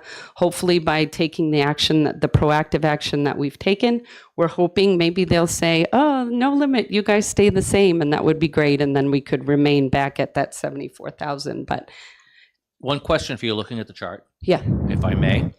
I'm seeing that the reductions, because we need to make them in Berlin and Powder Mill, seem to be made up by New Hampton, with it more than doubling the proposed pounds in New Hampton.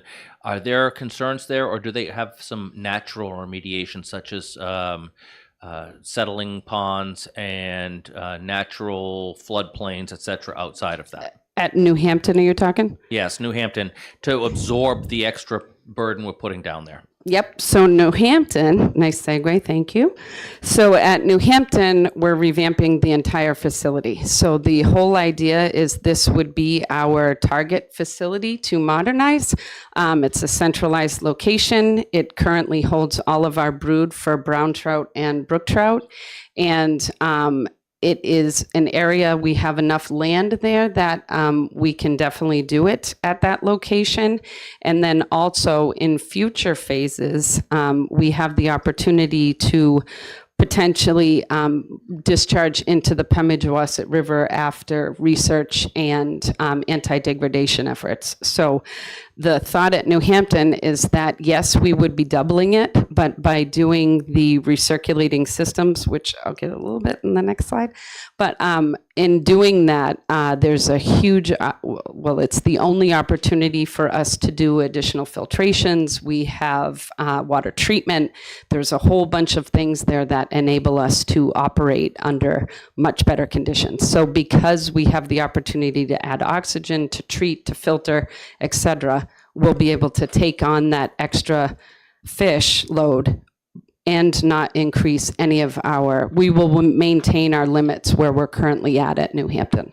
There'll be no increase. So this is entirely handled by mechanical mitigation, not any natural mitigation through swampy areas and whatnot that we've decided we're going to put in to absorb the nutrients before they get out to the river. Yeah, so there's settling areas within that. So there's swale ponds that they do. That's all part of the production. Yeah, I mean, sorry, part of the construction. Yep. And then the other 3 facilities, ideally in the future, we'd love to have our own broodstock program for rainbows. Right now, those fish come from out of state. I won't lie, we get yucky eggs. Fortunately, we get the seconds. And so obviously the states that are producing them get the primary high quality ones, and we get the seconds. And we have had multiple issues with FedEx. We've had multiple issues with just poor quality eggs. And we spend a lot of time and a lot of just effort and just variability on when we get those eggs is a real problem for hatchery because your hatch dates are different. And so obviously trying to get to a target size by the stocking date can sometimes be a problem because sometimes instead of getting eggs in September, we're not getting eggs until, sometimes February. And so we've had major issues with that as well. We'd love to have our own program. Obviously, that's a future effort and future funding need, but we would like to do that at Twin. Twin has great alkalinities. It has great pH, and rainbows respond very well to that type of water chemistry. So we'd like to do that at Twin, and then as far as Milford and Warren, we would continue to just look at those facilities in the future.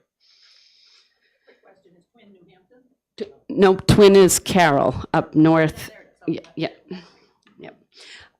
So getting into the recirculating part, so the conceptual design, this is conceptual. We're still working with HDR literally weekly at this point, talking about things that our hatchery, what we'd like to have on station. We've actually traveled down to multiple facilities that do have the recirculating type aquaculture systems.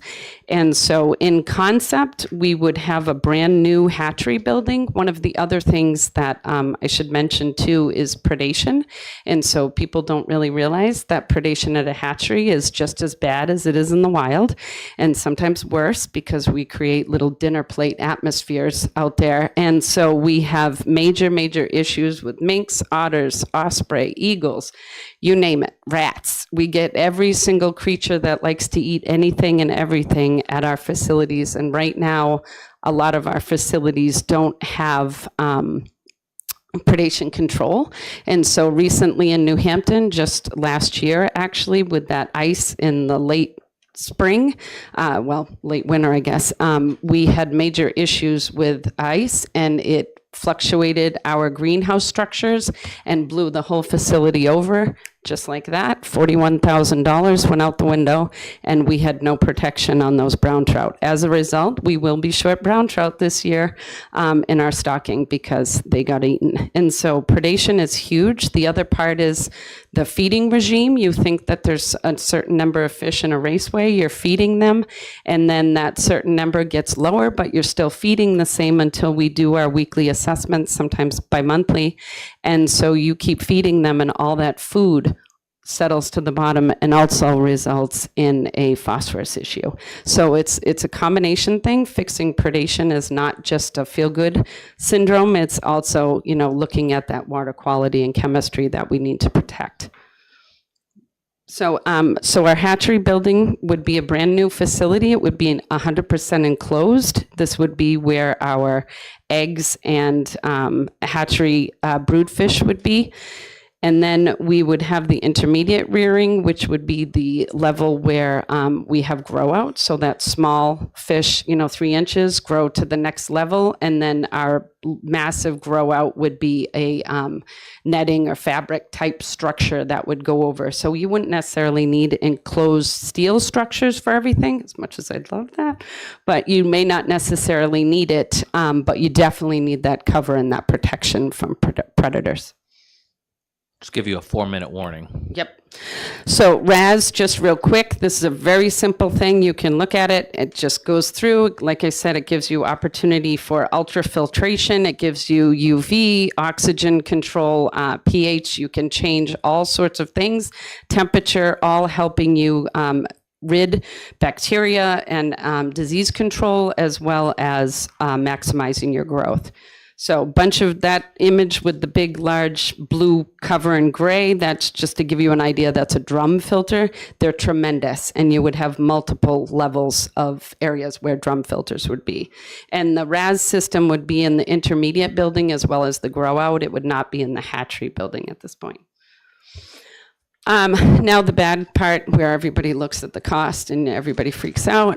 And so just very quickly looking at this, the cost portion, so HDR is estimated of $47,700,000 cost to this.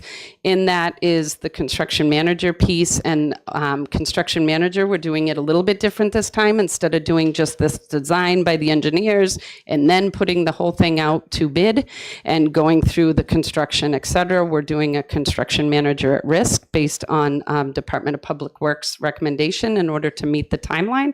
The construction manager at risk will work simultaneously with the engineers so that the designing process happens, the material can be chosen, the material can be pre-bought.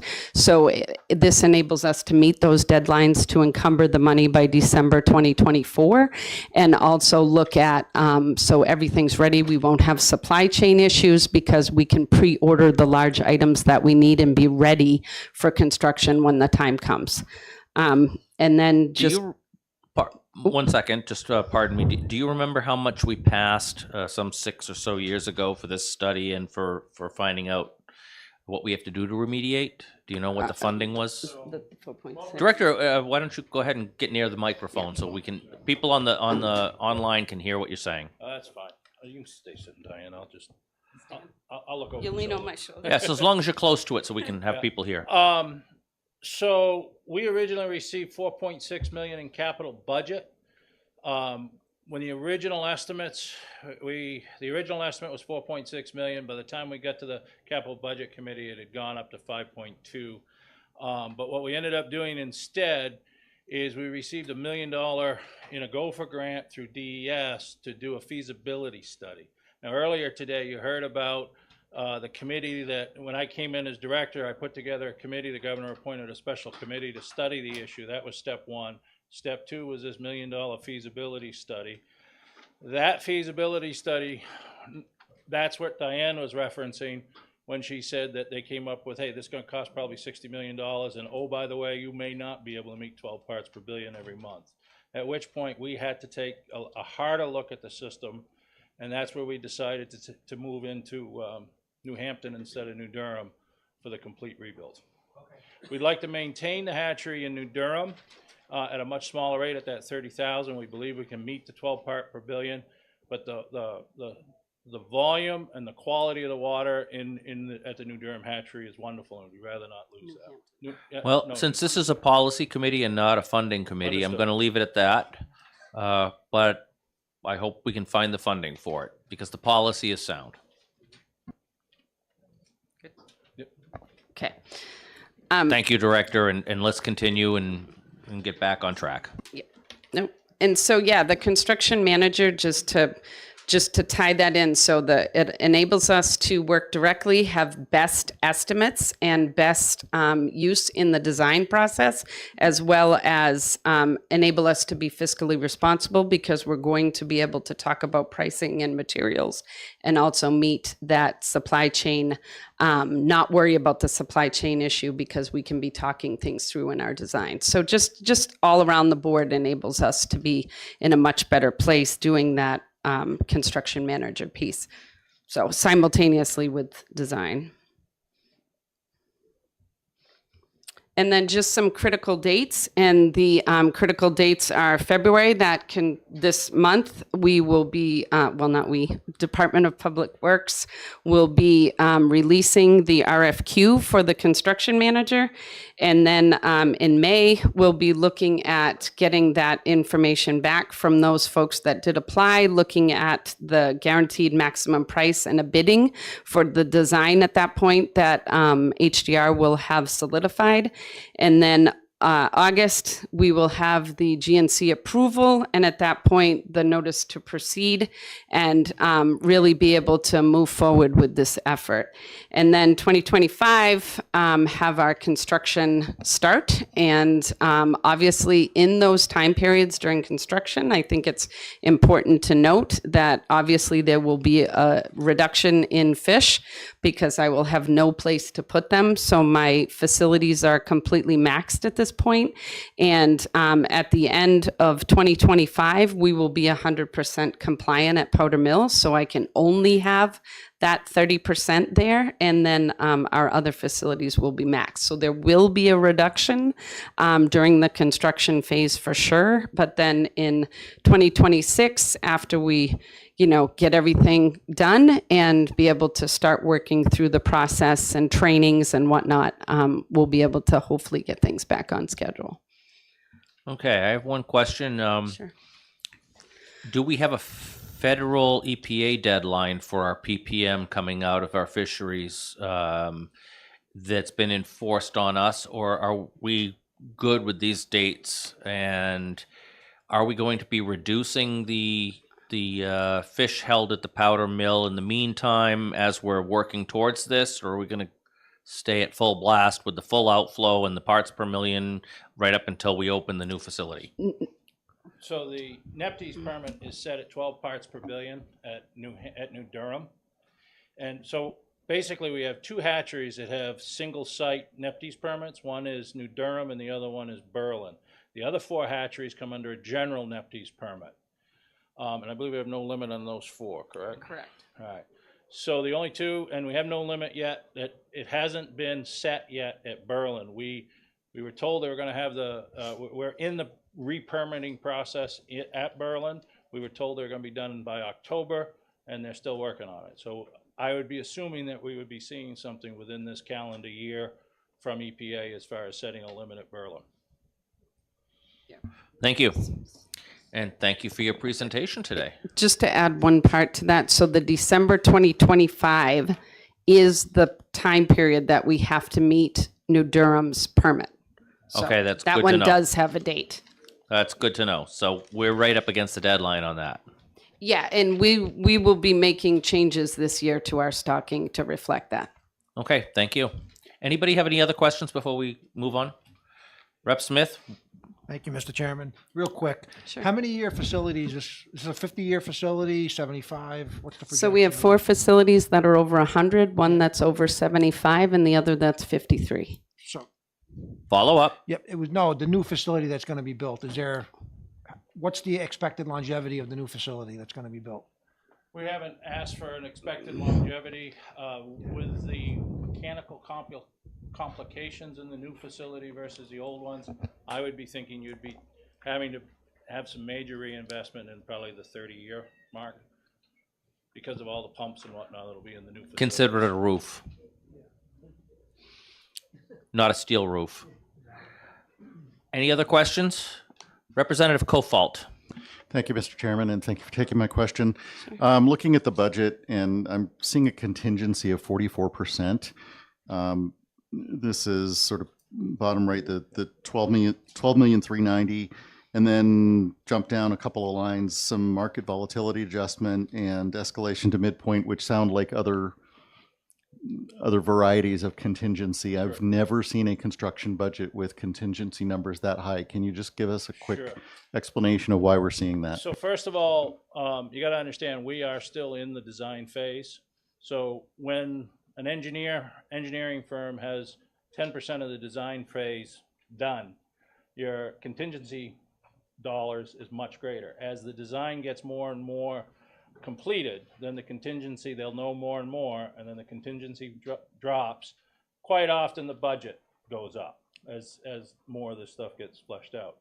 The other issue we're facing, and I think you folks here have seen it, some of the other state projects, is we are in probably one of the highest construction inflationary periods that we've ever been in.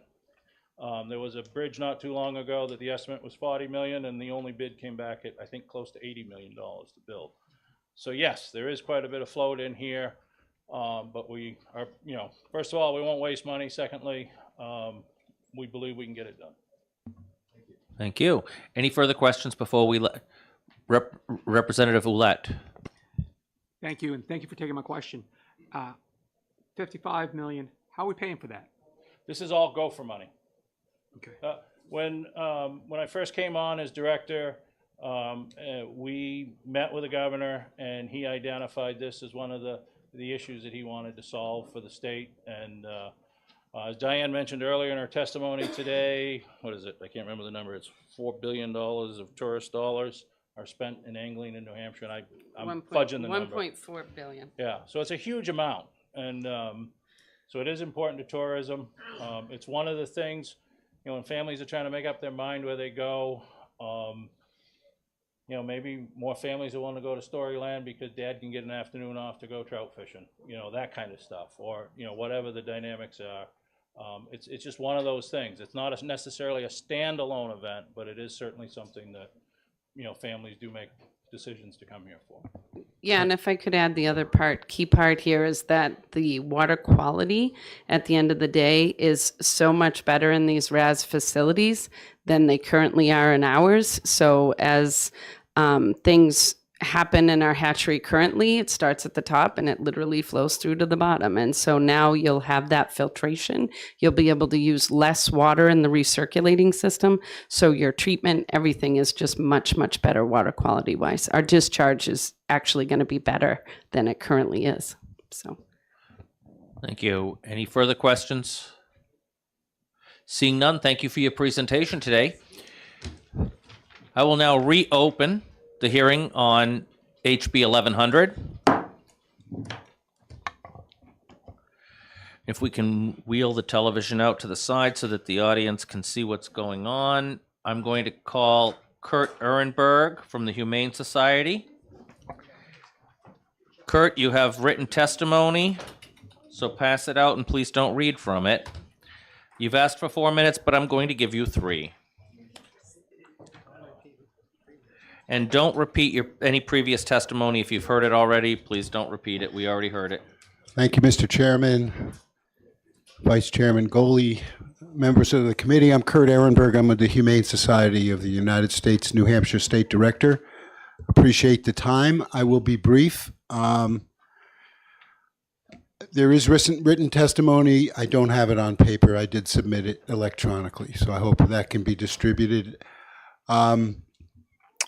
I think this committee is in a position today to be reasonable in the face of unreasonable cruelty, which takes place every spring in this state with the killing of coyote mothers of pups that then suffer unnecessarily. There's no scientific reason for this. I think you'll hear this from others. I would just point out that the New Hampshire Fish and Game Department pointed out itself that year-round indiscriminate killing of coyotes will not reduce their populations. In fact, it encourages more breeding and migration into the depleted area and ultimately results in more coyotes. That's from the New Hampshire Fish and Game Department. I have the citation if you need it. And I'm done. Well, thank you. Yeah. That was 1 minute and 15. Maybe I won't hold people till more than a minute in the future. Are there any questions for Kurt? Representative Darby, and let me remind Representative Reed, she's allowed to take her seat. She just can't start with the questions. Okay, I just didn't want you standing for no reason. After presenting a bill, we are allowed to go back to our seat. We just cannot participate in the questioning. So, Representative Darby, the floor is yours. Thank you, Mr. Chair. Thank you for taking my question. Just very briefly, you said that you had the reference. Did you include that in your in the testimony you submitted? Yes. Thank you. Representative Brown. Thank you, Mr. Chair. Thanks for taking my question. So I've heard that the pup season, That's not true. That the pups are only managed by the parents for 2 weeks and then they're out on their own. And so if what you're saying about having the hunting season during the pup season will impact the population, is it a 2-week window or is it a larger window? Is that an accurate assessment, that it's really only 2 weeks and the pups are able to survive on their own? You know, I could answer that, but I think there are people here more qualified to answer that, and I think that there are people from Fish and Game that could probably answer that. Thank you. But the citation, I think you should look it up. Again, it's cruelty, it's unnecessary. Thank you. Any further questions? Seeing none, thank you for your Thank testimony you. today. The chair will now recognize Fred Bird from CSF. That's the Congressional Sportsman Foundation.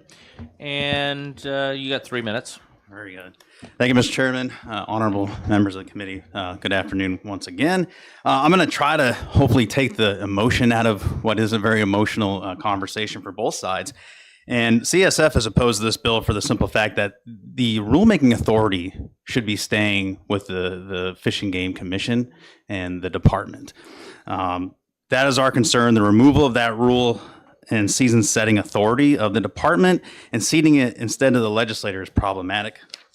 We have professionals at the department. They're vetted. These people have gone through school on the management side. Law enforcement is vetted. We got to trust the professionals over there on Hazen Drive. Examples of this: when our fisher population was in trouble, the department adjusted that season. They were able to do that in real time. If we codify species-specific season setting with laws here in this body, it's going to be very cumbersome to go back and adjust as we move forward, as the science changes. I would agree with the bill sponsor that we should be trusting the science on the ground. And as that changes, allow the department and the commission to adjust. We've done the same thing with deer seasons. In the North Country, we've adjusted the take and when that season is. Conversely, in the South, we've introduced M tags and L tags to balance that herd size. If the Wildlife Division chief and the very capable and qualified fur bearer biologists deem an adjustment in the coyote season is needed, we should allow them to make that recommendation to the commission and move forward from that. That's all I have. Thank you so much. Thank you. You open to questions? Yes, sir, please. Are there any questions? Representative Darby. Thank you, Mr. Chair. Thank you for taking my question. I understand that sometimes coyotes are hunted with dogs. Can you describe the process of hunting coyotes with dogs? Are you familiar with that?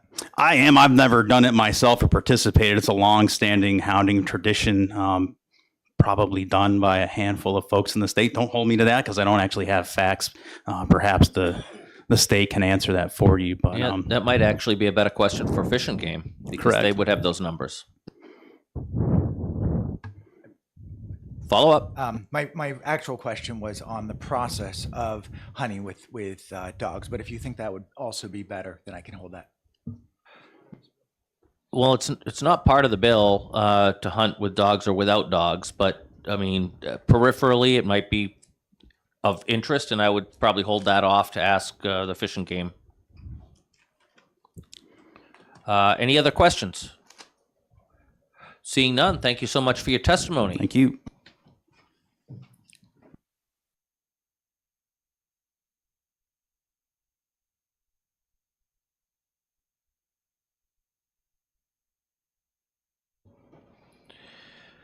The chair now recognizes Joan O'Brien, representing herself, supports the bill, and you'll get 3 minutes. Thank you for coming in today.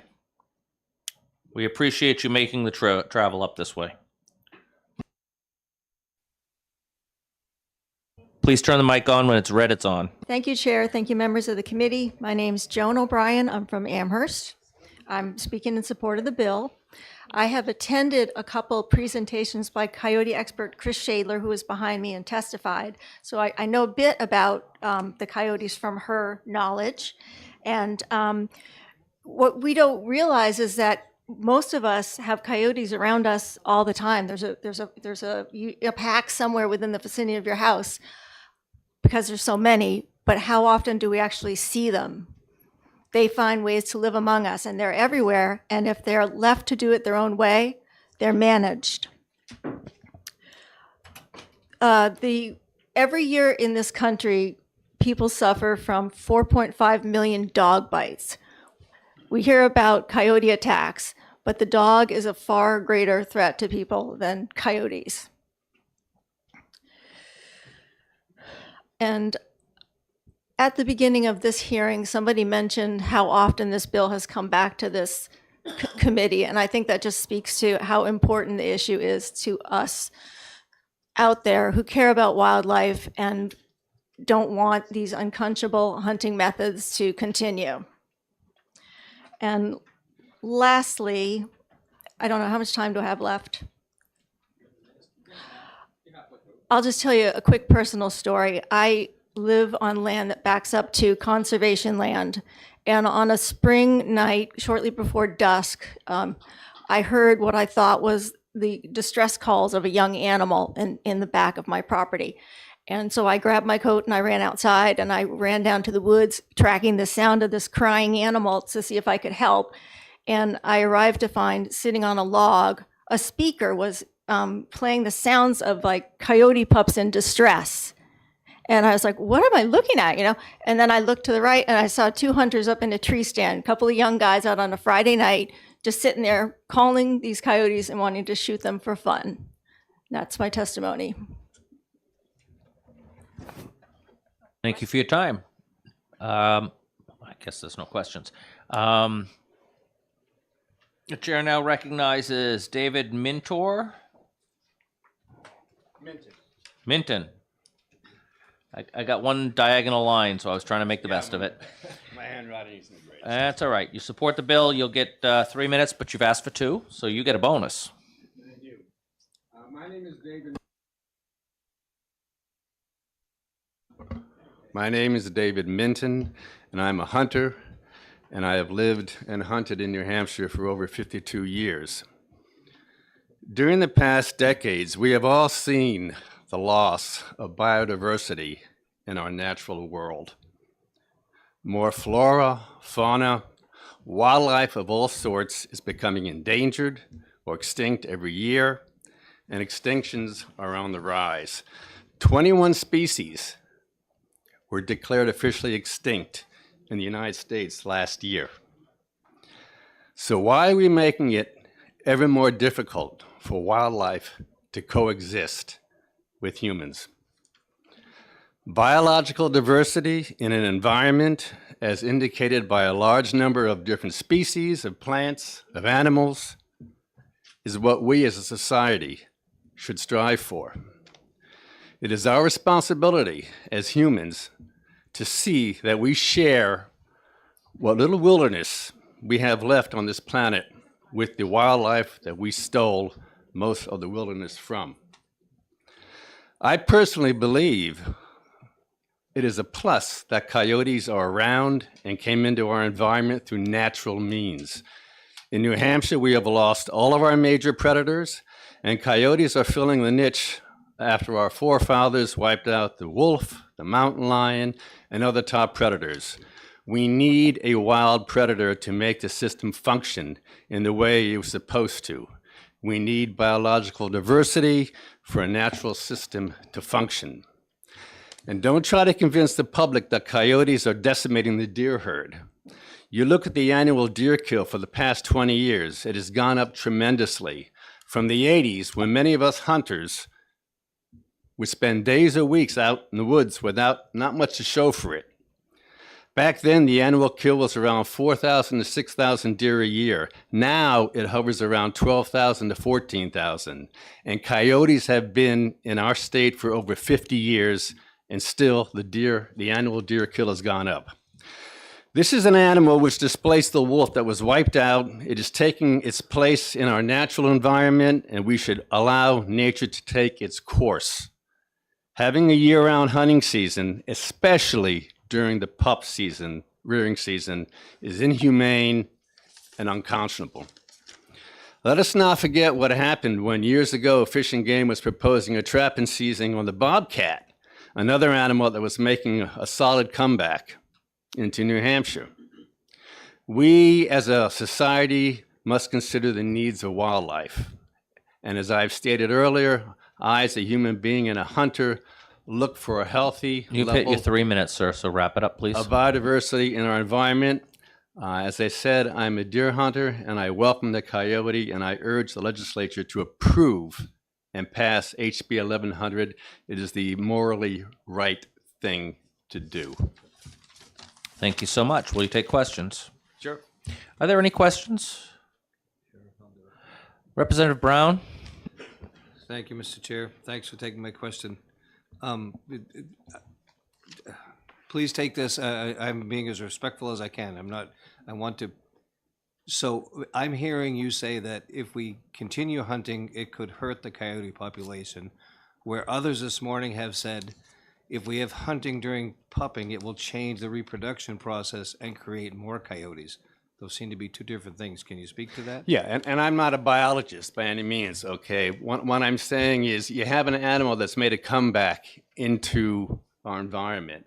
I don't see why we have to put up roadblocks. No other animal that I'm aware of is hunted during the pup season.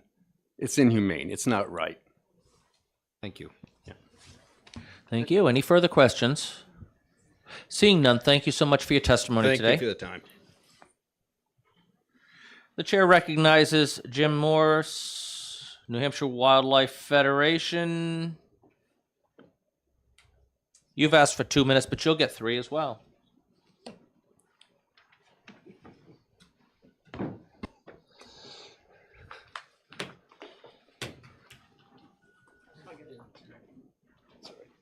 Gotta make noise.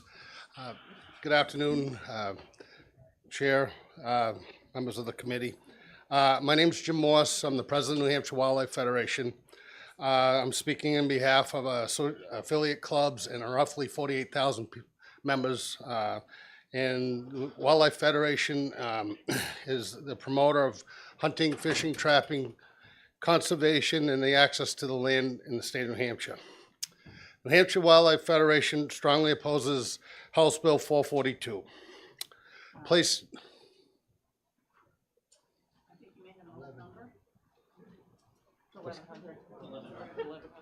What did I say? Oh, sorry. It's 1100. Sorry about that. It's okay.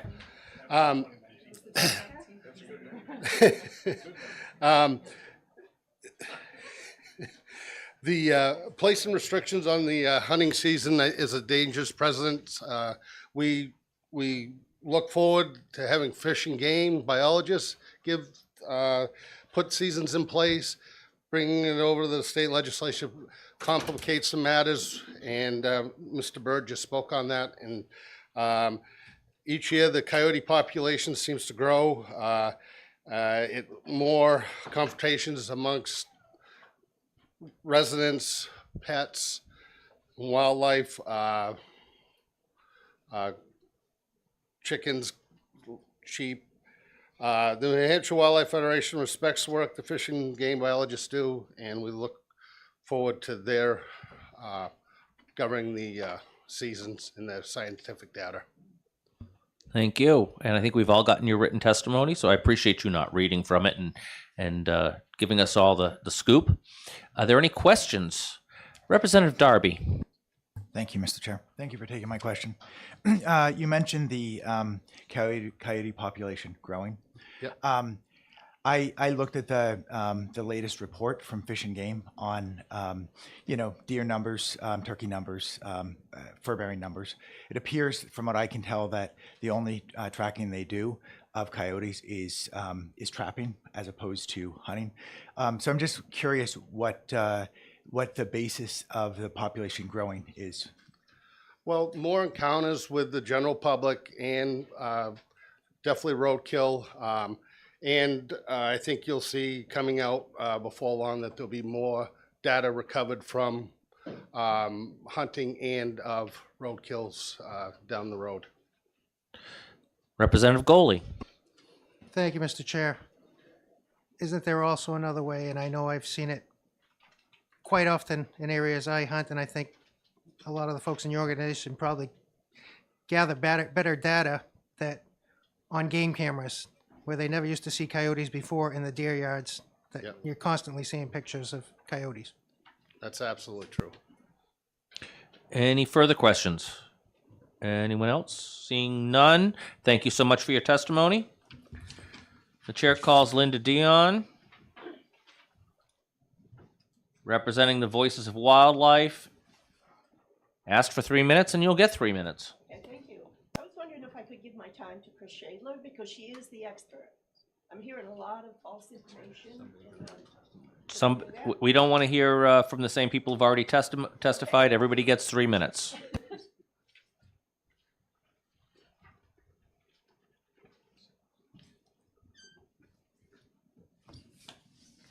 Is this on? Okay, about a coyote being weaned, you know, the pup at 2 weeks, that's totally false.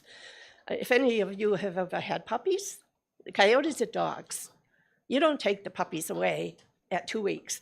And especially in the wild, that is not going to happen. Okay, so that was totally false. A couple people said that, even one of you repeated it. You know, that's why you need the expert, Chris Shadler. What else did I hear? Oh, we keep hearing that coyotes are multiplying. There's more coyotes than ever before. Well, we must be doing something wrong, don't you think? If there's too many coyotes, this is not working. What we're doing is not working.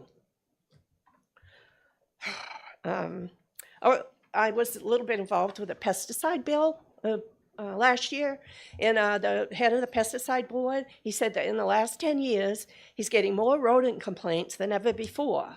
These carnivores, like a coyote, I heard the coyote's favorite food is a mouse. So we need these guys out there. And because we all know about Lyme disease and ticks, that's all from the little white-footed mouse that the coyote loves to eat.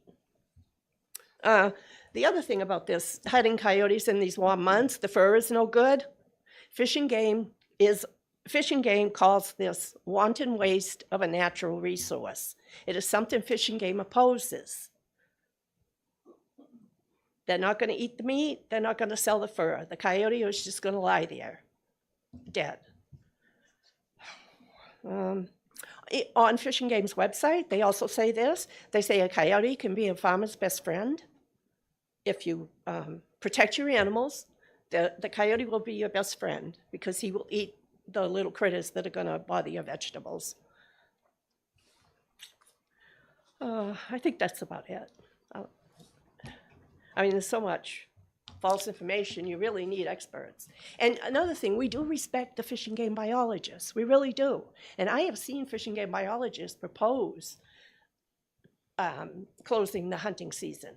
But We're they gonna, get we're going to hear from overruled. one in just a moment. Yeah, well, he won't admit it because he is governed. Ma'am, I won't allow aspersions being cast on anyone, No, so no, please I keep like your... Dan Bergeron. I think he's wonderful. He's a great biologist. Let's keep things light No, and the happy the here. reason they can't admit it is because they're governed by the commission. Whatever the commission says, that's what they have to say. And the commission, as we know, is a problem at Fish and Game. They just, all hunters and trappers. And I've seen biologists overruled by the commission in the past. One time they wanted to put limits on foxes, trapped foxes. Biologists wanted to do that because they see the decline. The Fish and Game Commission would not allow it. The Fish and Game And Commission calls. That's your 3 minutes, ma'am. Yep, Thank you. okay. I'll take questions. Are you willing to take questions? Sure, why not? Thank you so much. Rep Brown. Thank you, Mr. Chair. I don't know if this is a question or a clarification or a point of order information. I wanted to be clear that what you said, that someone up here said there is a 2-week pup season. I didn't mean to say that I agreed with that or I Oh, believe that. I was asking a question about it.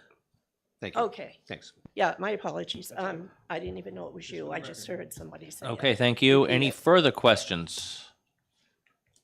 Seeing none, thank you so much for your testimony. The chair now recognizes Dan Bergeron, biologist for Fish and Game, who's asked for 6 minutes, but we'll get 3. Fair enough.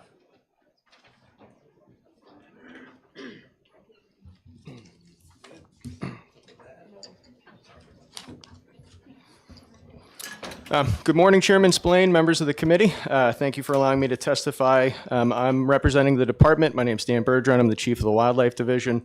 I'm representing New Hampshire Fish and Game in opposition of HB 1100. So issues surrounding the management of fur-bearing species, in particular coyote, are always controversial. This was noted by our commission at our most recent biennial rulemaking session. We had a lot of comments that came in regarding the management of coyotes, even though we had no proposals on the table to change any of the season structures around coyotes. Because of the number of comments that the department received, the commission had asked biological staff at a later date to come up with a presentation and future things we could look at to get a better idea of what's going on with the state's coyote population. The department had done that, and as a result, what we had proposed and what we are looking to do through the rulemaking process will be to create a mandatory registration process for any fur-bearing species that's taken by hunting. Currently, virtually all the information we have on fur-bearing species comes through an annual trapping report. That has been our longest standing index and way to track changes in the population of fur-bearing species. There are a handful of fur-bearing species that are required to be reported. Fisher's one of them. If any fish are taken, whether it's hunting or trapping, needs to be sealed. But we tend to see very low numbers that are taken during hunting on species like that. Coyote arguably is probably different. From surveys we've done in the past, we do believe that there's likely more hunting pressure on coyotes than other fur-bearing species. That said, we don't have those specific numbers. We've largely relied on this capture per unit effort data. And that's how we track changes in the population. So there's been a lot of talk about knowing the number of any individual species in the state. Quite frankly, we don't know the number of any of the species in the state. We do have population models that will give us information. But even when we have an estimate of what the population is, what we're really looking at is the trend in that population. We're not assuming that those numbers are 100% accurate. We know there's variation in there, and we're interested in the trend. And we get that information through what's called capture per unit effort information through mandatory trapping reports. The information we have for coyotes through our capture per unit effort data shows that the state's coyote population over roughly the last 30 years has been largely stable.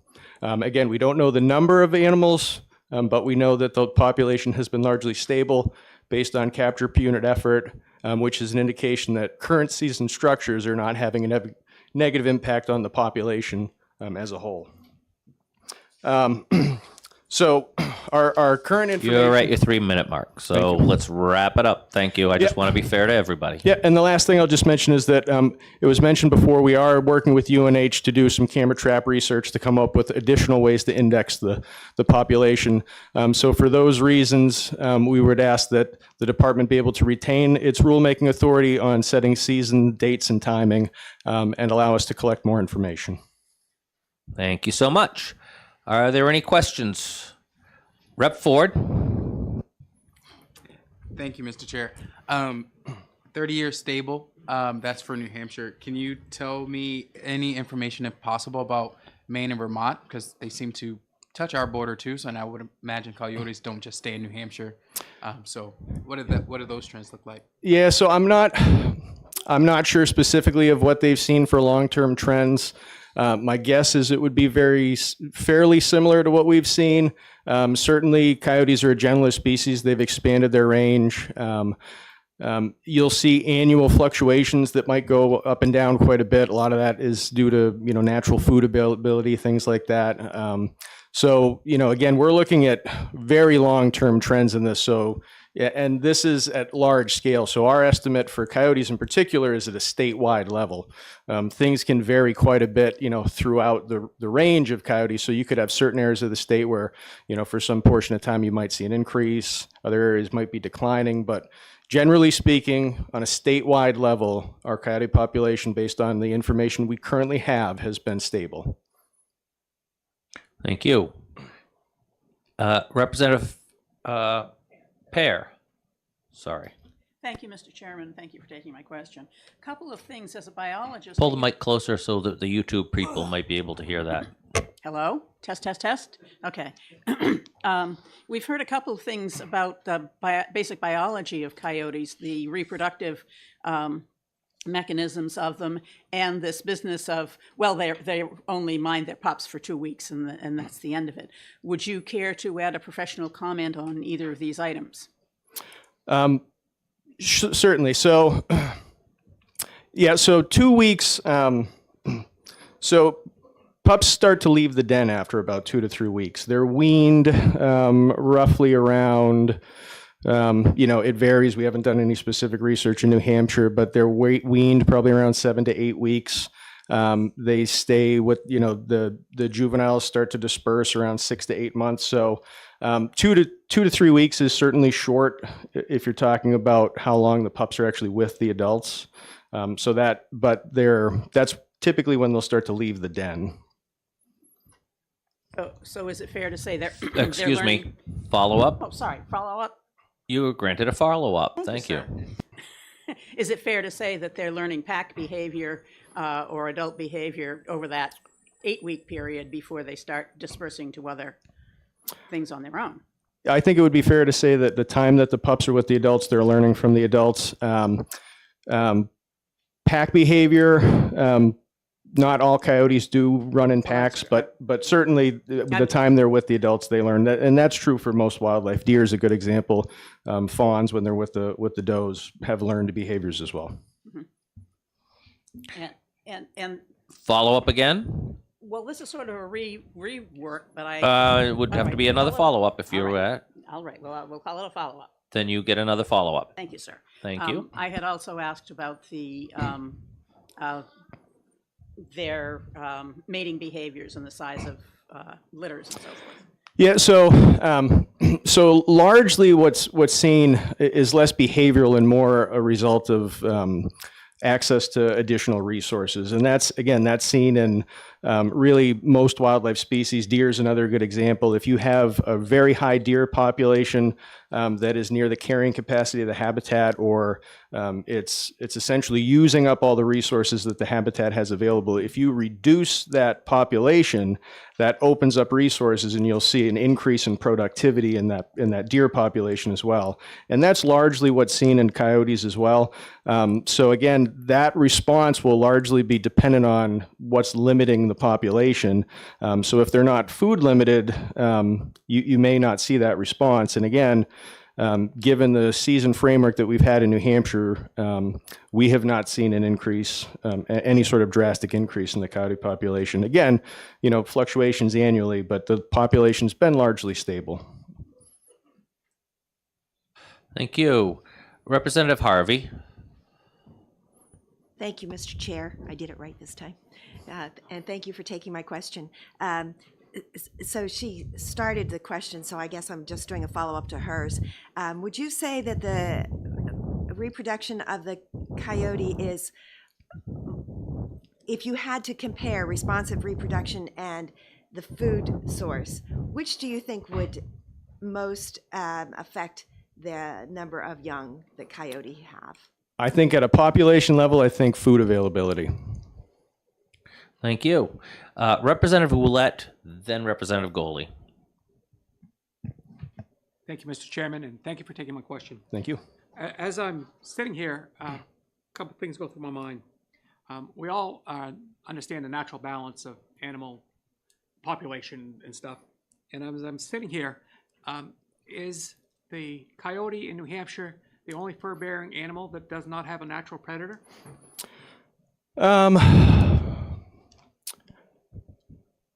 Sorry. That is fur-bearing. That's probably true. Okay, Representative Goley. Thank you, Mr. Chair, and thank you for taking my question. You've stated that the population is stable. Could you expound upon that a little bit? Because from what I'm seeing and hearing from other people in the woods, they're seeing more and more pictures of coyotes on cameras and encounters. Is stable mean that it's sustainable or is it population hasn't increased over the last 5 years, hasn't decreased, or we just don't know and it's hard to tell? So again, our numbers are pretty general on a statewide level. We don't have, so species like deer and other things where we get a lot of information at the management unit level, which is typically an aggregate of multiple towns, we can say more precisely at smaller scales what those populations are doing. For most fur-bearing species, and coyote in particular, we really only have confident numbers at a statewide level. So, again, there could be certain areas of the state where there's temporary increases, declines, but from a statewide level, we have not seen what we would call a dramatic increase in the overall number of coyotes at a statewide. Now, certainly, in terms of people's observations, I always caution to be careful about individual observations. We do use some observational data, but we try to, the method we collect that information, we try and standardize it so it's comparable from across different areas from year to year. So one of the reasons that people might start to see more things is there's a lot more cameras in the woods, technology's increased, so they capture things more readily. That's not to say that there might not be local areas where there's something going on that's caused an increase in that specific area, but again, from a statewide level, our information indicates that there's not been any significant increase in the coyote population. Follow up. Just one quick follow-up. Yep. Because, as you know, as you stated, there's more and more cameras in the woods. Is Fish and Game at any time going to start reaching out to those who are in the woods, viewing these pictures, what's going on? The most contact, cover more woods than anybody in the state, and look for the information that they're receiving on their cameras to get real-time information to help out with the department on their numbers. So we do have some hunter surveys where we'll get sighting rates from hunters, and again, those are structured in a way that are standardized, so it's sent out to the same number of people every year, and we get number of hours, number of individuals seen. From the camera perspective, we have, and I kind of ran out of time, but we're currently working with the University of New Hampshire to use trail cameras to index different wildlife populations, fur bearers, but also moose, potentially other things in the future. And again, the problem with just getting the cameras need to be set up in a very specific way and monitored in a specific way to make the information comparable and usable. So, we try and scatter it across multiple types of habitat. They're all set at the same height. They're checked at the same intervals. There are markings so that we can tell distances that animals cross in front of it. So it'd be difficult to get information from the general public and have it be usable to come up with some sort of population estimate. Follow up. Thank you. And just one quick last follow-up, because in talking about the surveys that you send out, and correct me if I'm wrong, I believe the last one I received didn't have any reporting for coyotes. Is that true? I'd have to go back and check the search. So we got a number of surveys. Coyotes is not one that would be. Do you typically get the deer hunter survey? That's not asked on that, correct? And can we add it? We potentially could. We did, I believe we added coyotes to our spring turkey hunter survey. Okay, any other questions? Rep. Darby? Thank you, Mr. Chair. Thank you for taking my question. With respect to Fish and Game setting seasons, can you talk about how the principles of fair chase, as espoused by Teddy Roosevelt, that really started the conservation movement, and currently supported by organizations like the Boone and Crockett Club, are incorporated into setting of those seasons?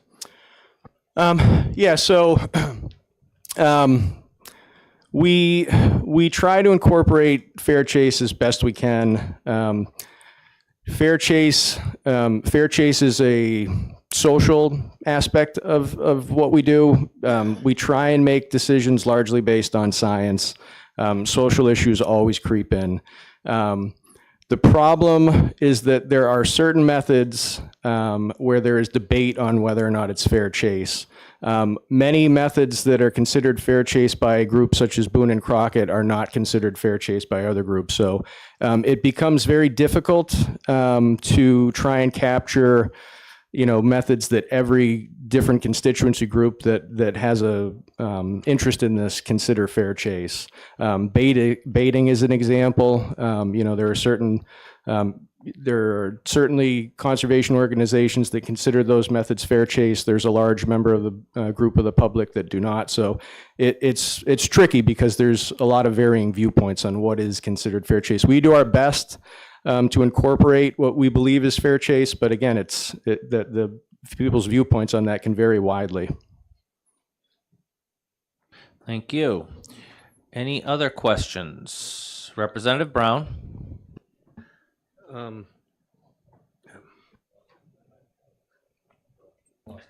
You lost it? I have one. Anecdotally, we hear from hunters a lot that they see a lot more coyotes. I've mentally correlated this with the increase in the turkey population. Would you be able to expound to us on whether turkeys are a natural food source for the coyotes and whether the extremely successful rebound in the turkey population has had any impact on the coyote population as well as the other predator populations, whereas we've seen the rebound on the bobcats as well and such like that? Sure. Turkeys absolutely are a food source for coyotes. Coyotes are a generalist species, so virtually everything is a food source for coyotes. Acorns, people love to talk about how turkeys eat the acorns that the deer should be eating. Everything eats acorns. So, I always find it interesting when people say, a certain food source is kind of reserved for an individual species, because again, most species eat a variety of things. So I would say absolutely turkeys are a food source for coyotes. Deer fawns are, small mammals, they eat fruits, they eat nuts. I'll also state that we've seen, stable to increasing coyote population, increasing turkey population, increasing deer population, stable to increasing bear population, depending on the portion of the state you're talking about. So we've seen a number of species all increasing at the same time, and you'd mentioned as well, anecdotally, more than anecdotally, bobcats as well. So we've seen an increase in a number of these species. We don't have any indication that really any of them are having at a statewide level a negative impact on the other at this point. If depending on the species you're talking about, but again, we've seen increases in all those species at the same time. Thank you. And I have another question before we get to everyone else, because I was waiting for everyone else for so long. When it comes to determination of seasons, I have been on this committee for 10 years, 5 terms in the House. I've been a hunter for far many more than that, and I'm not going to get into details because I don't want to date myself, although no one else will, so I might as well. When it comes down to the Fish and Game setting seasons and listing species as managed species, it's my understanding that it's done on one criteria scientifically and not others. The one criteria being, will this species be harmed irreparably or suffer detriment if we don't have a season and don't have them listed as a managed species for bag limits or such? We don't typically take into account, is it cute? Is it having babies? If those were qualifications, I think we'd never hunt bunnies because they're constantly having babies and they're always cute. Would you speak to the scientific determination that determines whether something is a managed species or has a season or bag limit set for it, please?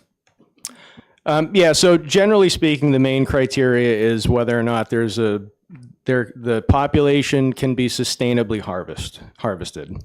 So certainly, again, most of our game species have high reproductive potential.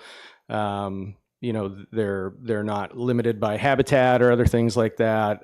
So that is certainly the main criteria.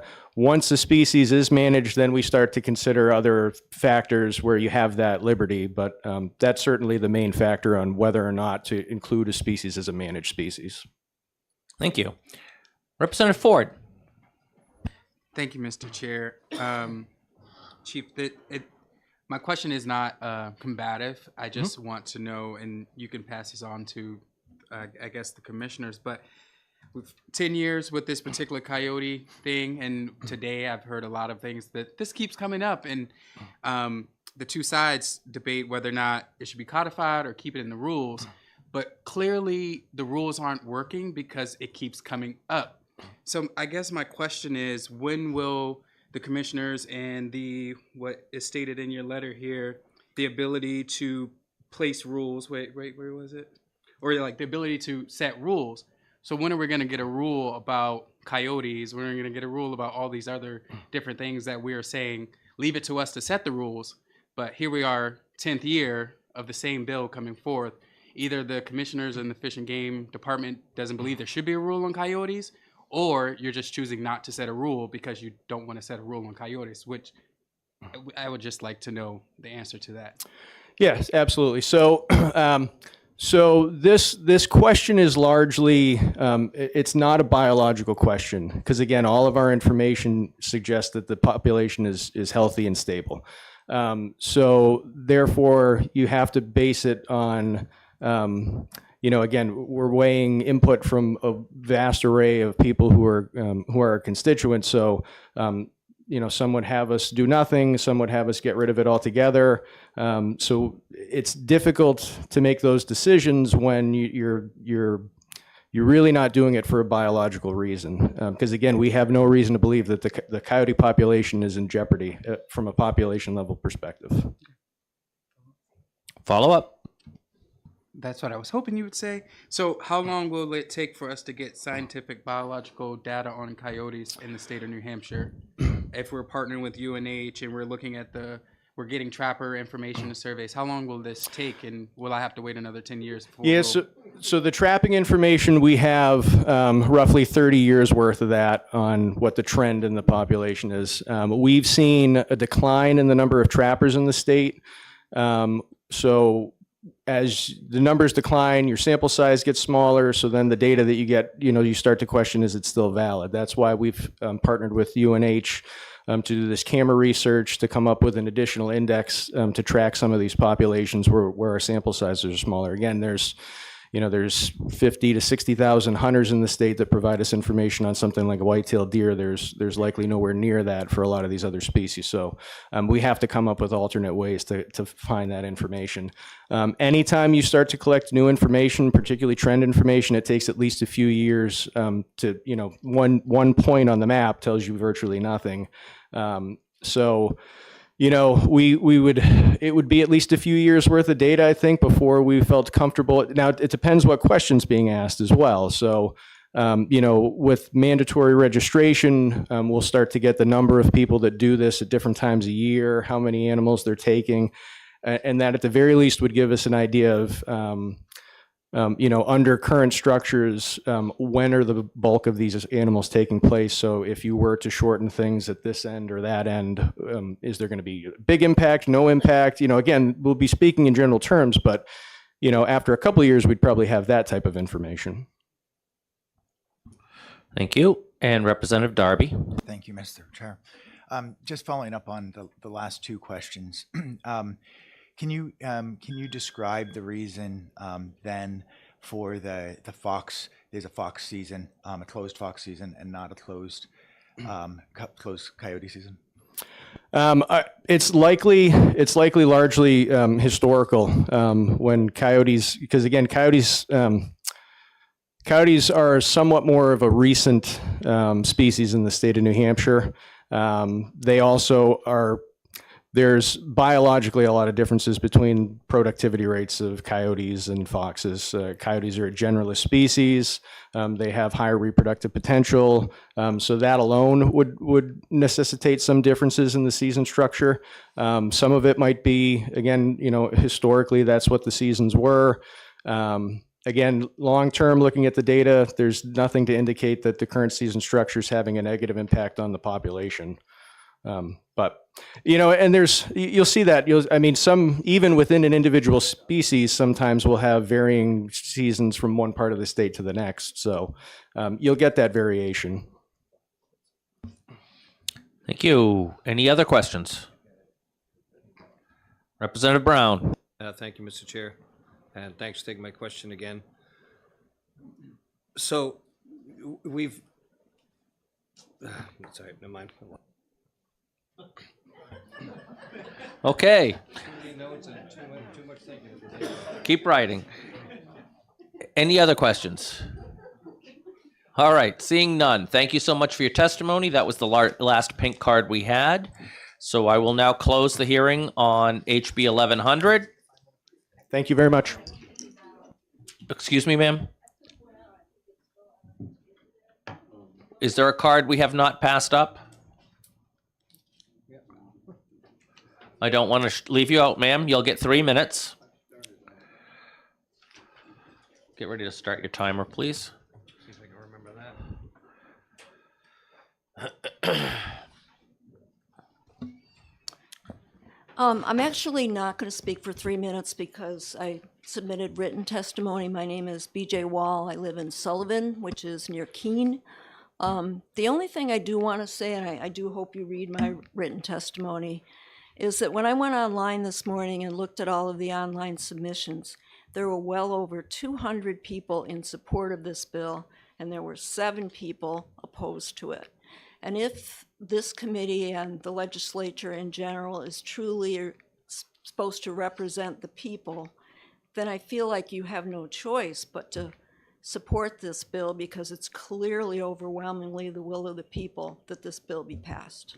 And that's all I need to say. Thank you. Are there any questions?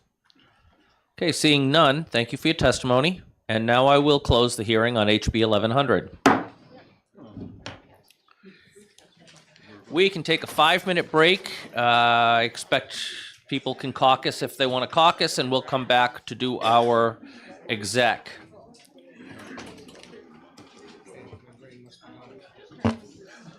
You're having massive Biden moments. And I see him over my bald peak.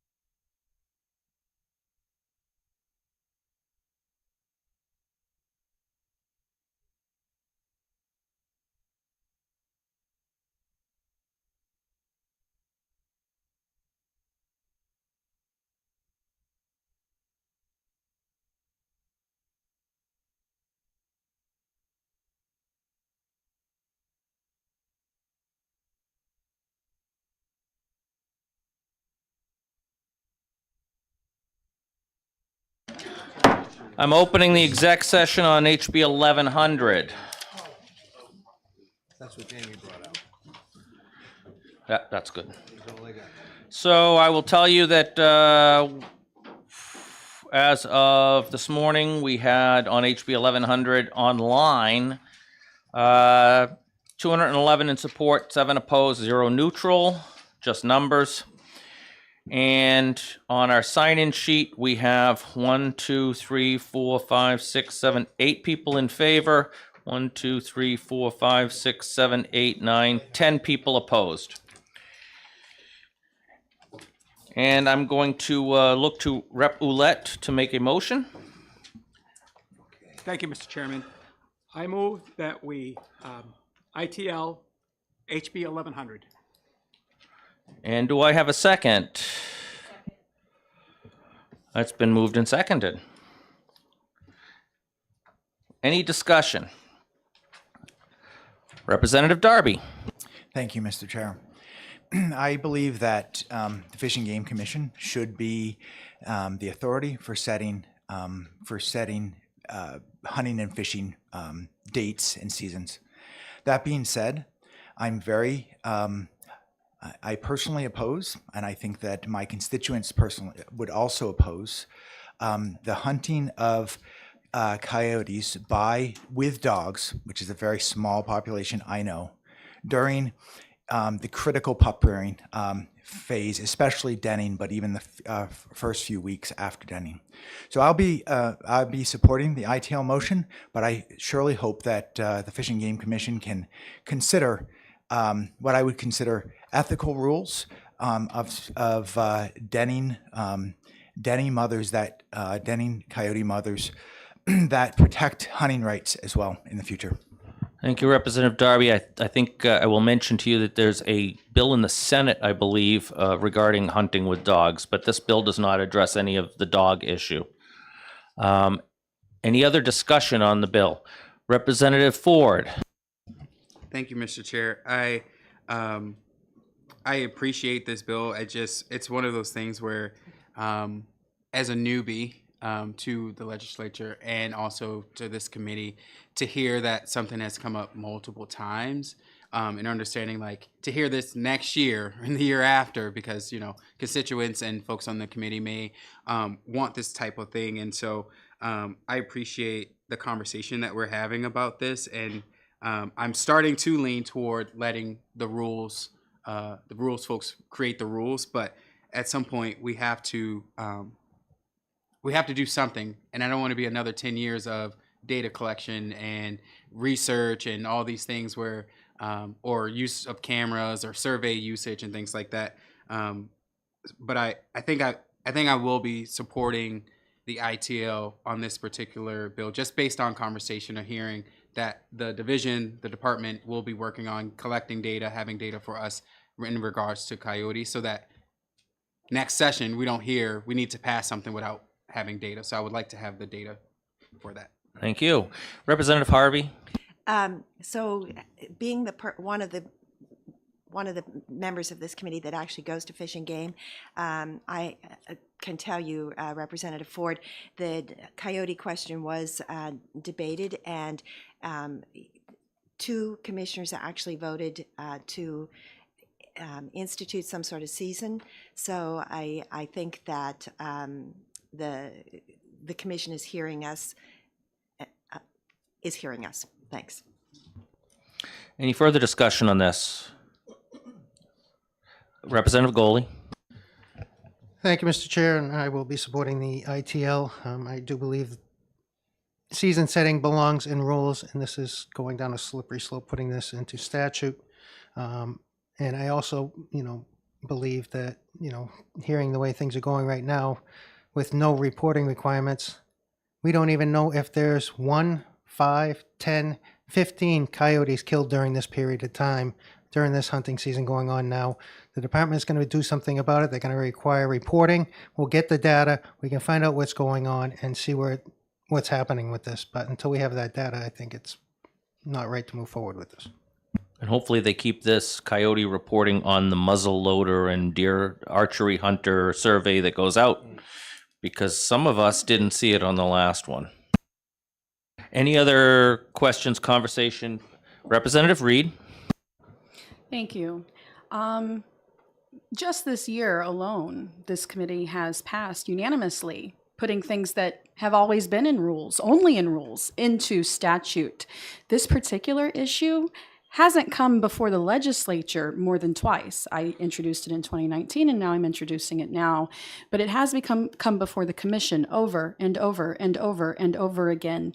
And it's the culture of the commission that's the issue, and it's our job to actually rein in for whatever committee, to rein in the department when the department is going against its own mission.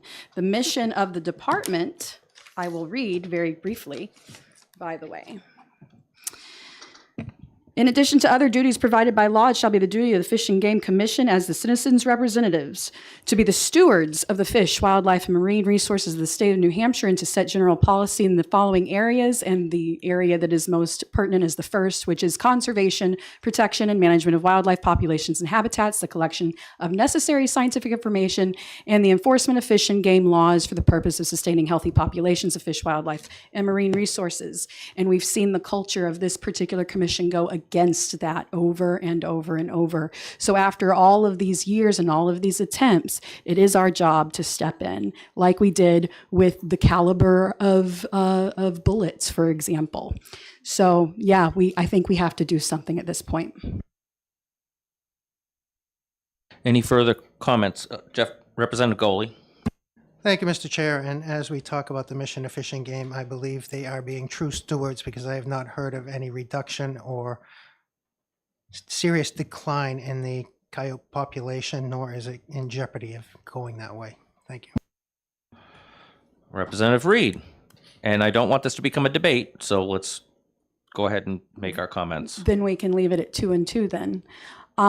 So as we talked about, as many people testified to, including the state's best experts on coyote engage in responsive reproduction. So that would explain very well why the populations have remained stable. What hasn't remained stable is the interactions between coyote and humans. And the reason that hasn't remained stable is because the coyote become nuisance coyote when they are forced to go out into the wild without proper guidance as to what the correct food sources are. And that's what's happening when we hunt them indiscriminately year-round. Any further comments before we take the roll? Representative Ford? I just have a question, Chair. Question of the chair? Can I ask Representative Reed a question? Yeah. We're having discussion. Go for it, but this is not going to become a debate. Okay. No, it's a, I guess my question is, knowing what this bill is about, would you be okay with the Fish and Game Department collecting data to say this is how many coyotes we have, or this is a projection of what we have, and this is what we know of for the baby making period? I don't know what it's called in natural world, but this is the period and this is the time that we would set forth if we wanted to have a freeze on hunting of coyotes. Would you be okay with them having that period of time to give us the data? Does it make sense what I'm asking? Are you asking for a moratorium on coyote hunting while they collect the data? Is that, you said a freeze? No. I know what committee I'm on. I'm not going to be calling for that for hunting. Okay. To answer your question, I think, as I heard your question, you can correct me if I didn't understand correctly. Am I in favor of the department collecting data? Yes. The department's job, as I just read, is to collect scientific data. We do not fund those particular activities at the levels that need to be done for coyote or any other species. We don't give them what they need to collect the scientific information to do appropriate, to collect appropriate data and give us what we really want out of the department. So is that going to change? Are we going to change this into a funding bill so we can fund that data collection? And if that's not going to happen, then I really struggle to understand what additional information we're going to get if we're not going to fund that data collection that we currently do not fund. All right. Any other questions, discussion? Seeing none, I'll ask the clerk to call the roll. Representative Goley? Yes. Representative Khan, Yes. Representative Smith, Yes. Representative Kofalt, Yes. Representative Tudor, Yes. Representative Brown, yes. Representative Corcoran is absent. Representative Hill, Yes. Representative Willett, Yes. Representative Abear, Yes. Representative Harvey, No.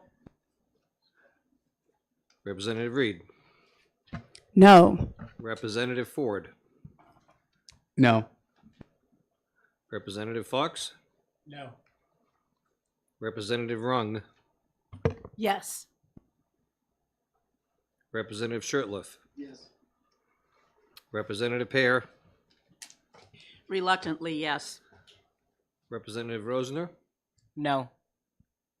and Representative Darby, Yes. and Chairman Spillane. Yes. I have 14 yes and 5 no. ITL passes, and it will not be on consent. Is there a minority report being written? Representative Reed, I need a minority report before noon tomorrow. And a majority report will be written by Mike.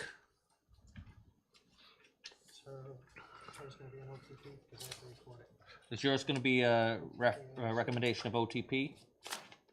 He has to record OTP. minority's opinion OTP? OTP's fine. Okay. Majority ITL, minority OTP, Reed and Ouellette. Okay. The next bill we're going to go ahead and do is one that was held from last year. HB 1530. I'll open the executive session on 1530 FN. In discussions with the prime sponsor to bring us an amendment that matched what we heard in committee would possibly be the amendment. He said that more work was needed on the bill. So at this point, I will take a motion from Representative Ouellette. Thank you, Mr. Chairman. I make the motion for interim study. We have interim study moved, and do I have a second? Second. It's been moved and seconded. Do we have any discussion on the motion of interim study on HB 1530? Seeing none, I'll ask the clerk to take the roll.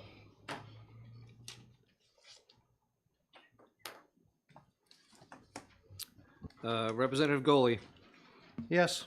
Representative Khan, Yes. Representative Smith, Yes. Representative Kofalt. He's out. gone, sorry. Representative Tudor, Yes. Representative Brown, yes. Representative Corcoran is absent.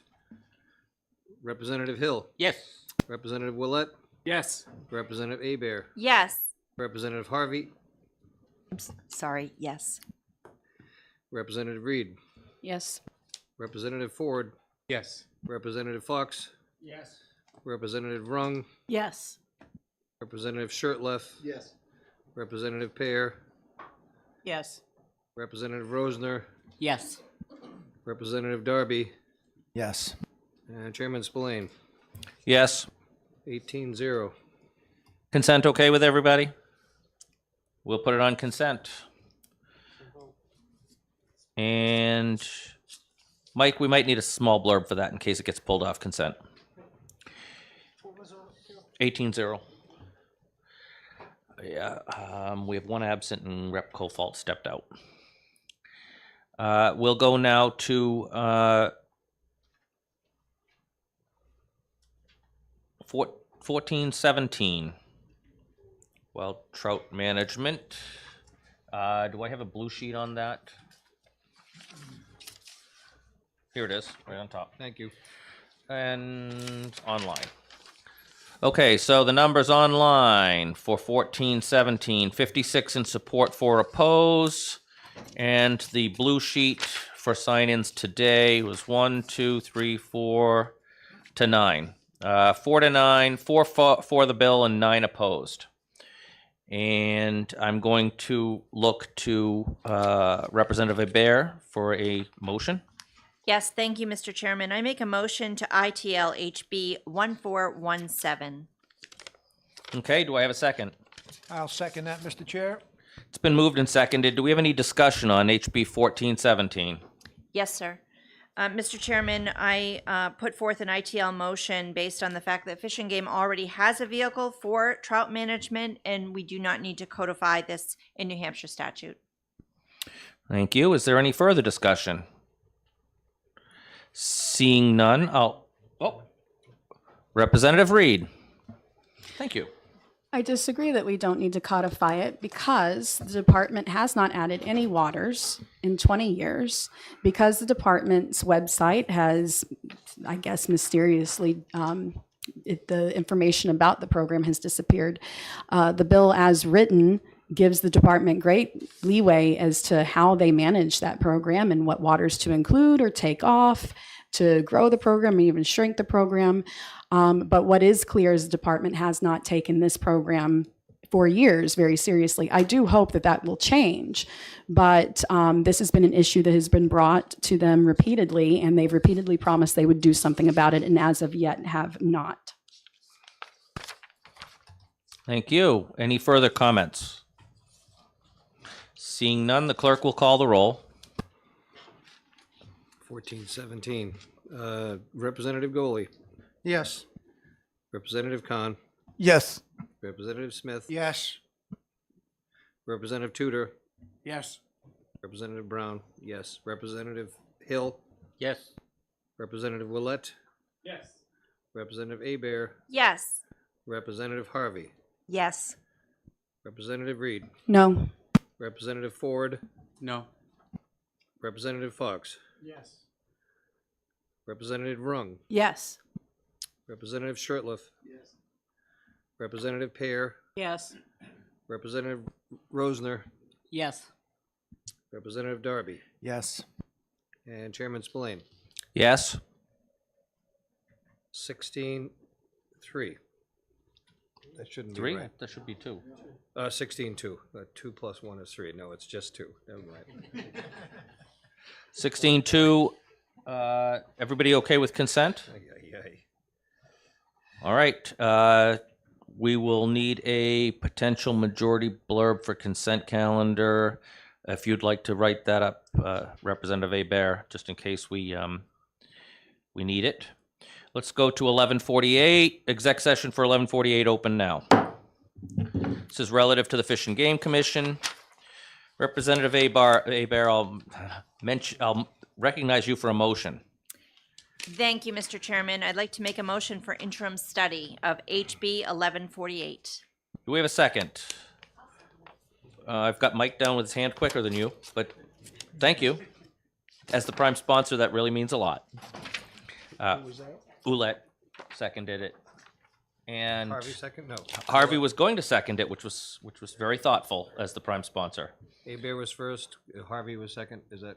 You can, I mean, either one. just- Let's let, you know what? She's the prime sponsor. Let her have the second. I just wanna That's get it. fine. Absolutely fine. Thank you, Mr. Chairman. You're very welcome. I just was seeing a hand before yours and figured I'd go with the first hand, but I think it's really meaningful. So let me give you the numbers. 1148, 7 support, 7 oppose, 1 neutral. I didn't even know how you could put a neutral online, but it is. It is a thing. Sign in on the blue sheet was 0 in favor and 12 opposed. And the motion is interim study. Does anybody have any comments on this? Mr. Chairman, I feel strongly that HB 1148 was recommended for interim study by its prime sponsor, and therefore I recommend that. Thank you. Any other input on this? Does the prime sponsor want to say anything? I think it's the right decision. I hope that when we have an interim study, it's a legitimate interim study, and we really do look at the question and see if we can come to some sort of consensus so that we don't have to see this bill, you know, in the 2024-25 session again. So as long as we can have a real sit down with all of the parties involved, I'm okay with it. Thank you. Representative Brown, you may call the roll. Representative Goley, Yes. Representative Khan, Yes. Representative Smith, Yes. Representative Tudor, Yes. Representative Brown, yes. Representative Hill, Yes. Representative Willett. Yes. Representative Abear, Yes. Representative Harvey, Yes. Representative Reed, No. excuse me, Representative Ford, Yes. Representative Fox, Yes. Representative Rung, Yes. Representative Shirtliff, Yes. Representative Pear, Yes. Representative Rosner, Yes. Representative Darby, Yes. and Chairman Spillane. Yes. Okay, 17 plus 1 is 18, 17 to 1. And wait a minute, Cofalt was back for this. Oh, sure, you can tell me that. I have him absent. Representative Kofalt. Yes. Move consent, please. 18 to 1. 18 to 1, and it's been moved consent. Anybody have an objection to that? Consent it is. And I will allow you to write a small blurb for us. Thank you, Rep. Hebert. We are now on HB 1029. Exec session opens up for 1029. I'm going to recognize a Jonathan for a motion. Thank you, Mr. Representative Chair. Smith, sorry. I motion ought to pass on House Bill 1029. Do I have a second on that? Second. Been seconded by Representative Tudor. Representative Smith, you're free to speak now or offer amendments as such. Thank you, Mr. Chair. Every there was an amendment passed out, number 0519H. Everyone should have it in front of them. This amendment addresses the concerns that were in during testimony regarding the manner of taking. It now says any legal means, so you can't misconstrue that you took it in an illegal fashion and bring it to shore. And the also concern was that New Hampshire, that Maine and Massachusetts residents would benefit from this. This clarifies it also that it only applies to New Hampshire residents. So those were the two big concerns that were presented, and I think this bill clarifies that. And, this amendment clarifies that, and it makes it, in my mind, passable. Representative Goley. Thank you, Mr. Chair. I don't believe it still fixes the problem. We heard that somebody who moored a boat in New Hampshire could not take, Now we've introduced the amendment. We're going to take a vote on the amendment. someone who moored a boat in another state I could not take the lobsters into Maine and not have to be required to get a landing permit. And also the same thing went on for folks who brought their catch into Massachusetts. So this doesn't solve that issue. Also, the issue goes to reporting requirements that are required by the Atlantic Marine Fisheries. This goes around that reporting as well that is required for the states to do up and down the East Coast. This takes that reporting away, and for that reason, I cannot support this. Thank you. Representative Harvey. I won't be supporting this bill either. As we heard more and more testimony, I just kept getting more and more confused, but more and more confused on a higher level, I guess. And I don't think that this answers the questions that were posed this morning. In fact, I think I heard at one point a statement that was made, so we're being asked to pass a bill that's basically illegal. And so I won't be supporting this. Yes. Any further comments? Representative Khan. Thank you, Mr. Chairman. Mr. Chairman, we heard the testimony this morning from multiple fishing industry representative, also the Fish and Game representative, and their written testimony states that how big this industry is and how much they are helping our New Hampshire economy for many years. And in order to touch this industry, we have to be very careful that how we can affect negatively. So therefore, after listening, for me coming from Seacoast, I cannot support this this bill. I appreciate Representative Hill to bring the amendment and bring the bill. His intention is good. He's my good friend. He answered very hard questions, but still I cannot support this bill. Thank you, Mr. Chairman. Thank you. Any further? Representative Darby. Thank you, Mr. Chair. I would like to reinforce Representative Khan's comments that the commercial fishing industry came against it. They are facing a lot of pressure as the new regulations are being passed on commercial lobstering. And the reporting requirements are more important than ever. And as we heard from Fish and Game, this will really go around the reporting requirements for the recreational anglers. Thank you. Thank you. Any further comments? We are on the amendment. Representative Goley. Thank you, Mr. Chair. And I just, we heard about the price for non-resident licensing, and that is an exorbitant amount, and I would hope at some point we can address that and bring it down a little bit so that folks can afford this. But other than that, that's, I think, about the only change that really needs to be addressed. Thank you. Before I forget, I'm going to read the numbers from online and such. 1029, 2 support, 4 oppose online, and in the blue sheet, 1 support and 5 oppose. And we are on the amendment. We're not on the bill yet, just the amendment. So if you believe the amendment makes the bill better, that's what we're on. I will ask the clerk to call the roll. Okay, so for Amendment 0519H, Representative Goley, No. Representative Khan, No. Representative Smith, Yes. Representative Kofalt, Yes. Representative Tudor, Yes. Representative Brown, yes. Representative Hill, Yes. Representative Willett, Yes. Representative Abear, Yes. Representative Harvey, No.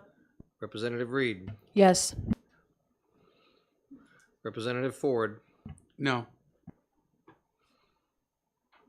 Representative Fox, No. Representative Rung, No. Representative Shurtleff, No. Representative Pear, No. Representative Rosener, Yes. Representative Darby, Yes. and Chairman Splain. Yes. 11 yes, 8 no. So the amendment passes and we're on OTPA. Is there any discussion on the bill as OTPA at this point? I know a lot of the discussion on the amendment was actually on the underlying bill, but I'm flexible that way. And so seeing none, I will ask the clerk to call, Representative Goley. Thank you, Mr. Chair, and I will just reiterate, we are not complying with the Atlantic State Fisheries requirement of the marking down the catch here in New Hampshire if we go by passing this. Thank you. And remind me to always go for a gunfight against you because you're so slow on the draw.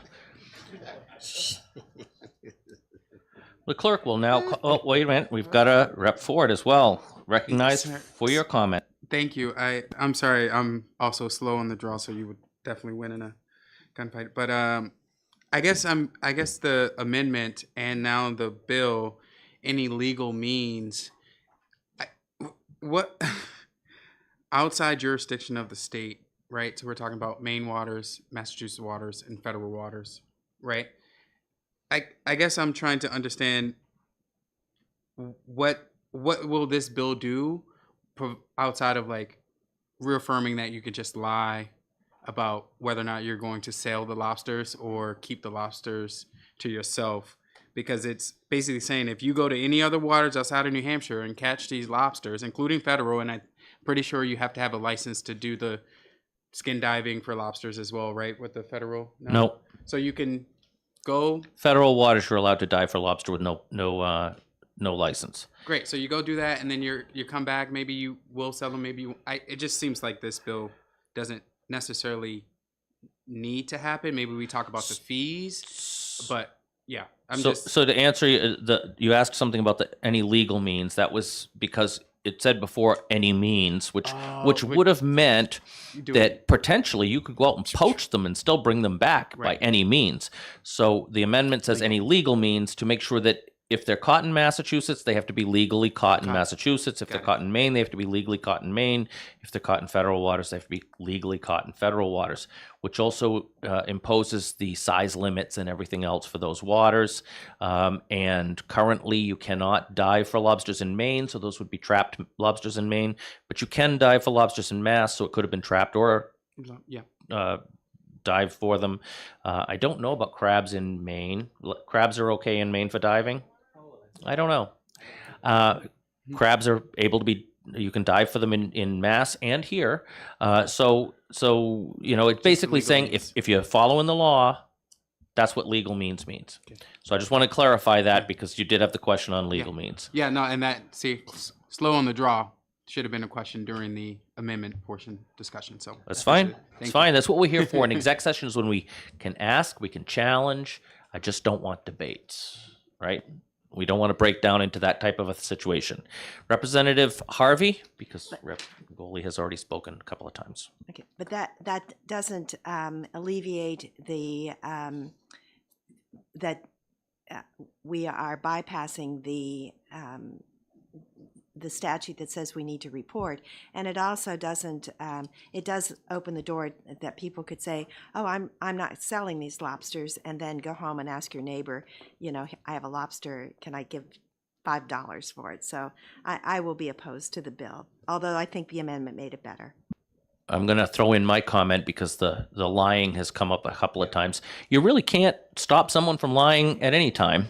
Like, for example, I could be out on the street selling drugs, and they could stop me and say, "What are these for?" And I could say personal use. When you're bringing in the fish catch, you could certainly go and say, "I'm bringing in," but at some point there's a quantity, right? If I'm bringing back 4 lobsters, it's very reasonable that they're for personal use. If I'm bringing back 20, it's probably not, unless I'm a glutton. So I think that law enforcement has some pretty good clues as to whether someone's lying or not in that kind of situation. And I'll leave my argument at that point. If someone's going to break the law, they're going to break the law.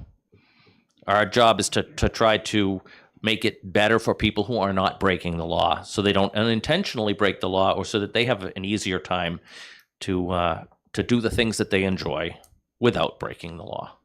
And Representative Smith. Thank you, Mr. Chairman. I have a procedural question because it's been brought up repeatedly that if this became law, would bypass the reporting requirements. Is there any way in rules or possibly a floor amendment to make it where there still is a reporting requirement, even though you're coming to shore for your own personal use, that it still has to be reported? I'm sure, because the intent of this was only to remove the fee for a landing license.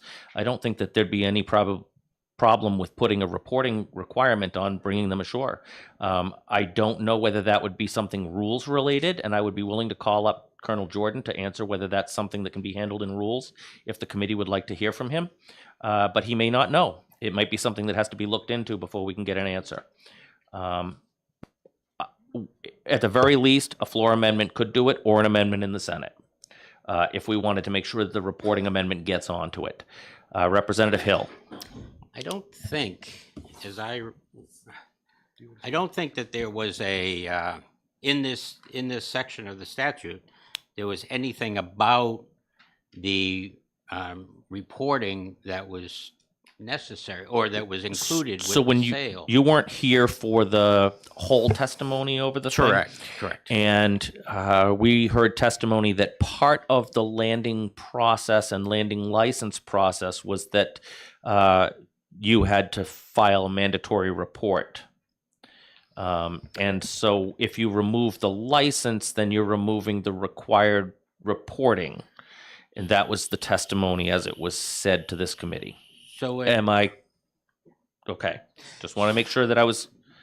So with that being said, it would seem to me that a New Hampshire resident that's still landing these Whether you're paying the fee or not doesn't change the ability for somebody to count and report.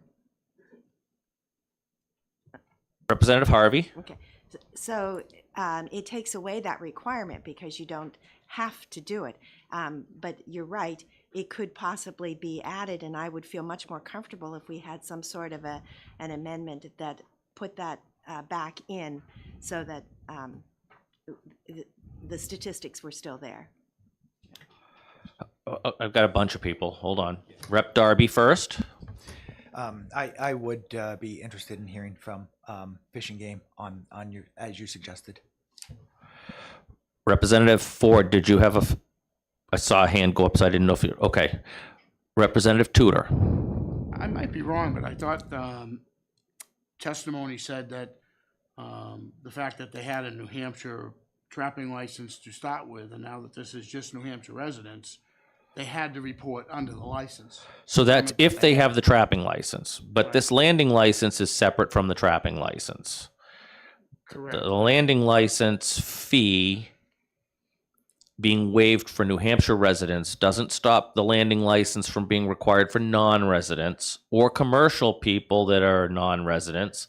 It's only stopping it for New Hampshire residents. Representative Brown first, then Representative Hill. Thank you, Mr. Chair. If anyone on the committee knows, when someone comes up to the dock and they're going home for the day, who is there to know how many lobsters they have on their boat? How does that work? That might be a question for Fish and Game because I don't know how they enforce that. Representative Hill and then Representative Khan. So I do know, having had one, the Massachusetts license requires reporting. So if you have a non-resident license and you're doing this, you're getting your lobsters in Massachusetts and coming to New Hampshire with your boat, you are reporting. So it's so that part we're eliminating. I would say 90% of that reporting question, I think, at that point, because there is a reporting that's done to Massachusetts. So the numbers do get into the Atlantic States Fisheries Project. But I would be happy to work with Representative Harvey on a floor amendment, working out some way to try to create this reporting. It's certainly not the intent of what we're trying to do to avoid reporting and hurting the fisheries in any way. So if there is something that needs to be done in order to augment the reporting accuracy, I'm happy to do that with you. Yeah, yes, I just feel like It's not your turn. It's Representative Khan's turn first. He's had his hand up for a long time. Thank you, Mr. Chairman. Mr. Chairman, with your permission, I have a concern for a quotation by the Fish and Game that I'm going to read it. In addition, the department has a concern with the unenforceability of the landing this bill creates. For example, when checking a vessel at sea or at port, law enforcement would be unable to determine if the lobster or crab landing were from a recreational or commercial license in another state. So this was my concern also, Mr. Chairman. Thank you. Thank you. I would imagine that they would be able to show their license from that other state, to show they were licensed in that other state. But it is now Representative Reed's turn, and then it'll be Representative Harvey's turn. Thank you, Mr. Chair. So on the surface of this, I don't really see any real problem. I don't see where it's taking away any reporting requirements. I don't see any reason that a New Hampshire citizen who is not selling the catch should have to pay a landing fee. And I don't see that that the issue of purpose is an issue because we have intent through a lot of criminal law, as a matter of fact, and those are the types of things that have to be proven. However, I've heard repeatedly today how these things should be in rules. It should be in rules. It should be in rules. And this has been in rules. And we just voted down a couple way more important, way longer standing things because it should be in rules. So I guess I'm going to have to take the advice of my colleagues and vote against this because it should be in rules. Thank you, Representative Reed. Representative Harvey, did you have another? It just seems like there's a lot of confusion on the committee and a lot of discussion, which is a good thing. But when committees have this much discussion and questions, it sort of points to the idea that maybe the bill is not ready for prime time. Yeah. Thank you for your comment. Any further comments? Representative Ford. Sorry. Thank you, Mr. Chairman. I guess if the concern is about the landing fees, shouldn't we focus on that part, right? And talk to Fish and Game about how much the fee is, to whether you're getting 4 for your family or 20 for your bigger family. It should be the same cost. And I think we could talk about the fees, not necessarily saying like, it's free, go out and do legal means of getting your lobster and coming back, right? We have the landing fees for reason. And until we fully fund the Fish and Game department, I say let them get their money the best way they can. So that's the reason I'm opposing this, outside of that it's confusing because I don't understand launching and landing and restriction and jurisdiction and all that jazz. But if the Fish and Game are getting fees from landing, whether it's for recreational or commercial, I say let them go for it. And I will say that if that's the case, then obviously I won't be supporting this bill. But if it's about the fees, let Fish and Game deal with the fees and lower them if they see fit for that. Representative Goley. Thank you, Mr. Chair. And the fees are set, I believe, in rules by the director, from what I understand. But my problem with it is still the reporting, and if we can get around that reporting, I think I'd be okay with this if we go forward.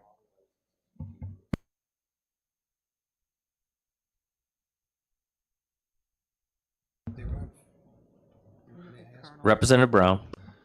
So, thank you, Mr. Chairman, everyone. So there isn't a fee every time you land lobster, there's only a fee for the landing license, is that correct? Thank you. Colonel Jordan, would you like to take the mic and tell us what you found out? Yes, and I apologize, I couldn't get him here today, he should have been here. But I called the lieutenant down there, I got a hold of him. So the reporting requirement comes in that landing license. Okay. So if we exempt anyone, a resident or non-resident, there will be no reporting. And his concern was, we won't have any idea of the resource. I said, I understand that. All I want you to do is answer my question. So the reporting part of it would go away. And to answer your question, Representative Brown, the only way you would know, so that's required I believe he said every month. And that's strictly enforced because that's how they track the resource. The only other way you would know what people get for lobsters, the way that we know it, is when we stop the boat, which we do routinely, and check them. And that's one other way. We don't report that. That's basically to make sure they're in compliance with all New Hampshire regulations. So they file a report once a month with how Yes. much they've taken. That's what he said. And it's Yep. basically a voluntary thing. It comes with the requirement of the license. Well, so sure, he said but they could still lie and say they they're could. taking- Oh yeah. Oh, people can lie in any of this. Oh yeah. But if you eliminate the license requirement, you would eliminate the requirement for reporting too. So both would go, unless you amended it. All right. We have Representative Harvey first, and then Representative Darby. So just to be clear on my position, I'm not going to support this, but should it pass, I'll be happy to work with you. Representative Darby. Thank you. I was hoping to ask the Colonel a question with respect to if enforcement is ever done at the docks themselves, for It example, is. at Rise. Yes, in At fact, we have details where officers are assigned to the docks at the fish co-op and other places. And then we have three patrol boats that we go out for. Yes. Thank you so much. Yes, sir. Representative Hill. Before you leave, so how do you do if someone is diving in Massachusetts on a Massachusetts license? Yep. They come back to New Hampshire and you're reporting it, and they're turning around and reporting it as they are required to do under their Massachusetts license. So we're not reporting it, Representative Hill. We're checking them to see limits, make sure they're within compliance of the law. The reporting part falls to the fishermen. We don't file a report on what we see, if that's your question. So it's both it's a voluntary on the part of the person that's bringing it in both places. No, it's a requirement to renew his license. So if you get a landing license, which is now currently required by law, and you fail to report, you wouldn't get another landing license. But, Follow up. thank you. You do get involved in this. We're a little less rigid in exec session, so because we're I'm trying only to a flesh cha- this out. I'm only a chairman, done. But it would seem to me that it's possible not to, if there was a person and all they did was dive using their non-resident license in Massachusetts waters. Yep. It's possible that that's the only place that they would be reporting. If they're not landing in New Hampshire, that would be correct. If they land in New Hampshire, they would have to report in New Hampshire, under the current law. And they do not report those on their Massachusetts license? Is That I what you're don't saying? know. I don't know what they do in Mass. I think they're reporting twice. Yeah, they are definitely do it in New Hampshire. If they have a landing license, it's required. Thank So, you. Yes, sir. I would like to hear from the director because he's been quiet for so long. Apologize in all due respect to Colonel Jordan, but I think Renee, who works with the Atlantic States, would actually be able to answer that question a little bit more directly. Okay. As far as the difference between Absolutely. what gets reported on a Massachusetts We'd love to have Renee come back up again. what gets reported under landing. Thank you, Mr. Chairman. So that, yeah, the reporting requirements all come down to the landing state. We do not operate in a vacuum. We have a standardized data reporting program. So for example, a federal vessel fishing only out in federal waters, way out. We have a requirement.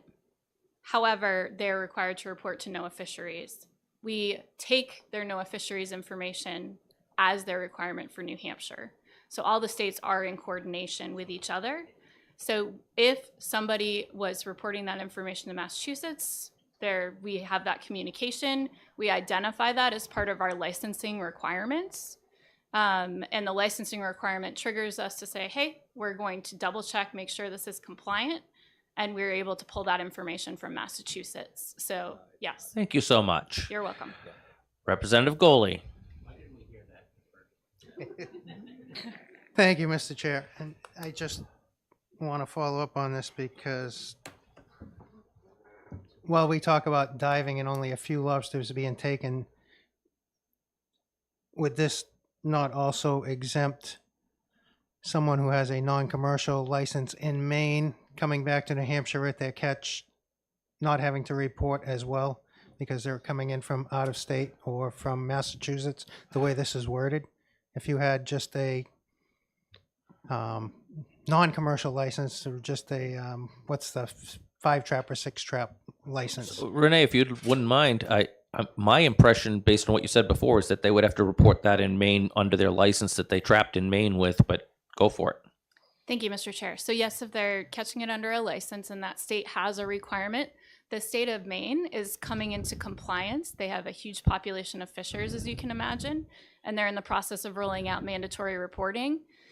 They've been given an exemption for partial reporting to date to get statistics. Now we know that all of those data are super important. We have winds, we have whales, we have all sorts of things going on in the marine fisheries world, including a stock that has shown some challenges. So lobster, as you heard, we're having gauge changes.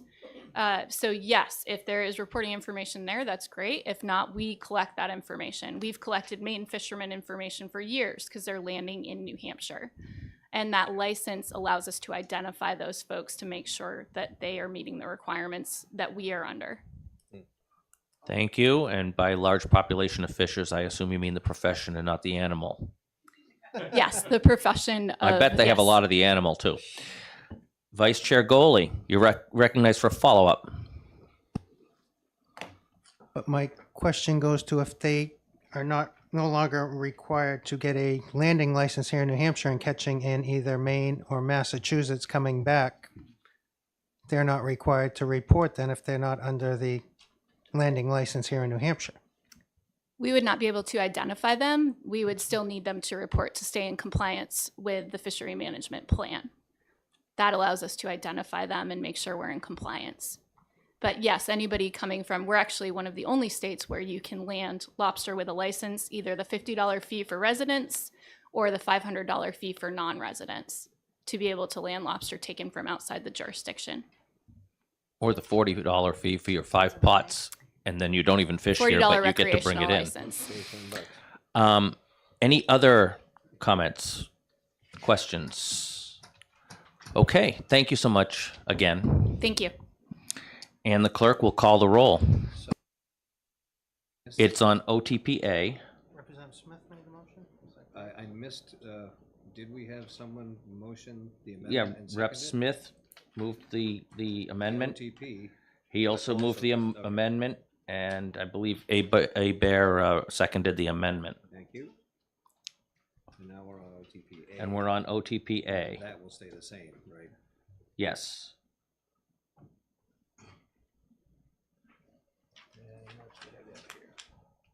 All right, OTPA 1029. Representative Goley,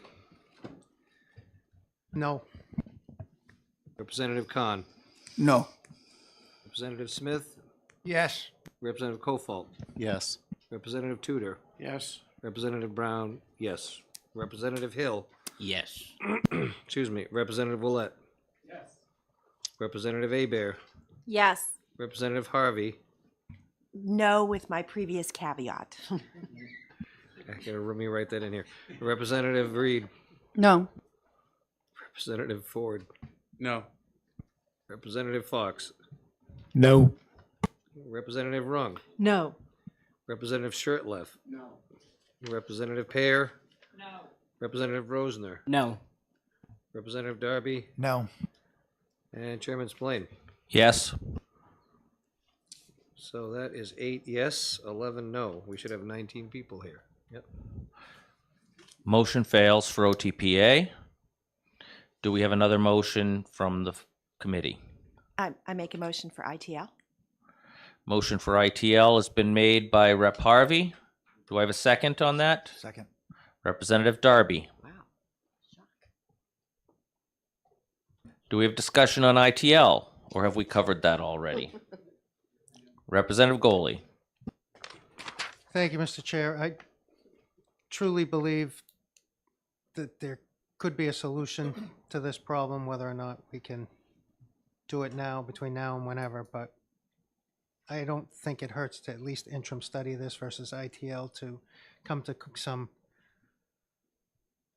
working around with the Fish and Game Department and those around us to see if there can be a amenable solution to this issue. Any other discussion? Does anybody who's moved ITL want to reconsider their motion? No, I don't at this time. Thank you, though. Okay. Representative Brown? Yeah, I would agree with Representative Goley. I think that that would be a useful path to take.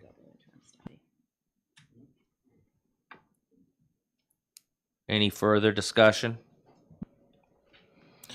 Okay, well, the motion's ITL. We can see if that passes. The clerk shall call the roll. Representative Goley, No. Representative Khan, Yes. Representative Smith. No. Representative Kofalt, No. Representative Tudor, No. Representative Brown, no. Representative Hill, No. Representative Willett, Representative Abear, No. Representative Harvey, Yes. Representative Reed, Yes. Representative Ford, Yes. Representative Fox, Yes. Representative Rung, Yes. Representative Shirtliff, Yes. Representative Pear, Yes. Representative Rosner, Yes. Representative Darby, Yes. and Chairman Spillane. No? We have 10 yes, 9 no.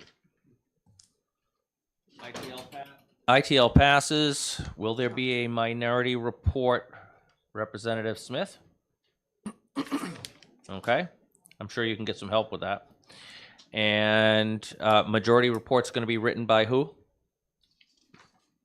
Oh, I guess I am. Okay.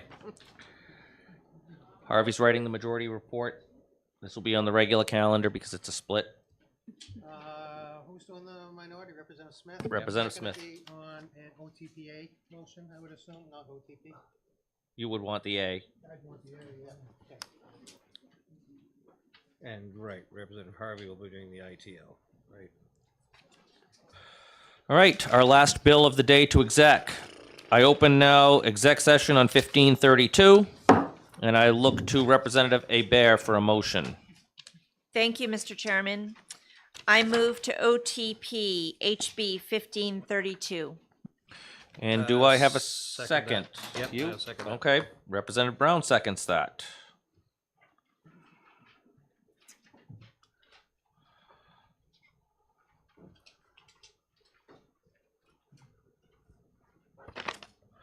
We are open for discussion on the OTP motion. Representative Hebert is recognized.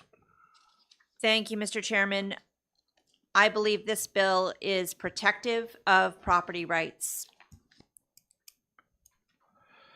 Thank you. Any further discussion on this bill? Was that a hand up? Representative Goley. Thank you, Mr. Chair.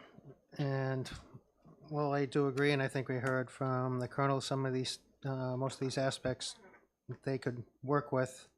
There were some issues that I feel need to be addressed. One, calling it a permit when we have no permit available. Doesn't work. And I think there was a few concerns about the changing the times once again to when tree stands could be in place and removed. Nope. I think this bill just passed last year. They spent a year getting people in line with what's going on with promoting this and putting it out there as much as they could, letting folks know that these changes were coming forth. And we're gonna, 6 months before a new season comes, throw another change at them and have to re-promote what the requirements are. I'm not sure how we heard the concerns about when you label your camera using a tag. Well, to put a tag on a tree, I'm assuming you have to use a nail, which no landowner wants put into their trees, especially those who are loggers or timberland owners who harvest their trees. Neither do they want to have to go around pulling these placards off when they go to do their logging. So with that, I cannot support this as is. I think with a little bit of work, it would be workable to address those concerns of Representative Smith. Thank you. I'm going to ask Rep. Pear to please check the table and see if the blue sheet for 1532 is there. I handed them all in, I thought. Because we can't seem to find it up here. I do have the online numbers: 4 support, 1 oppose. And Representative Smith, you're recognized now. Thank you, Mr. Chair.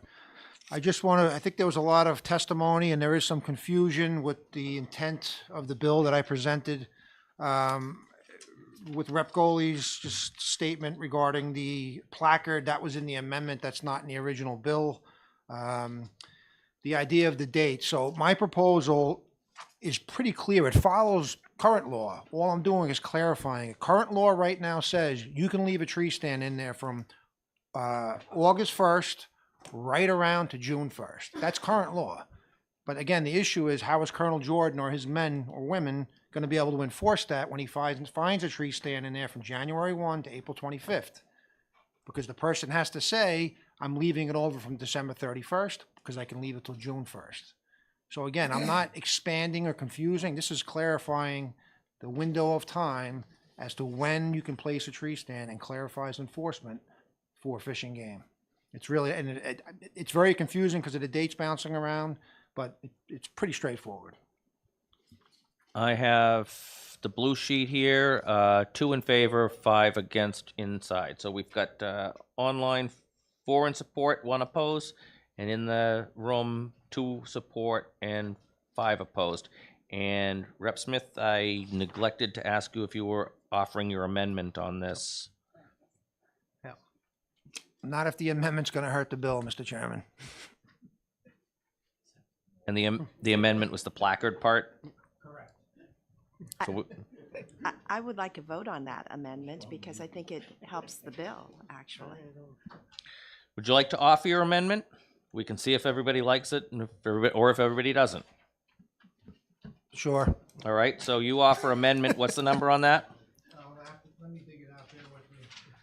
And I'll need a second for that amendment. Who would like to second the amendment? It's Amendment 0024H. 0024H, offered, you got that number? Offered by Rep. Smith, and it's seconded by Rep. Brown. And now we are open for discussion of the amendment. Rep. Smith, would you like to go over again what your amendment does? Sure. Thank you, Mr. Chairman.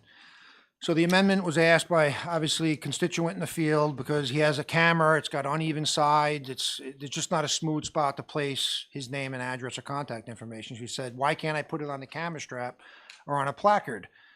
The amendment doesn't authorize it to be nailed into a tree. Frankly, that's already illegal. You can't nail a nail into someone's private property, which is a tree. That's already against the law.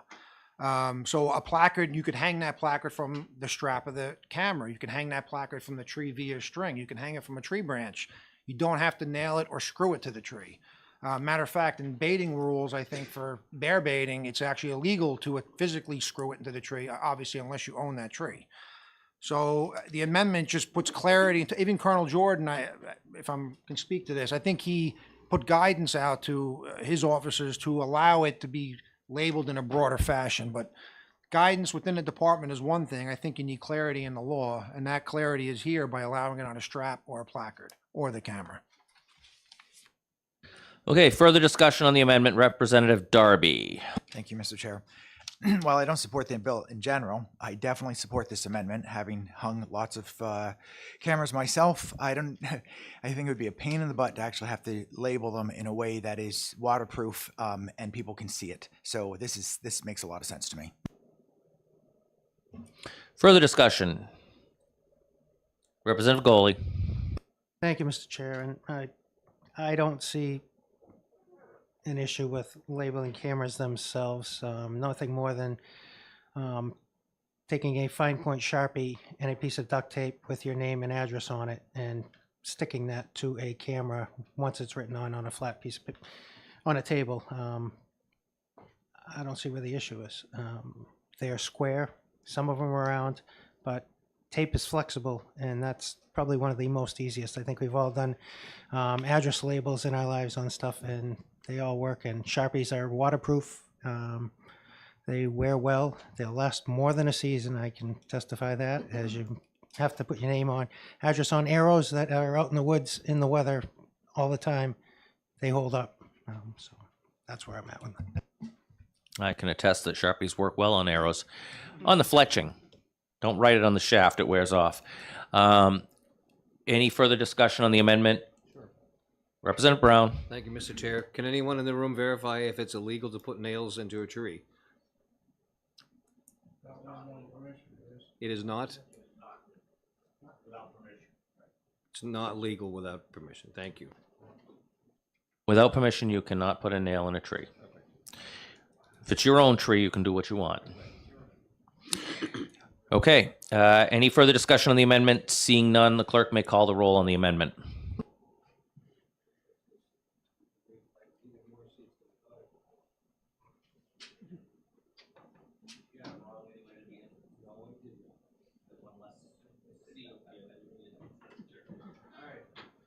Ignore our banter up here. Representative Goley. No. Representative Khan. Yes.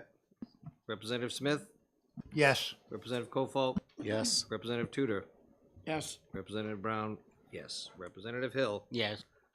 Representative Willett. Yes. Representative Abear. Yes. Representative Harvey. Yes. Representative Reed. Yes. Representative Ford. Yes. Representative Fox. Yes. Representative Rung. No. Representative Shirtliff. No. Representative Pear. Yes. Representative Rosner, Yes. Representative Darby, Yes. and Chairman Spillane. Yes. That's 16 yes, 3 no. All right, brings us to OTPA. And is there any more discussion on the bill as amended? Representative Khan. Thank you, Mr. Chairman. Mr. Chairman, is it okay if I ask a couple of questions to Representative Smith, who is the primary sponsor? Feel free. Thank you, Mr. Chairman. And thank you, Representative Smith, for taking my question. Question is, we heard over and over that the last year, the bill we passed, you tried to make that law a better law with this new bill. And we heard that that everybody is asking, give little time. Do you agree with that, that give little time, at least a year is only 34 days old law? Thank you for the question. No, this bill has current law has serious flaws. And if we know there's a flaw, everyone can see it here, we've read it, why not fix it? We've spent a whole entire hour discussing this.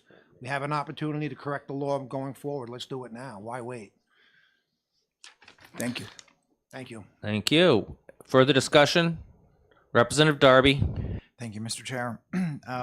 As we heard a few minutes ago, a number of people were opposed to this, including the Farm Bureau, Timberland Owners Association, and very importantly, Fish and Game.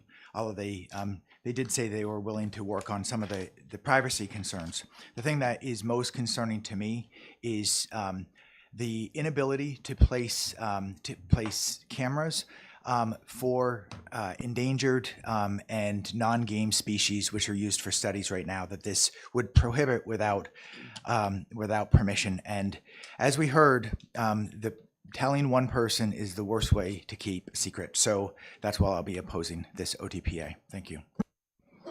Thank you. Any further discussion? Seeing none, the clerk may call the roll. We're right on 4:30. Representative Thank you, Goley. everyone. No. Representative Khan, No. Representative Smith, Yes. Representative Kofalt, Yes. Representative Tudor, Yes. Representative Brown is a yes. Representative Hill, Yes. Representative Willett, Yes. Representative Abear, Yes. Representative Harvey, No. Representative Reed, No. Representative Ford, No. Representative Fox, No. Representative Rung, No. Representative Shirtliff, No. Representative Pear, No. Representative Rosner, No. Representative Darby, No. and Chairman Spillane. Yes. 8 yes, 11 no. OTPA fails. Is there a motion? Mr. Vice Chair, are you going to make a motion? I will move interim study, and I truly believe that with some work with Fish and Game, we'll get this language correct, and I think we all agree on these changes going forward. That's why I looked at you. Is there a second on that? Representative Darby. Interim study has been moved and seconded. Is there discussion on interim study, or does everyone want to go home at 4:30? Too late. Okay. The clerk may call the roll.